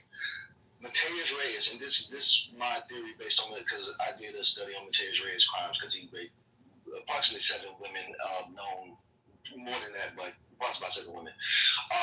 But he likely did that night when he ran into the boys. And he told his jailmate that he was with them that night too, after, of course, he was incarcerated. But what he likely did that night was come back after the boys left. So keep in mind, she was found 3 hours later. 3 hours later. So after they did what they did and they was beating up and everything, he came back and did some more. That's why I believe his semen sample was fresh. Not only that, I believe he was competent enough to finish because he was a serial rapist. But the other boys weren't that much of psychopaths. According to them, they were just performing due to progression. They didn't want to look lame. So I don't think they was competent to actually, go full throttle. They were just trying to, grab her titties and touch her body and all this type of shit. According to their own words, right? So you're not gonna have like a fresh semen sample with some of the boys because none of them, in my opinion, actually finished or did anything because I don't think they was competent to do that. But the bottom line is you don't have to be because according to Corey Words, which is a big thing, he said now this is very important. Corey Wise told his friend Melody Jackson. He told her that.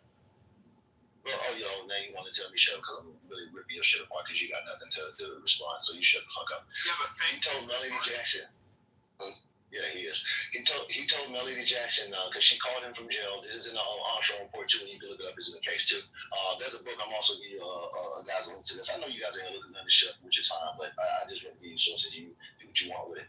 But she called him. He called from jail to his home. She picked up the phone, and she said, "What's going on? I know you didn't rape that woman, right?" He said, "No, I didn't rape her. Kevin fucked her. I just held her legs down." So she testified on trial in the case that he said this to her. Okay, this is 1989, of course.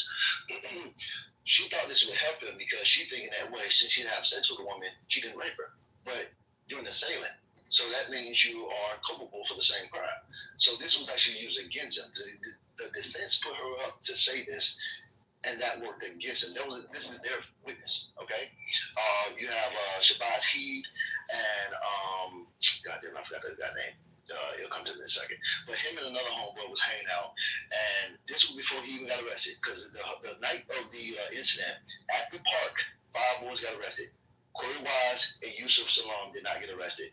It was Kevin Richardson, Kevin Richardson, Clarence Thomas, Steve Lopez, and Raymond Santana, and one more guy. I can't remember off the top of my head. But anyhow, they got arrested that same night. Okay, so 5 of the boys they got. Real fast, can I read you? Let me finish it real quick. Yeah. Hold on, stop. Let me finish it real quick. Sorry, I thought out real quick. I got you. Just hold the spot. Give this man blue balls. Let him finish. Go ahead. Yeah, let me finish, please. Yeah, so those boys got arrested that night, okay? Like I said, they were saying shit before they even got, found out the woman. Anyhow, between that time, Corey Wise was free.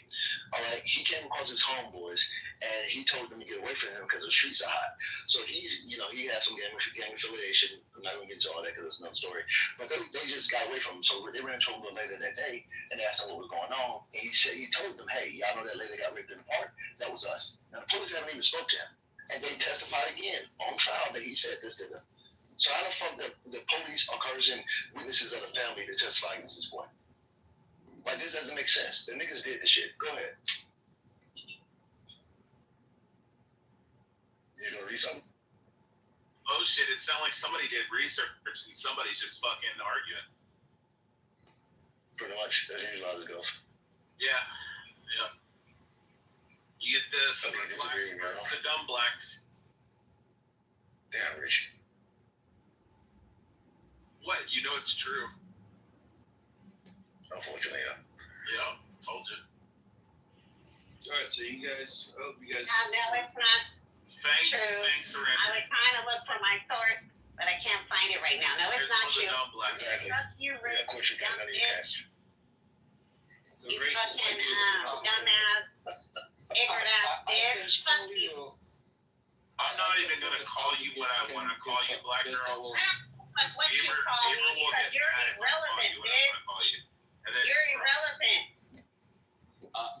tell you how you can get You use that word wrong. It's relevant. Cut off your balls.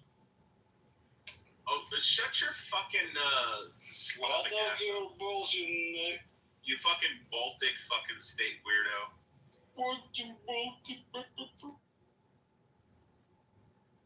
Fucking gay Georgian. That is American like you. Retard. Ray, since you're here, let me address this real quick. This is not message 1.5. Gotcha. So when we talk about making America great again, are you racist? That's black girl. Racist is black girl because he's black man. Blacks cannot be racist. That makes sense Is for that Vince. true? No, I know. He said you're a black man. You're racist against black women. Wait, black girl. Black people can't be black. Black people can't be racist. Black people can't be black. Okay. They can't be racist. You know what I meant. Can black people be racist? You fucking daywalker. Yes, they can be racist as well. Oh. No, they didn't. Of course they can. Black people are racist all the time. No, I don't agree with that. That's true. Do you believe Nigerians, Egyptians, even dark-skinned Latinos, do you feel like those group of peoples can be racist? And Arabs? Yes. Well, if you believe that those Americans, if you believe those group can be racist, 24% white, so they can be racist. Exactly. On average, African Americans are 24% white. I was leading with that. So yeah, I know that's how they can be racist against black African Americans. Hold on. Black girl. If a white person owns a restaurant. Black girls aren't white. If a white person owns a restaurant and only hires white. All right, Rich, go ahead. You ask. So if a black person owns a restaurant, something. Okay, so if a white person owns a restaurant and only hires white people because they don't want to hire black people, are they racist? No. Yes. No. If a black person does the same thing, they're racist. Hold up here. The Mexicans, they hire their own people. The Asians, they hire their own people. So, it is what it is. They're not racist. I mean, if you're not in those Spanish. Because they hire their own people. They hire people that speak Spanish because they sell Spanish food. So people that come to their establishment. You all just hear what you want to hear. You got people at Chipotle. You got people at Dollar Tree. All these stores, they don't even speak English, and they work. Why? Because they have a Spanish manager in the back that wants to give them a job. So please. Black girl, listen. Again, you guys just hear what you want to hear and you respond. Listen. If a white person owns a restaurant,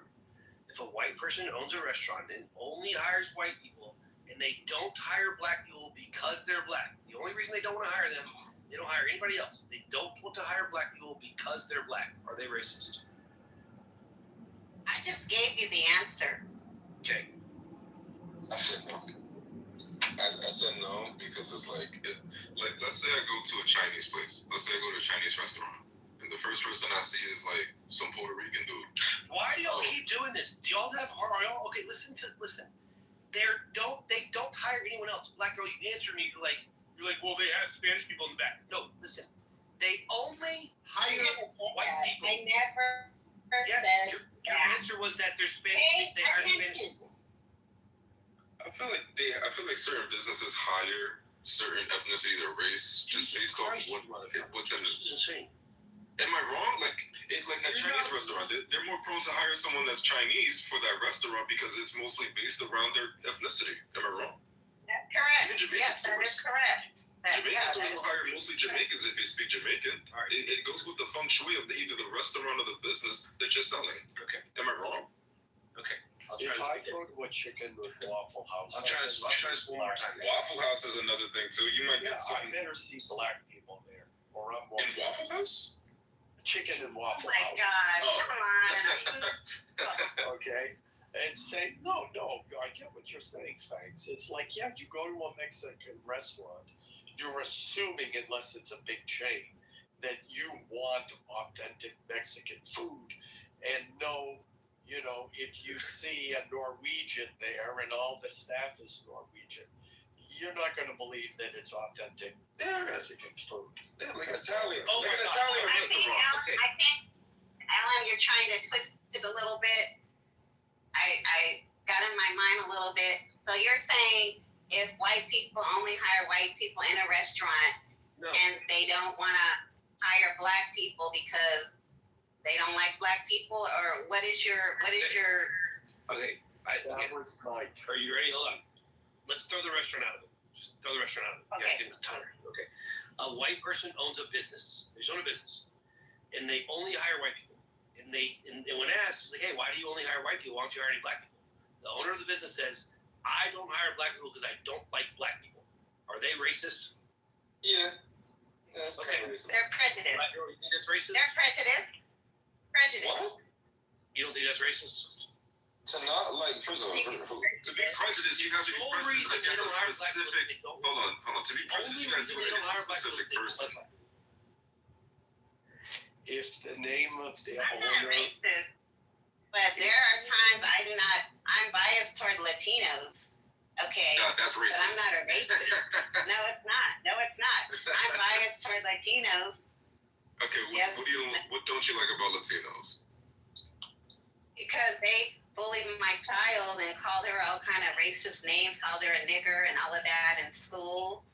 So I have a right to that's those Latinos. Don't get mad at all of us because they got a right. No. I didn't say that I hate all Latinos. I said I can get biased toward Latinos. You got to pay attention. I know that every Latino is not like that. Yeah, but you said I know every Latino is not like that, but I can get biased. Hold on. Listen to what you said. You said, "Oh, I'm biased towards Latinos because those Latino kids bullied my kid."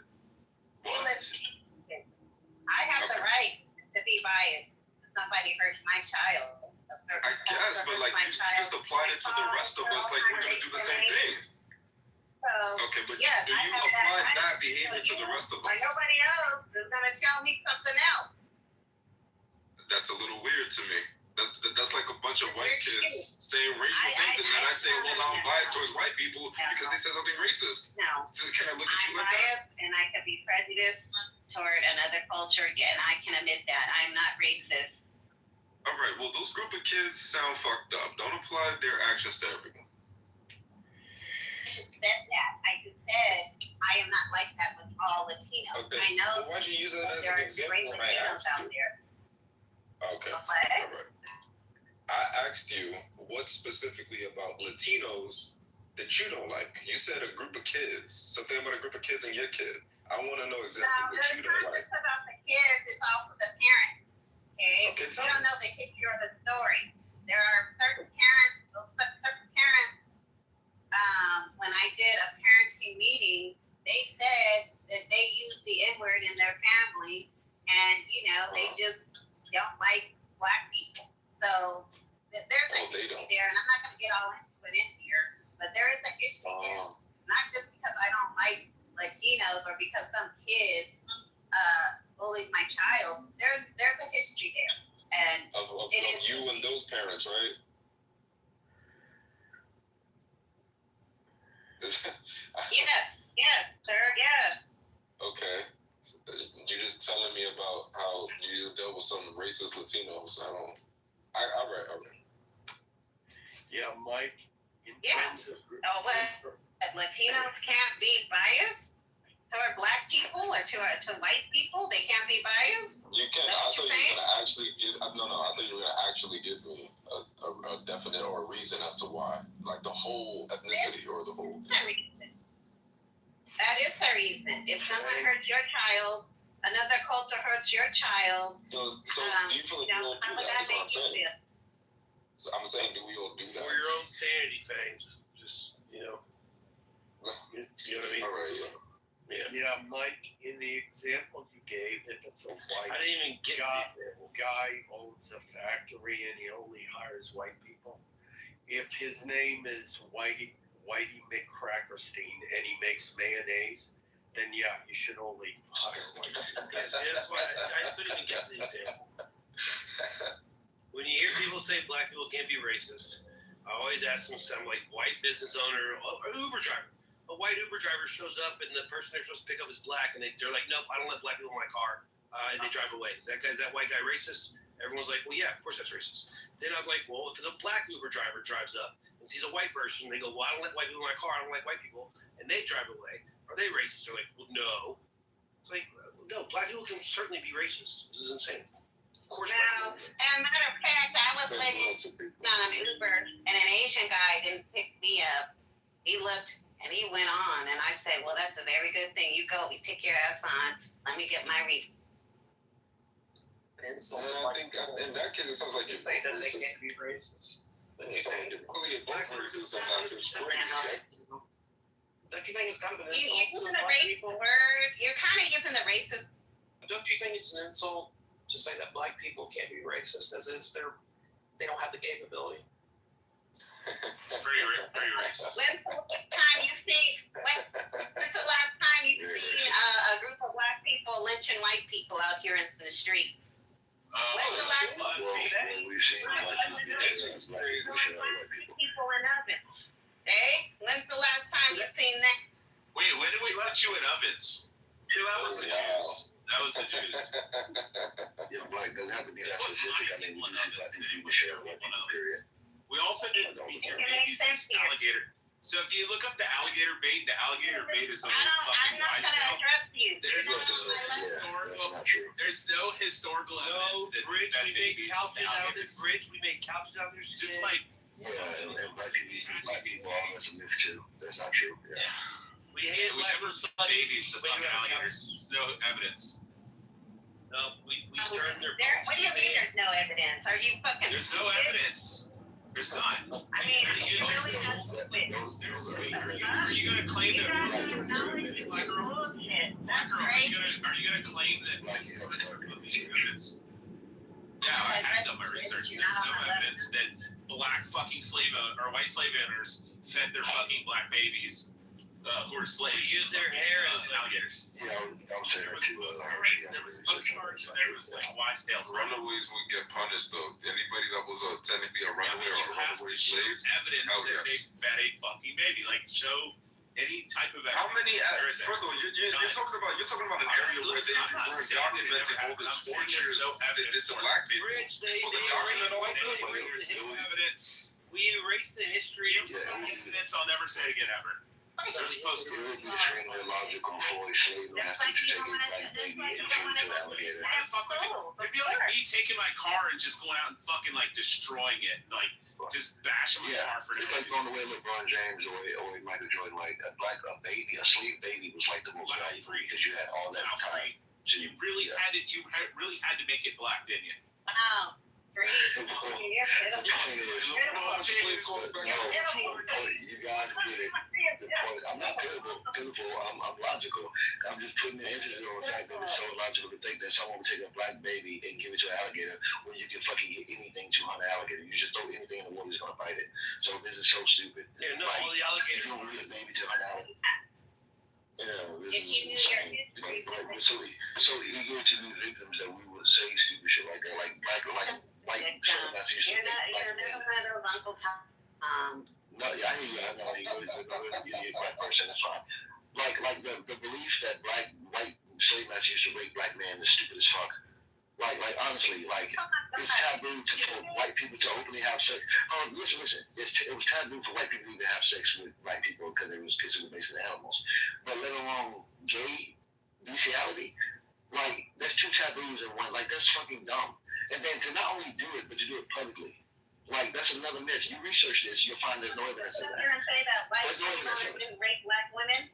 Are you going to sit up here and say... I said men. Not black women. They definitely did that. But we're talking about men. They did not rape black men. They did both. They did not rape black men. They did not rape black men. This is stupid. And what happens for us as black people to brag about... Like in the back. No, Jesus Christ. There was no butt breaking in the sense of where they took black men, put them on display, and raped them publicly. That's not a thing. That's what butt breaking is. Even if a white back in the day, if a white lady was to ever conceive a black child, you know what they do to that white lady? They would beat the shit out of her until she died. They definitely would kill the man. Yeah, the man would die too. Yeah, they would kill. They would maim the fuck out of him. You know, there was something like 5,200. What they would do is lie and say that the black guy raped her. Total in the U.S. Could you tell me, like, that was in movies. Good morning to the dominant white race. That's stupid. How you doing? Good morning. How can you guys say that black people are racist? This is very. So what y'all crackers talking about this morning? You know how we can say it? We move our. Oh, are they talking about themselves? We're disagreeing. No. We're disagreeing. Black people can be racist. That's how we. No, they can't be. The way speak. Damn, white people have no decorum. It's two crackers talking to me. Pierre, do you believe black people can be racist, Pierre? Absolutely. Yeah. Thanks. That's all we're saying. We're just. Yeah. Let me get my races on. I'm racist as fuck. We all got a little bit of it. They be trying to tell you, oh, you could never be racist because it's systematic. Bitch, if you don't get the fuck on, that's a cracker right there. But now the real question is, who's better at it? But I'll tell you this. You never. Well, they are better at it. I ain't gonna lie. They got a monopoly on the races. Okay, that's the number one fact. You've never seen a whole race of black people hang white people. Where the fuck are you from, bitch? Where the fuck are you from, bitch? I just know it's a trailer park somewhere. Is you an 8 Mile, bitch?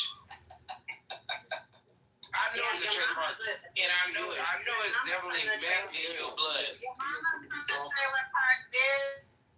Where you from? You from the suburbs? No, I'm from our.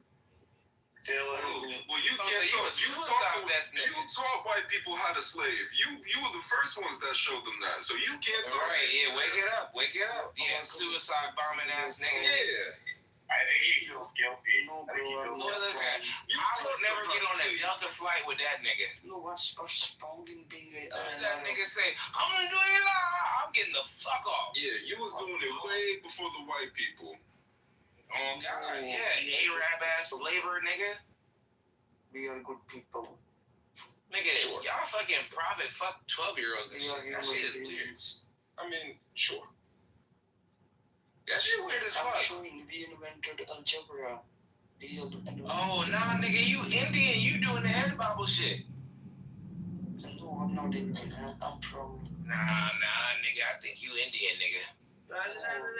Don't disrespect. Nah, he a ding-a-ling-a-ling.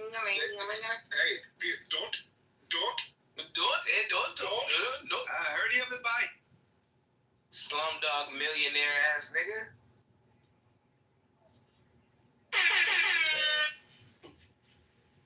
Yeah, nigga, we racist in this bitch. I don't give a fuck. Fuck them crackers. That's crazy. We in America, goddammit. This is my American freedom. I live in the best country in the world. America's the best country in the world. Yeah, nigga, we'll blow your face off, bitch. What about the door? Don't come through with that suicide vest bullshit, nigga. We'll blow your shit off. I'm just saying, nigga, we the most armed country in the world. Bitches than normal. For now. Man, nigga, we got more straps than anybody. That's the bomb. More than China? More than Korea? Their citizens don't got guns like that, nigga. Korea? Oh, wait, they're citizens. They said a citizen, my fault. Frank की गल कर रहे हैं. Frank, what are you talking about? It's just ironic that you all want to throw up, can black people be racist? Why are you asking me that? Because white people are racist? Where I said white are racist. I mean, everybody is included. Everybody is included in being racist. If you exclude yourself, I'm not racist.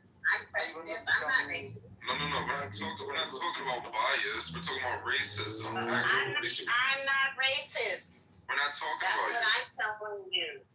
But we're not talking racist at all. Congratulations, you're not racist. We're not talking about it. Thank you. Why doesn't it being racist. It makes no sense. I'm not talking to you either. This is just random.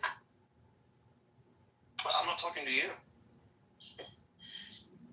White people are the best people in the world. You're not talking to me. I'm not talking to you. So there. Oh boy. Why are you muting? Go fix the Slurpee machine. Are you afraid of me?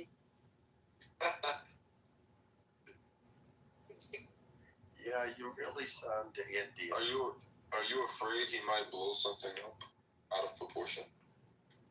Sam, what are you talking about? I'm trying to have your side. What are you trying to help? I'm just trying to help you. In what thing? In what team? In which thing you are trying to help me? I don't understand. In what you are trying to help me? In what? You are trying to help me. Yeah, I want to help you. In which thing? In which team? I don't understand. I don't understand what thing. He wants to help you, Apu. How help me? Well, we're trying to help you now. We're trying to pass this deal to open the Strait of Hormuz. I'm not from Iran. I'm from Arab world. You from where? I'm from Morocco. Jabal Fonse. Est-ce que tu parles français? Français? You from France? No, I'm from Morocco. Morocco. You have the Canadian flag out. I would have thought you spoke French. No, I live in Canada right now. Basically, I'm from Morocco. Comment tu vas, thanks? Comment tu vas, thanks? Ça va. Comment est ta journée? Voilà. Est-ce que tu parles français? Oui. Oh, c'est bon, mon ami. Why is someone looking at me right now? These people think. These people were criticizing the Arab people. Don't know why they hate Arab people. No, we didn't say that. We said that Arabs introduced slavery to the Europeans, and then they got it from y'all.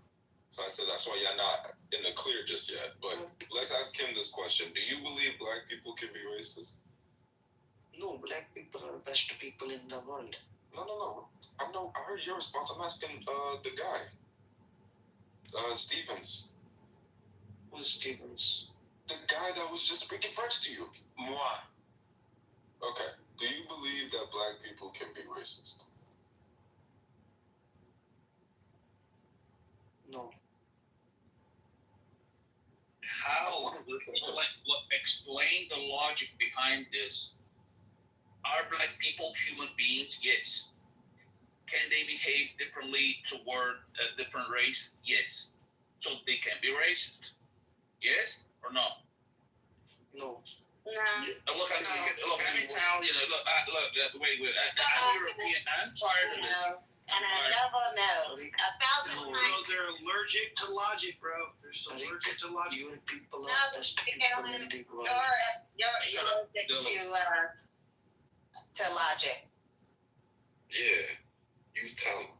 See, no, you're right. The logic is that you have to have power in order to be racist. Otherwise, it's just prejudice or bias. You have to actually be able to affect someone's life in order for you to be racist. Okay, so Alan, let me ask you this question. So the rednecks that live in trailer parks that are one of the most racist people in America, they don't have any power to really do anything, so they can't be racist. They're just prejudiced people that just hate blacks. The hate that they have for blacks, it's not racism, it's just prejudice. That's what you're telling me. Yeah, but see, you're forgetting that What am I forgetting? all white people benefit from. Are you from China? Even if they don't participate in it directly. So how would, okay. So, pardon me, because you have white people from Italy, you have white people from all parts of this country that come here and don't have those same benefits. So please explain to me that how they're benefiting off of everyone else and not the white people, because it sounds like they're benefiting from the lower class versus an individual race. You're brilliant, Alan. Yeah, but see, things what you're forgetting is there's this amorphous, magical thing that's in the air that so that even those white trailer trash, even they still have benefits of being white. You just. What's the benefits? What's the benefits? Oh, yes. They don't. Oh, for example, if they get pulled over by the police, they don't get shot. And that's not a benefit, bro. That's not credible. Well, and you're forgetting about the free money that the government gives all white. What free money? If they can answer the question of the room. What free money? You mean EBT that you got to pay off later? That's not free money. No. We get free money from the government. What free money? Well, I wasn't supposed to tell you. Are you Chinese? Hold on. What free money? You acting like it comes from direct deposit. Where? What are you talking about? Man, you happy? Ain't no free money. Listen, I don't believe anything I'm saying. He's asleep. Dylan asked the question or something. Alan, I don't believe anything. I have a question for you. Yes. Alan, I have a question. I have a question for you. Yes. You know pyramids? Who built the pyramids? Painters. What? They weren't slaves. Bullshit. White people built this. It was the Jews. The Jews built the pyramids. How come they built the pyramids? And they Give me the paid technique. workers. Bring the technique. Yeah, you're gonna have to talk to somebody off Clubhouse for this question. The Jews were the These slaves. people in here they're just mind is fucked up. Like, I've actually sat with some white people, and they have told me that they felt privileged, that they are privileged. Why is you So you're gonna have to talk to a group of people that have logic. We got it wrong, Black. Tell me what you want to hear. Talk to fucking liberals. Y'all are. They're just telling you what you want to hear or what they think you want to hear because they're too No, I cowardly. don't think so, because I didn't hold up here. I didn't ask her to tell me anything. She told me on her own in a group. We were in a group setting. So no beaver. I don't think. How did they tell you were privileged? I have a question for Alan. And why are you The only people who tell me I'm privileged are black people. McAllen, are you black? Why are you interrupting? She told me, and she asked me what she could do to help Are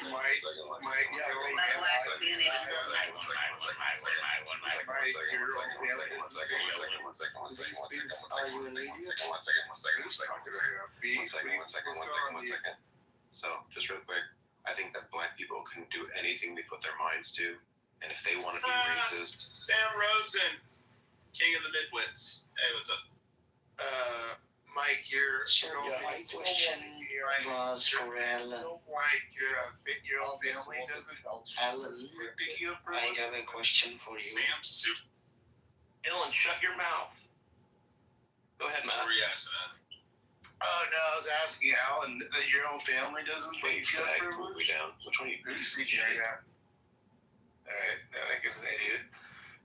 Mike, your own family doesn't say you have privilege too? What's going on? No, they don't. At least Yeah, what kind of family do you have? Holy shit.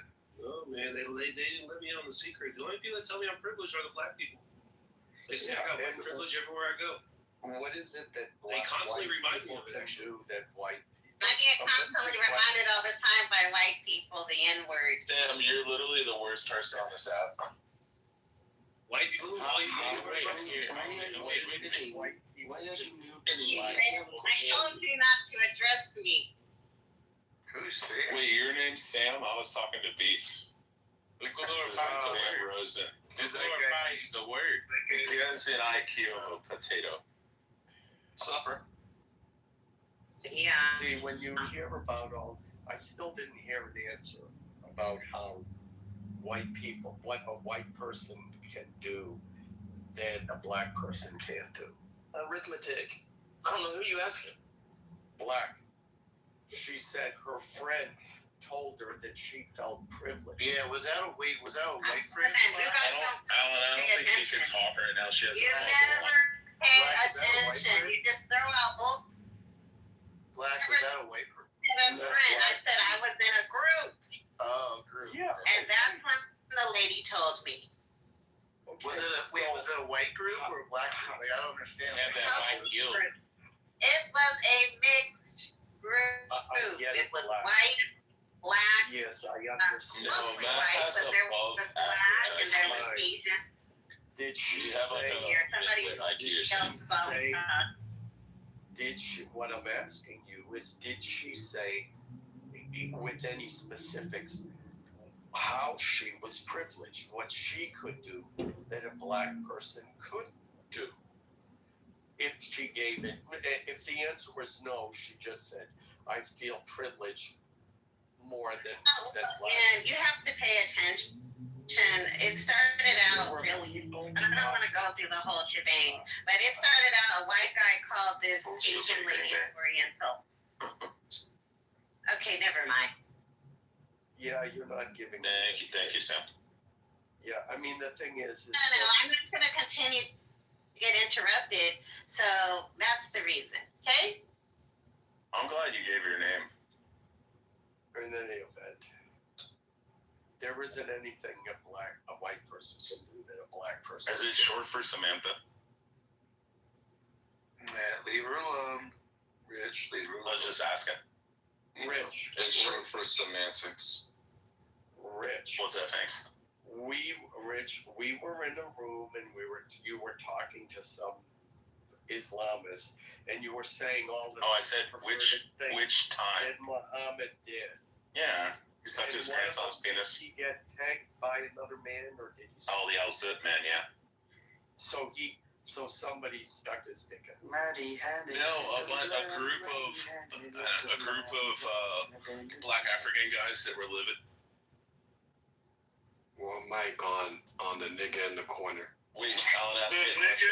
One mic on the nigga in the corner. He's about to sing a song. The one that spells his name Dylan wrong? One night on the nigga in the corner, man. Go ahead. That's funny as shit. Let him sing. Let him sing. Go ahead, Dylan. Mary had a little lamb, Mary had a little lamb, Mary had a little you did lamb this. with pork.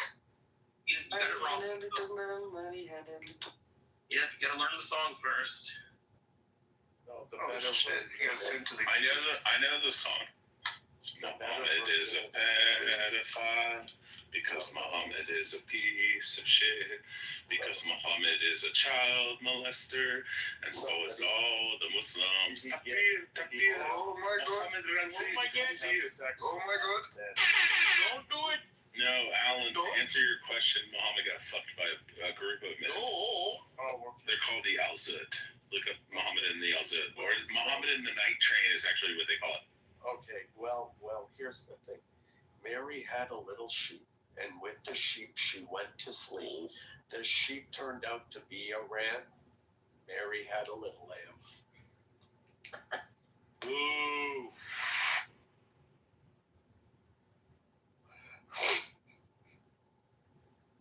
That's from an album I bought. I thought it was a jazz album, and it was actually a black jazz band that they would play songs and then tell dirty jokes in between each. Alan, remember your dead Armenian grandmother hates you. What? Why are you saying that's so random? How dare you insult Mary? Hey, look, fuck all that shit. I'm about to read. What did I insult? Can black people be racist? The answer is obviously yes. I'm a black person. I'm fully black. And can hate black people.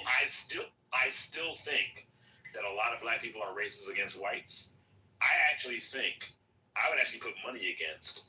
There are more black people racist against whites than there are whites racist against blacks.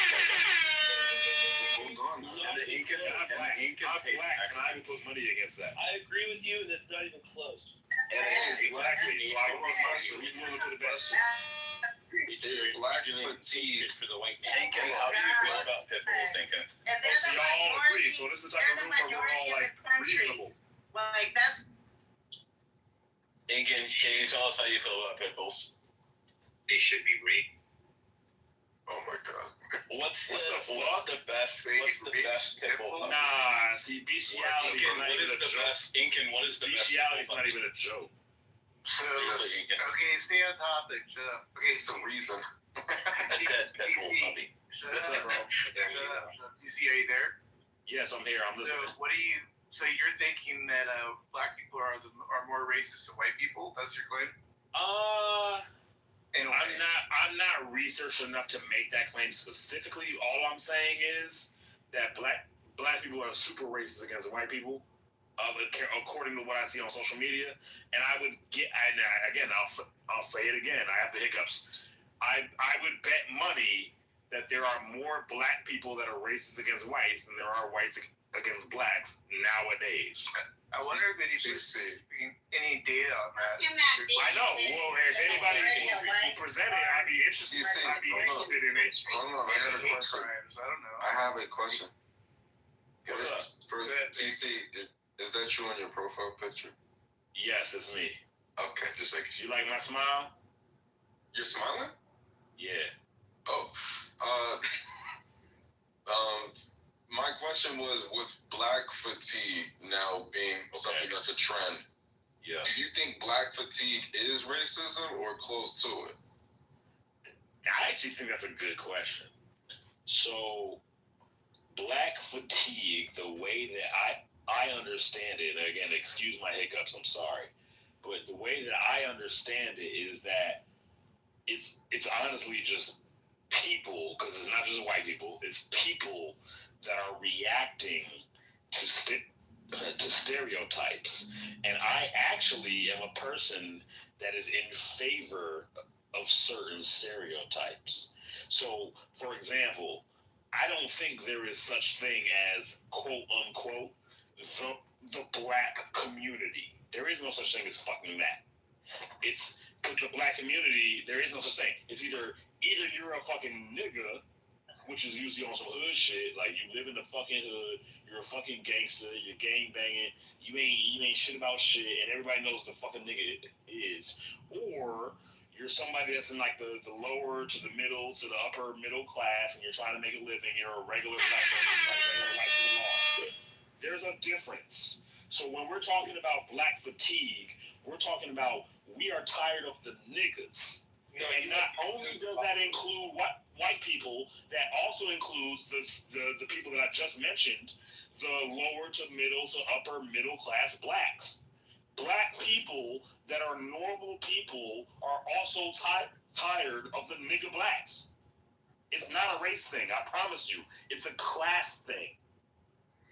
And that's my land. Yeah, but I agree with you, TC. However, here's the distinction. And I'm not saying you do this, but I see this all the time. The upper classes of the black community will defend the behaviors of the lower classes because they feel like they have to stick together. Instead of condemning those behaviors, they will stick up for them. Whereas in the white community, it's like we call the lower classes white trash. We call them rednecks, and they get ostracized for it. Okay, so I'd be willing to accept what you're saying, but hold on, TC. Shout out to them Crips, nigga. Okay, we rolling over here, nigga. We gang over here, nigga. Yeah. Shout out to them Crips, nigga.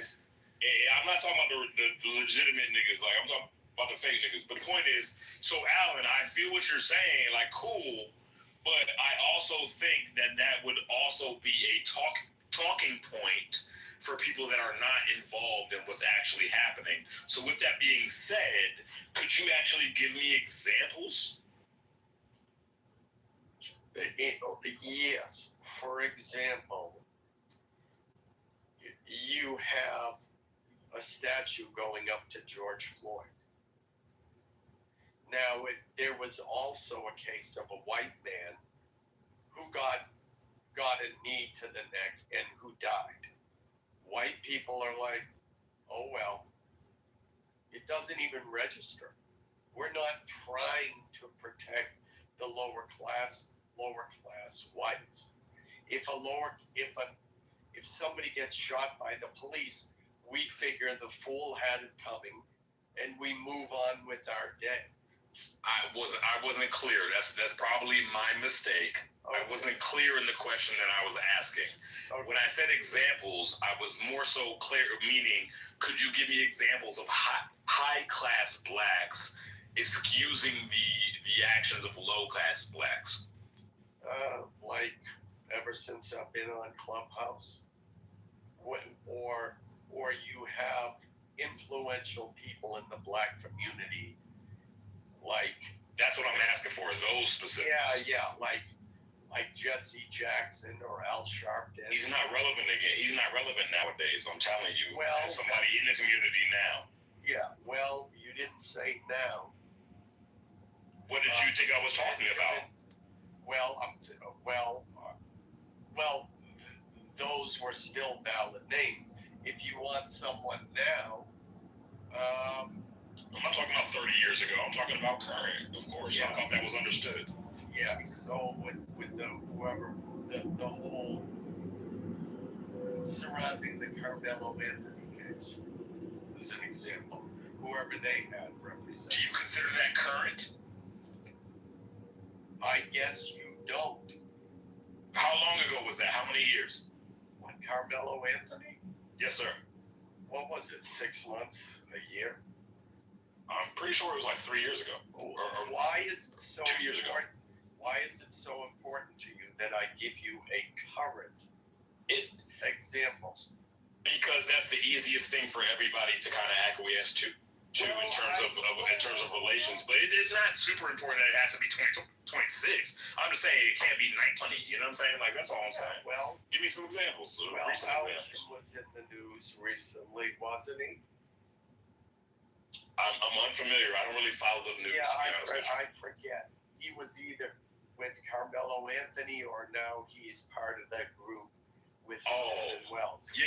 He was like arguing on his behalf. Yes, sir. Yeah, you're right. Yeah. Right. Which, by the way, I mean, I'm not trying to derail the conversation. No. I disagree with the Carmelo bit as a black person. Yeah, but see, the thing is that Wells really doesn't even fit that example because until we hear otherwise, it's most likely he drowned. What is coming up is that the narrative, we have to, we're looking for transparency because this happened in the South, and the South has a long history of overlooking crimes against black people. So we're switching a little bit, right? We're switching from Carmelo to the guy that drowned. Now I'll be. I'm not switching. I'm pointing out.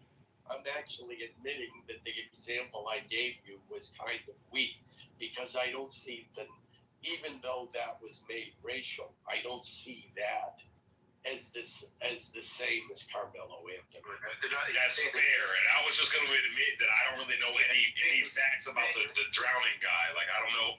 I haven't looked into that like I've looked into the Carmelo case. That's all I'm saying. Yeah, he's saying it's different in that way. But Alexander, are you there? I don't know if you're by your mic. I'm right here.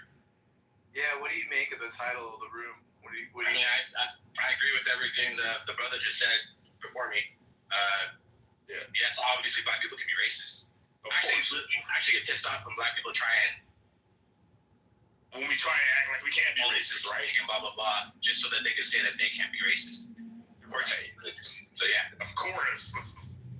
It's fucking laughable. It's literally laughable. And TC, did you watch the Chris Rock special? Give me an example of a black person. I try to stay away from what's mainstream. Hold on. Give me an example of a black person being racist. Give me an example.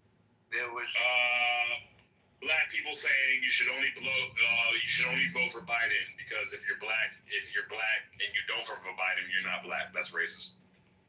And Biden said it out of his own mouth as a presidential candidate. He literally said those words. If you don't vote for me, you ain't black. He said that. That's racist. Fairness, that was a white person. Can you think of a black person? What I'm saying is any black person that would parrot that, which did happen during those times, trust me, I was in those communities, and that's racist. calling white people crackers or pale or No. She asked for an example. I gave her Where an a example. black person is being racist. Show me an act. Show you An actual a act. what? A what? Show me an act where a black person An act. is racist. ACT. Is that what you're saying? Hey, what about when you stabbed that white girl on the train? No, I'm serious. Is it? I'm white girl. I didn't hear her correctly. Did she say she's asking for an act? Yeah, she wants like a law. She wants like a law, but she can't give a law of white racists in law 1955. Wait a minute. Black, are you being serious or you just kind of being funny? Get out the way. Are you being serious or funny? I'm being serious. Give me an act. Are you asking because you believe it's not possible? An act. A crime. Something showing where a black person is being racist toward white people. Are you asking because you think it's not possible? Yeah, that's her claim. Yeah. I'm asking, take it how you want to take it, brother. Affirmative action. No, I'm asking for your reasoning. It's not unreasonable for me to ask for your reasoning. DEI shit. No. Please, nobody else interject. Black, I just asked you a question. It's not rhetorical. Are you asking because you believe it's not possible? Black, I'm asking you directly. I am one of those who believes that black people be racist. Yes, I am. Yep. It broke up a little bit. I'm not trying to be difficult, but are you saying that you just said, I believe that black people can't be racist? Like prejudice. Okay, it's breaking up a little bit. That's all I'm saying. I'm trying to get clarification. I think you said prejudice before. Like that's what she's used before. So yeah. Well, what she's describing is prejudice, so that's fine. And there's nothing wrong with that, Black. I'm just trying to get clarification on what you said. Yeah, because I don't want to accuse you of some shit you ain't saying. I'm not gonna lie. I can be prejudiced and biased. Yes, I can. Yeah, you just don't think black people can be racist. Not racist. Got you. So with that being said, what is your definition of racist? I mean, that's a direct question to you, Black. My definition basically goes systematically. So basically, you have never seen a whole race of black people lynching white people. Okay? You have never seen black people throw people in ovens. Okay? You've never seen black people up here where there's laws against Caucasian people. Okay? That's what I'm talking about. So what I'm saying is, if me and you are standing outside right now, we're right next to each other, and we got two white men in front of us, right? And I say to you, one is racist and one is not. Like, what am I telling you that? What is the distinction? Like, that's what I'm not getting. Like, if one of those white men says, "Yeah, I'm racist," what about him makes him racist?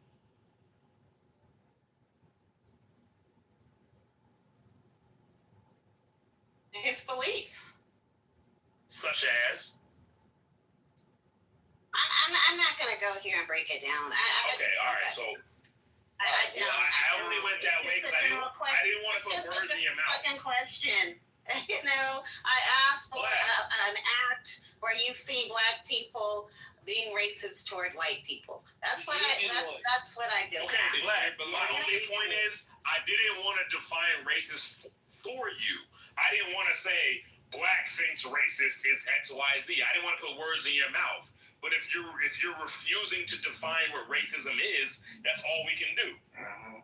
Hey, Mike, Mike. Do you feel me? Yeah, Am I being unreasonable in my logic? No, she gets it. Mike. No, I'm asking her though. No, you're good. She doesn't want to talk. You don't speak for her though. Yeah, I do. I speak for her now. He speaks for you, Black? Yeah. Mike. Yeah, he I'm does. asking Black. Yes, he does sometimes. Oh, damn. Y'all must be like that. Okay. My fault. I didn't know he ran it like that. Yeah. Shout out to you, Doctor. I run it like that. Okay. Mike, what did you say?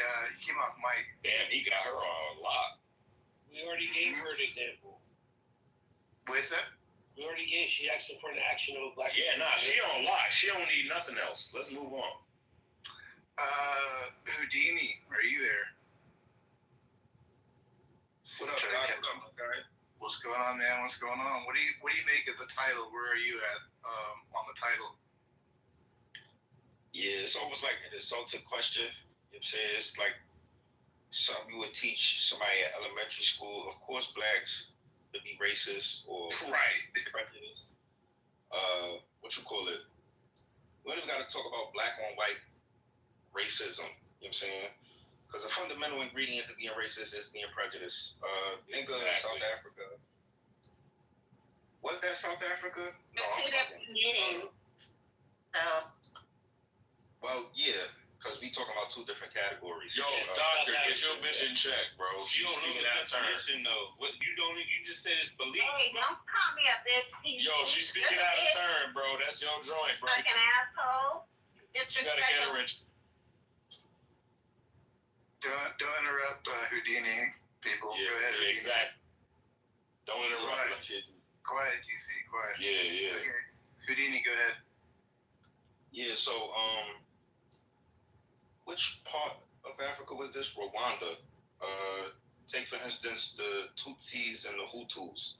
She was just mentioning, essentially institutional power. Like she's never seen black folks essentially wield institutional power to prevent someone from, say, getting a job or living in a certain area or attending a certain public space or setting.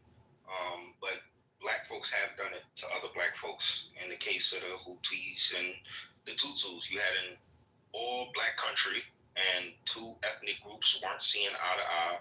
So one engaged in behavior that was no different from what the white man put African Americans through in this country. They attacked them wherever they seen them. It was actually a bit more senseless what they did in Africa. They, beheaded folks and just murdered them indiscriminately. So yes, there are black people that can leverage institutions to persecute another group simply on behalf of, beliefs they hold about this group. I don't even think this should be like a long conversation, but to answer your question, that's where I stand. Great quote. I'm talking about Africa. I'm talking about people in the United States. Just listen to that voice. Okay. You can't get the fuck up out of here, bro. Like me. Okay. We could limit it to the United States. Exactly. Why wouldn't we? Whilst I support the Nation of Islam, right, and what they represent, frankly speaking, they're a racist organization. They promote the belief that the white man is the devil incarnate. Now, I once heard that an organized lie always beats a disorganized truth, and a good lie will always have some element of truth in it. So, they've taken a lot of different elements of truth throughout history and used it as something to support their argument that the white man is the devil incarnate. But essentially, they promote that the black man is God, right? That they are superior to the white man. And, they have a whole curriculum supporting why they believe this. So, if you want to talk about racism from black folk, that is it right there. There's an inherent belief in your superiority. What I'm talking about is an act. An act that they have done. That's a belief. They believe that. They may believe that. But what have they done to white people? Okay. So what you're talking about doesn't meet the criteria of the definition of. Hold on. What you're talking about doesn't meet the criteria of the definition of racism. You yourself said earlier, right? When you were responding to, who was it, TC? He mentioned two white individuals standing in a specific place, and he said one's racist, and he's asking you to, essentially outline what that means for him. And you said, well, what makes him racist is his beliefs, right? So as evidenced by what you said earlier, that your beliefs are what make you racist. But I just want to address the perspective that she's coming from. Ben Shapiro, whom I'm not a fan of, but nonetheless, he an intellectual. He put the bed. He had a debate with some Black Lives Matter folk, and of course, you know, I'm rooting for my own people, but they got fucking obliterated. Like, no bullshit. It wasn't even a debate for real, for real. Long story short, though, they came from the same perspective you came from. Like, somewhere post the 60s era, I think it was the Panthers that came up with this definition. Like, racism is prejudice plus power. Now, you won't find that in Webster's dictionary, right? Hence, white people being lost as to, like, what you're saying or the angle you're coming from when you communicate this, right? But there are a demographic of black people that believe this. We can be prejudiced, sure, but if we don't have the power to, you know, be consequential in our prejudice as white folks do, then we're not really racist, because in what way do we actually affect your livelihood?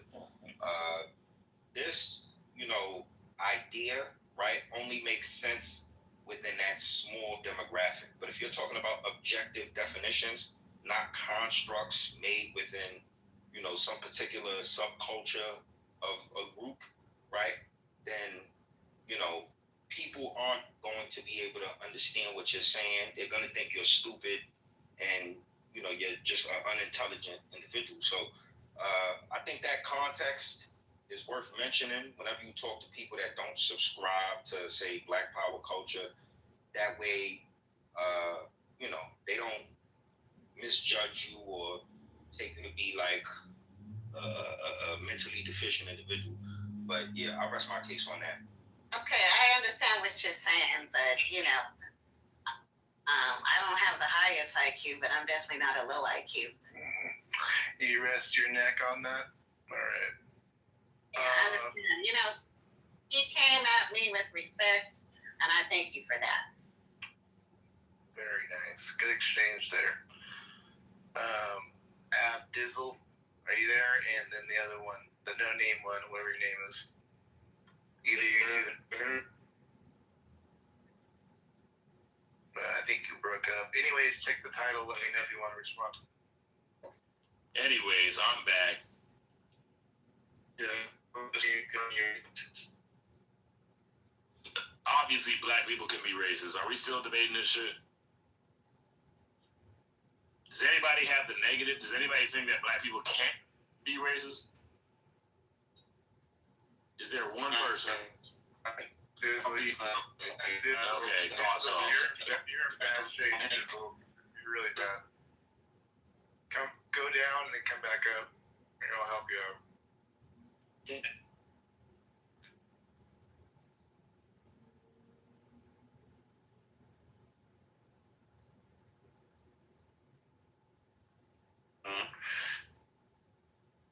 Okay, try it next one. Alright, it's a little better, yeah. Try that out. Wait, was I in the Matrix? Is that what y'all thought? As you see, it was the Dizzle guy. Oh. Or whatever, I can't. The point is, black people can be racist. Is there anybody arguing the opposite? Not one person? So why is this the title? We should switch the title. This is such an obvious title. Everybody agrees. If everybody agrees black people can be racist, like, it's not a good title. Not everybody, because not everybody answered the question. Shout out to Millie. Shout out to somebody else, Peter. Dizzle, you're a mess. Holy shit. So who is not everybody black? You're making the claim that not everybody is. So who's the person that doesn't agree?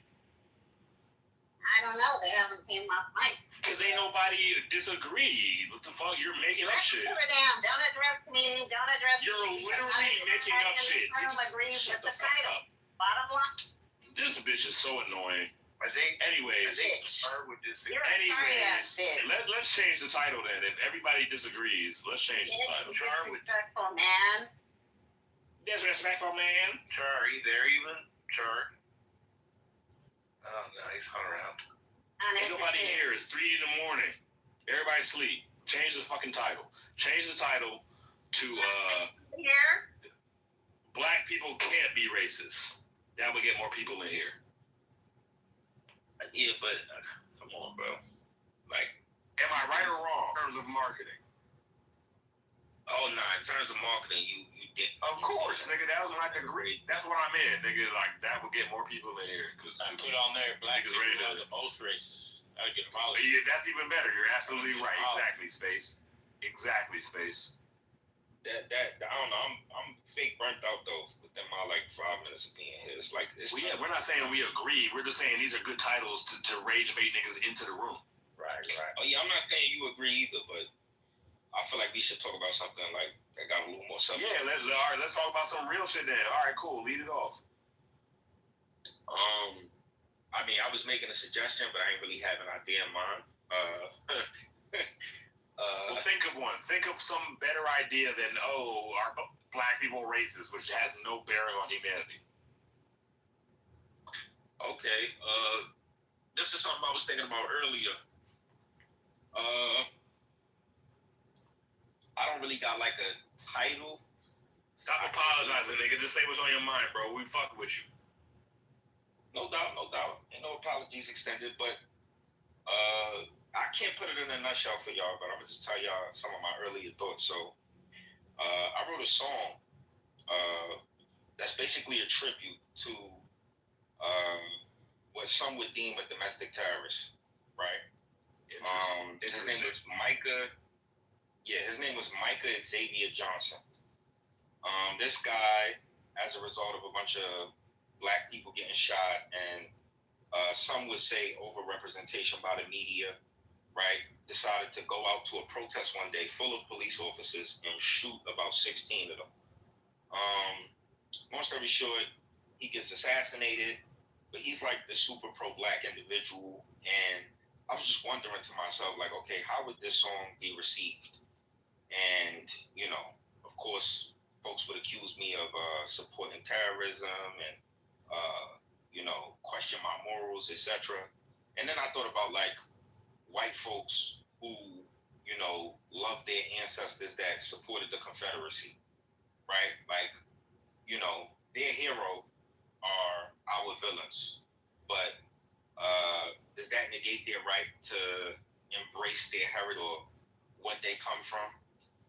And I guess it just brought me to the conclusion that maybe I do support, you know, white folks embracing their ancestry, even if their history happens to be something that inconvenienced my people. So I don't know how we would like give that, you know, a concise title, you know, but that was my thoughts earlier. Like, should we support white people being able to, you know, love on their Confederate ancestors and some of their racist forefathers whom laid the groundwork for the country that they get to enjoy at present?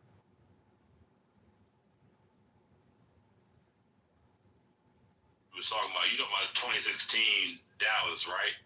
Yup. Yeah. So for me, I'm a conspiracy ass nigga. So when I look at shit like this, I look at it like this nigga had some shit and niggas needed to fucking kill this nigga because of what he had. So I'm probably not the right nigga to talk about with this. Or maybe I am the right nigga to talk about with this, but most people don't want to hear it. But what is your because I don't want to misconstrue. What is your ultimate, like, if you were to boil it down to one question or a sentence, like, what is your ultimate point about that situation? Yeah, that's what I was trying to formulate, like some kind of concise title. I guess it would be, should we allow people to embrace terrorists from their culture? That's the best I could come up with for now. I think I know what you're trying to get at. I don't agree with the way the question is asked, but I think I know what you're trying to get at. So it's like, correct me if I'm wrong.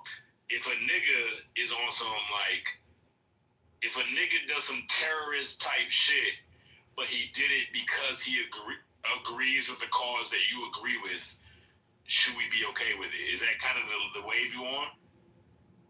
Yeah, it's along the lines. Similar, right? Definitely. Okay, I kind of get where you're getting at. Does anybody else want to chime in? Like, is anybody else awake? I guess not. Like, if I'm a German, right?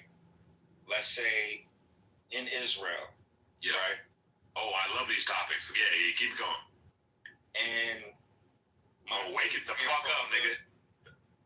His, son and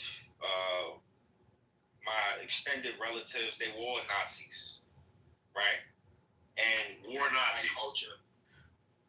Yeah, that's my culture. Maybe they sent Jews off to the gas chamber, but they supported the Nazi party. They're the opposition. I got you.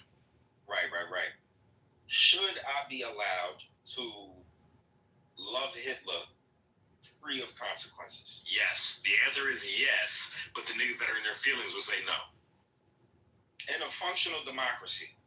In a functional democracy, to a letter to the T, the answer is yes, unequivocally. Okay, so if that's the case, right? If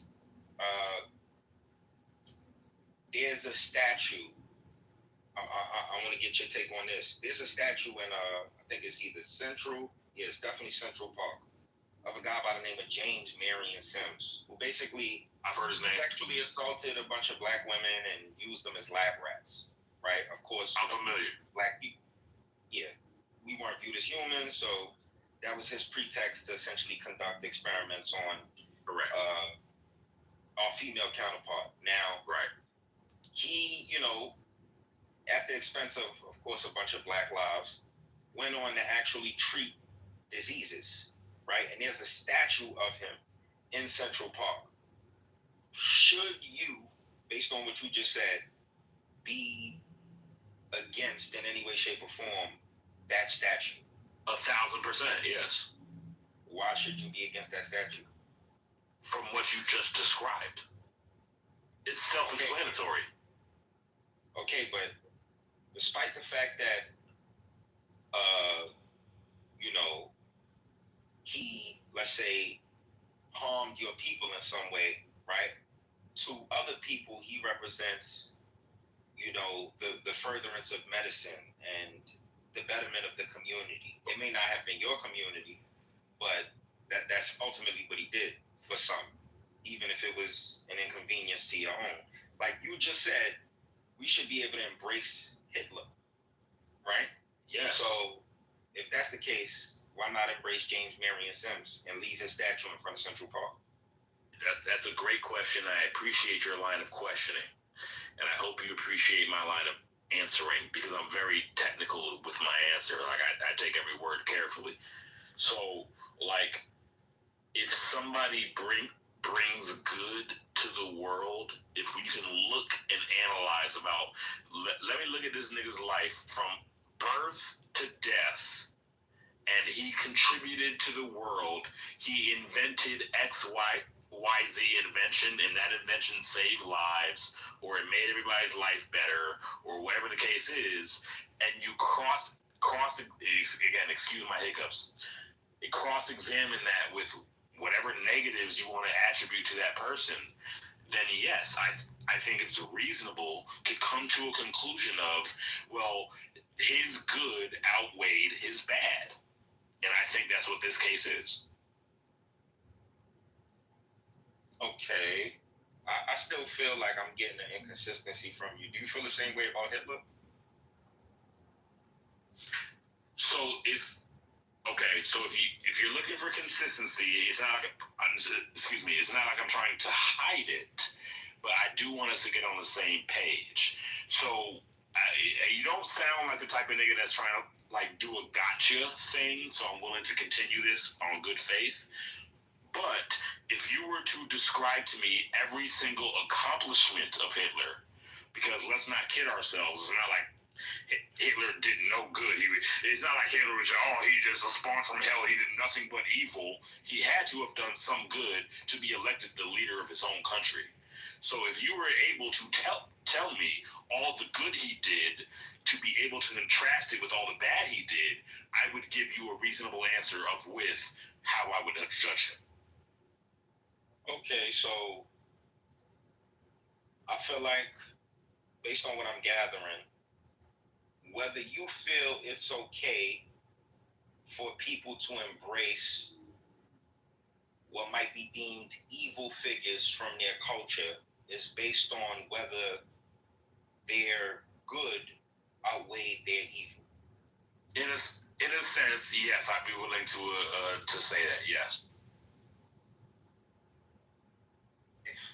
But what if the good that he did, right, was only good exclusive to his community, but an inconvenience to everyone else's or a particular community? Wouldn't it, be subjective to call that thing a good? It's only good. Of course it's subjective, yes. Of course it's subjective, yes, sir. This entire exercise that we're doing is subjective. Yes, of course it's subjective. So what I'm saying is you would need to describe to me, this is what Hitler did good, A, B, C, D, E, F, G. This is what Hitler did bad, X, Y, Z, blah, blah, blah, blah, blah. And then I would, in turn, tell you, well, I think this outweighs this, and here's my opinion on him. That's how it would go.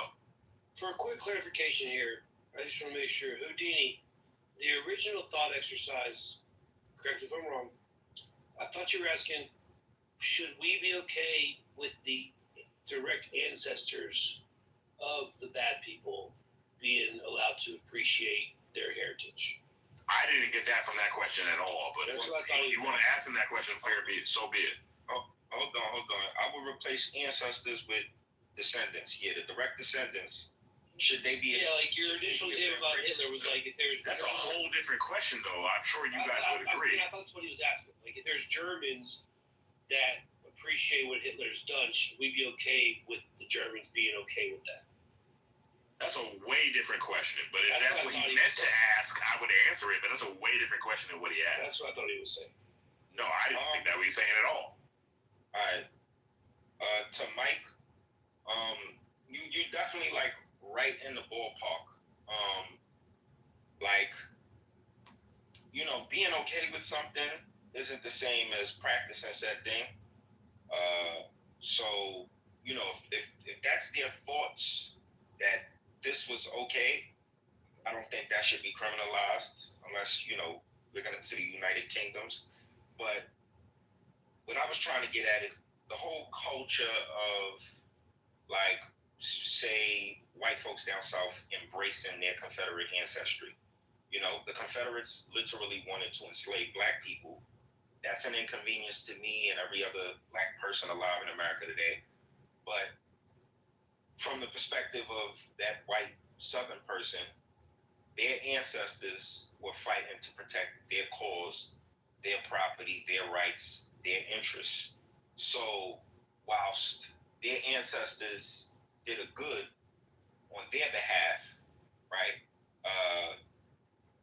the people who were inconvenienced by their ancestors' work would, of course, interpret the very same actions, defending slavery, defending the right to turn people into property, as a bad. Now, despite you seeing it as a bad, should those people be allowed to embrace or, take pride in their heritage, even if that history the answer is yes. is an inconvenience to you? Yes. Okay, so if that's the case, then the James Marion Sims statue should stay up. Yes. Well, you said no earlier. Wait, what? I don't know if you're losing track, but literally, I don't remember ever saying a statue should be torn down, but if what you took from what I said was that a statue should be torn down, then obviously either I misspoke or you misconstrued what I said. All right, well, let's move the mic around. Yeah, I'm cool with that. Thank you guys. Good exchange. Because I never said a statue should be torn down. Good exchange. Good exchange. Yeah, so I don't know where you got that from. Mickey, were you there, Mickey? Yeah. Yeah, what do you make of the title? Where are your thoughts on that? I have some thoughts, but just let me listen a little longer. No worries. Take your time. Okay. Look. I think we all agree that black people can be racist. It's a matter of what does that even mean to you? Like, I don't think anybody on stage thinks, no, it's impossible for black people to be racist. I don't think anybody has that ideology. I think that. Correct me if I'm wrong, though. Yeah, Bima, I think, might disagree. Who? You said who? Bima. Let me look. Bima. Be honest, Bima. Oh, Bima. I see it. Okay, Bima. Yeah. Do you disagree? I do. You think black people can't be racist? No, I think black people could be racially prejudiced, but I don't think that they could be racist. Thank you. What do you think the difference is? Oh, that's a good question. So we have to understand the definitions of racism, institutional racism, and structural racism, and interpersonal racism. We adding words now, girl. And then, no, we're just understanding because there's what racism is. There's meat to it, right? I'm just looking at the title, baby. It doesn't say can black people be institutionally racist. Well, it's like this. It's like you look at deeper into a word, right? That's what we're looking at. So there's racism, and then there's types of racism. So it's just getting more specific. We're being impeccable with our words, as Monica would say. Words need to have meaning, honestly. Yeah. So, what do you think? So we have like cisgender, for example. For example, cisgender. Some people think that means something. Some people don't. Like words, you can make up a word, and just because you feel like a word means something doesn't mean it actually means something. So like racism, like. It's just one type of racism. It ain't no different types of racism. It's just racism. Can't change definitions. Exactly. Racism is racism. There is no like multiple types. You should just let her hang herself. Like she was. Maybe. I'm on her side. I'm on everybody's side. His or hers. Like I'm just trying to say that there is no multiple types. It's racism.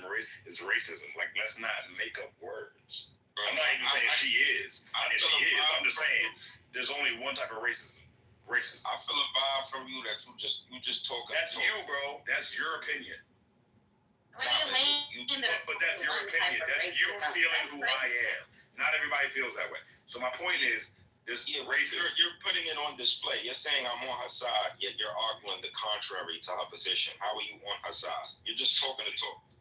You're absolutely right to call that out. You're absolutely right. God, I'm glad you said that. That points you out as a logical nigga, which I respect, which most niggas are not. So, Bima, how do you respond? But most niggas are not like that. Most niggas are just whatever. They just say whatever. So what I'm saying is, like racism, there is no multiple racism things. Man, bro, just let her chat. Chat. You're saying you're talking for her on her behalf. Like she don't need you. Bro, That's all I'm saying. Like, let her talk. Questions. So you're saying let her talk. I'm saying let her talk. We're both saying let her talk, and both of us talking. All right, exactly. All right, so let's let her talk.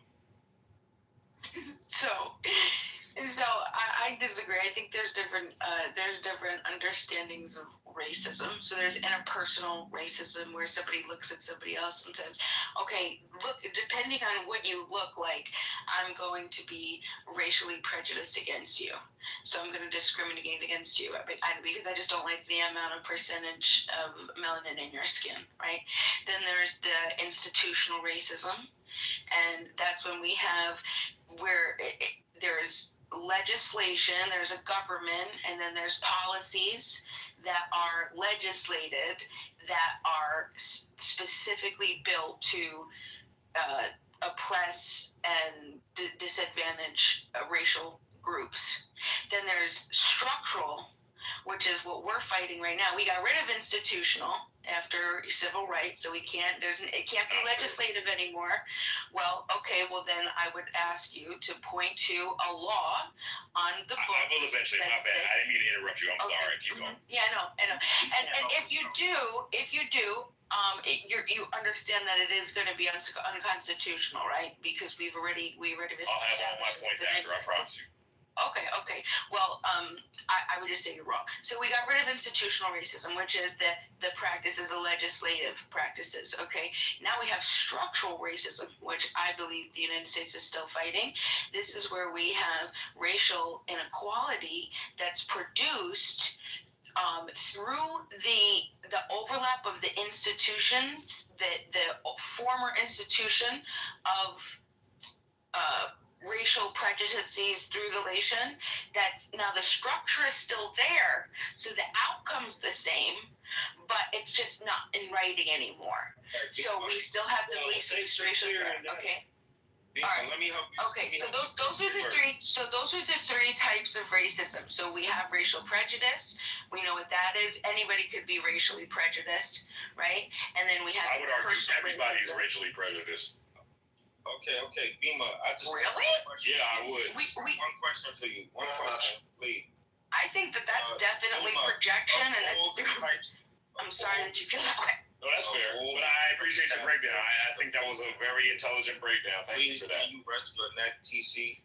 Bro, it was between me and her. It had nothing to do with you, bro. But go ahead. You got it, bro. Hey, look. I'm not even trying to troll you, bro. I respect your intelligence as well. I think you're a smart nigga. Like, I fuck with you. So, let's not be on some, like, bad terms, on some, like, we're trying to, like, kill each other, nigga. Like, I respect your intelligence, nigga. Like, you sound like a smart nigga.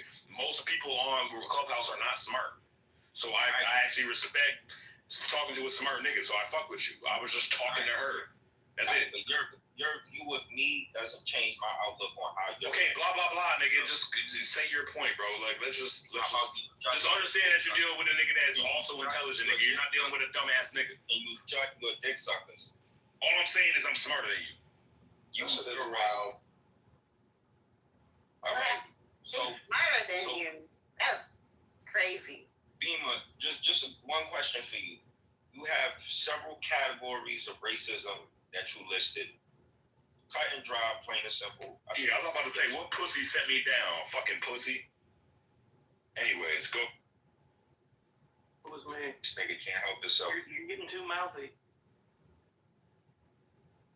Bima, can black people exhibit any of the categories of racism that you just mentioned? Well, yeah, I think anybody could be racially be prejudiced. Oh, okay. I don't think it's impossible for Black Americans to be structurally racist or institutional racist in America. I'm appreciating your confirmation. So you're saying that there's one of those categories of racism that black people can fit into? Out of all the categories you mentioned, at least one of them black people can fit into that. Yeah, anybody could. Any human being born to the planet could, right? Well, we talk about the title of the room. Can black people be racist? Well, so with that said, she agrees. Black people can't be racist.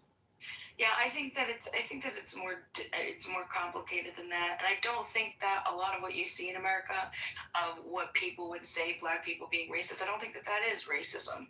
I think that is a response to racism. I think that's a lot of it's a group that's on the defense that is responding to an offense and trying to make their way into a place of safety and security.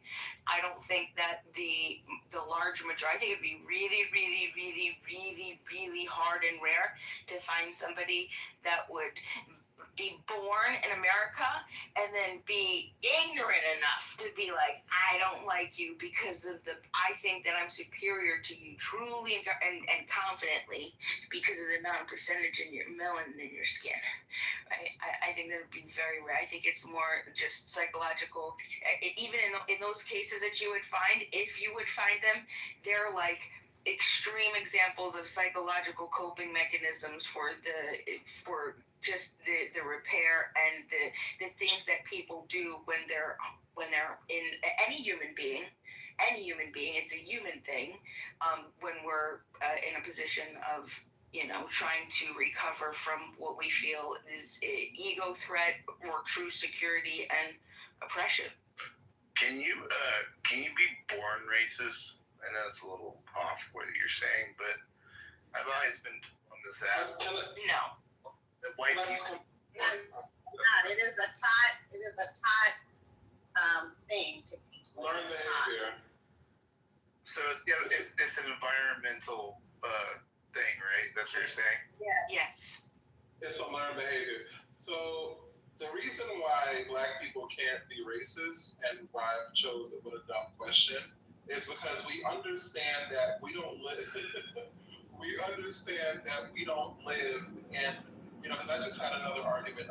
It gets so fucking annoying when people have this argument in, some sort of abstract, metaverse that doesn't actually apply to how we actually live here on Earth in America.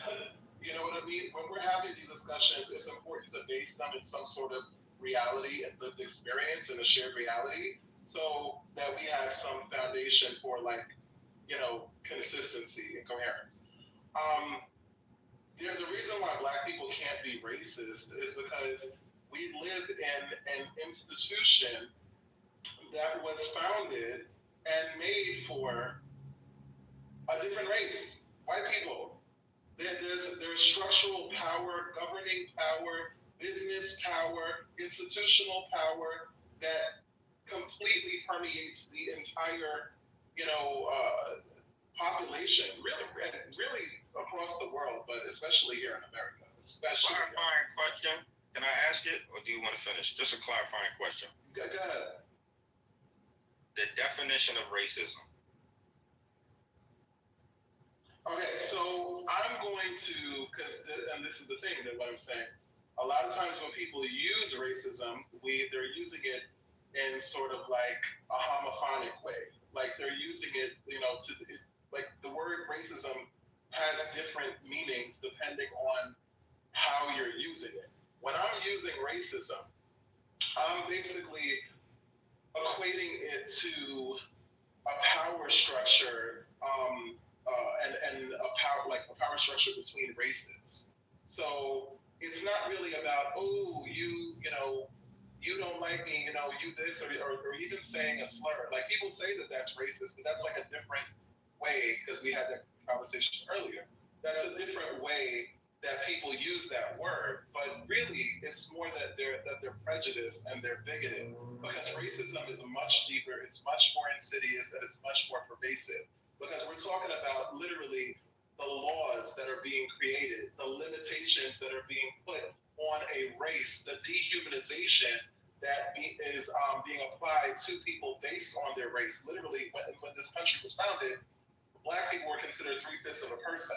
We were literally considered property, the same way that you would now consider like dogs and cats property. Shout out to Trump and his stupid ass, Somalian slurs. That's the difference.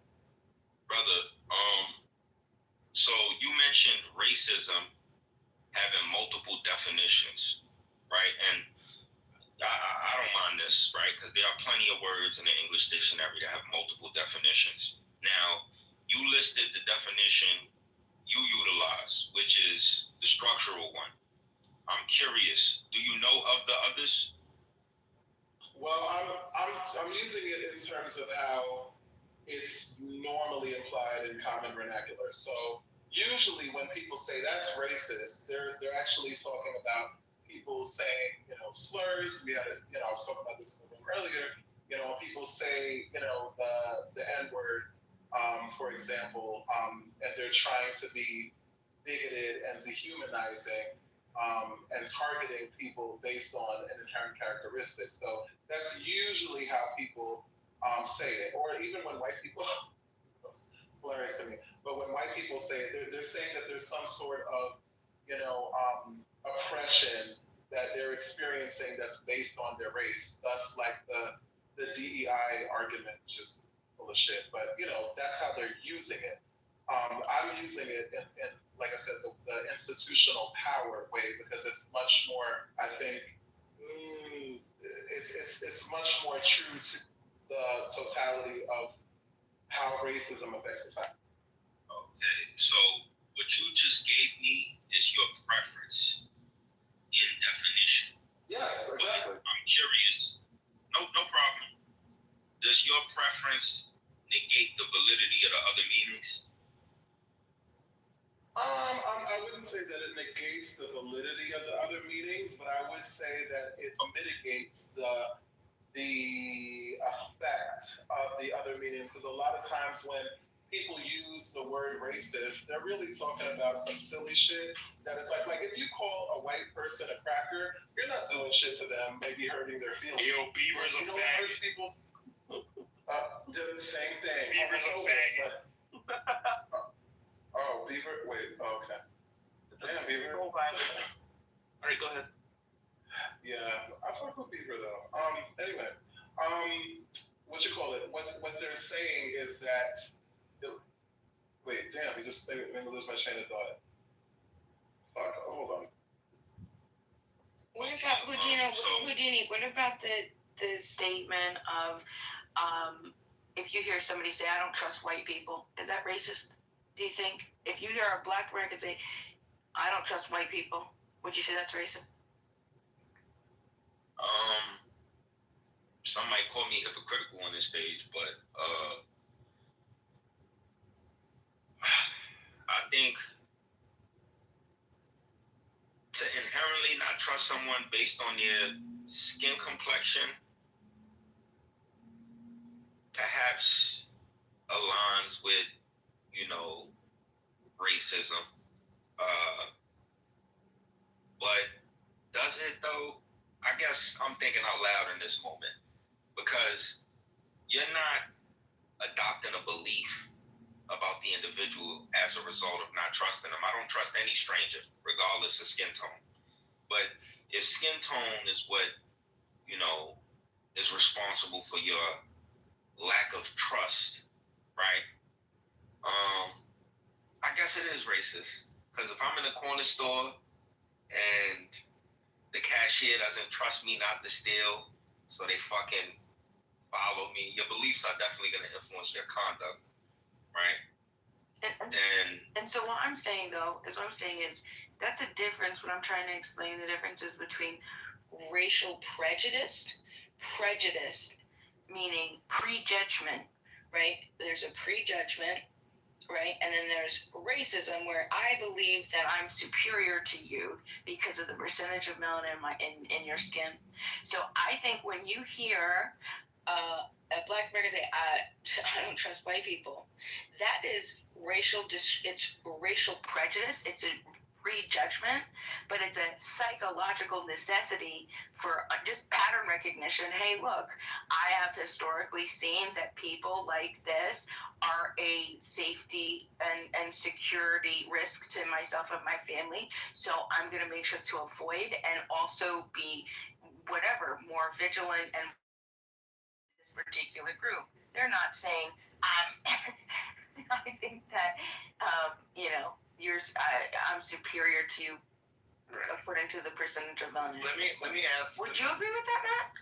I get where you're coming from. Let me ask you, let me give specific examples, because I get where you're coming from, and I just don't know why this isn't applied across the board. We'll kind of go to the usual, I guess, stereotype or thinking or pattern, as he kind of put it, where if a black person's walking down the street and approaching white people, and the white people decide to cross the street to the other side, is that something that is considered racist in that way? And then vice versa, obviously, if it's black people or a white person approaching a black person, the black person crosses the street, does that still apply? Does that work in your book, Bima, or how does that pattern? I guess we're kind of talking about stereotypes. Yeah, and I have a good response after. Why can't that? That to me seems to be. To me, that's the closest to, stereotypes is the closest thing that you could be to being having kind of racist feelings towards somebody, if you think about it, because you're going by, you're saying, a pattern. You've seen this in movies that you're supposed to be scared of a black person approaching you, or vice versa, a white person approaching a black person. That's been ingrained in our brains, that those two events are supposed to be bad things. You know what I mean? So I'll just play that there. That's to me, that's the closest to like where both groups become racist in that sense. I mean, I could be way off. I don't know.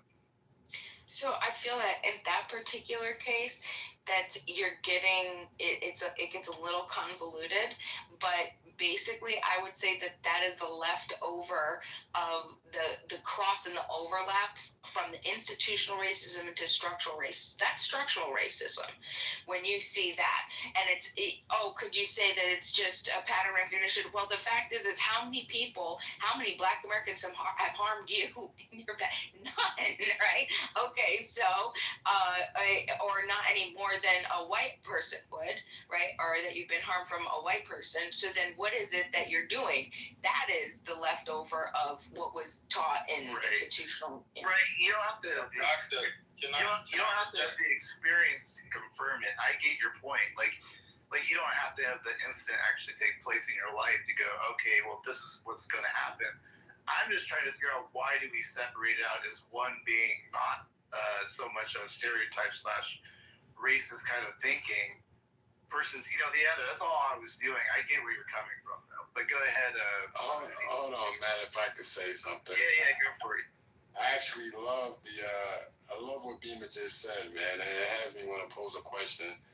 How many people on this stage have been assaulted by a Black person? Good question.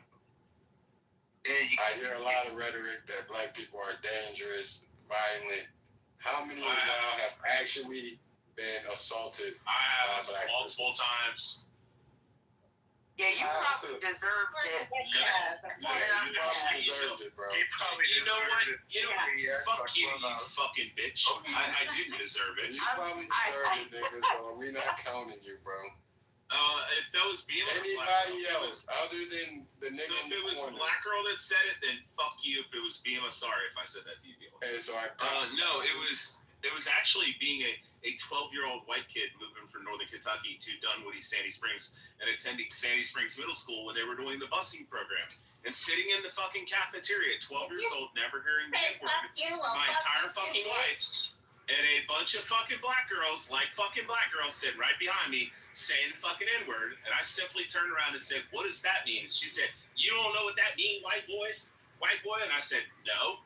And then I went home and I asked my dad. I was like, Dad, what does the word nigger mean? Or nigga mean? And he said, that's like the equivalent to white trash or hillbillies in fucking Kentucky. There's no way you didn't know what that word meant at 12. Come on. You would have seen a movie or something. I grew up in a town with, hold on, Beaver. I grew up in a town with 364 people. I had my mouth washed out when I was 9 or 10 years old because I repeated the word faggot because I heard it from my fucking cousin when I was like 9 or 10 years old. And my fucking other cousin, who was like fucking 25 at the time, washed my mouth out with Dawn dish soap and said, you don't say that, that's fucking mean. Shout out to him. I was just repeating what fucking David said. Shout out to him. And I'm 12 years old because we had one black family named the Boots family in our fucking town who was, fucking owned by white slave masters back during the time of slavery. They were but against slavery because they were white. A statement like that. Great. Basically, outside of Rich, nobody has been assaulted. With one black family where outside of you. Nobody has been assaulted. I have multiple times. I used to get my outside of Rich. Outside of Rich. Hey, Timothy, how about the other way around? Has any black people been assaulted by white people? I was kind of curious about that one too. Anybody? No. I have not. Rich, have me back. It's interesting. We have real life sample data there. Literally, none of this happens to either side. I think crazy, but yet the narrative gets pushed, man. So, what is it? I've been assaulted by a white cop. Oh yes, I'm sorry, Matt. I take that back. I have been assaulted, and it was by a white cop. I'm glad that brother said that. So yes, it's funny how that white folks push the narrative that blacks are violent, X, Y, Z, and nobody on this stage yet in the crowd can name an instance where they was assaulted by a black person. I was assaulted. I can't. have any black folks in this room assaulted a white person? I was a black person. Beavers are faggots. I've assaulted white people on Any black assaulted anybody?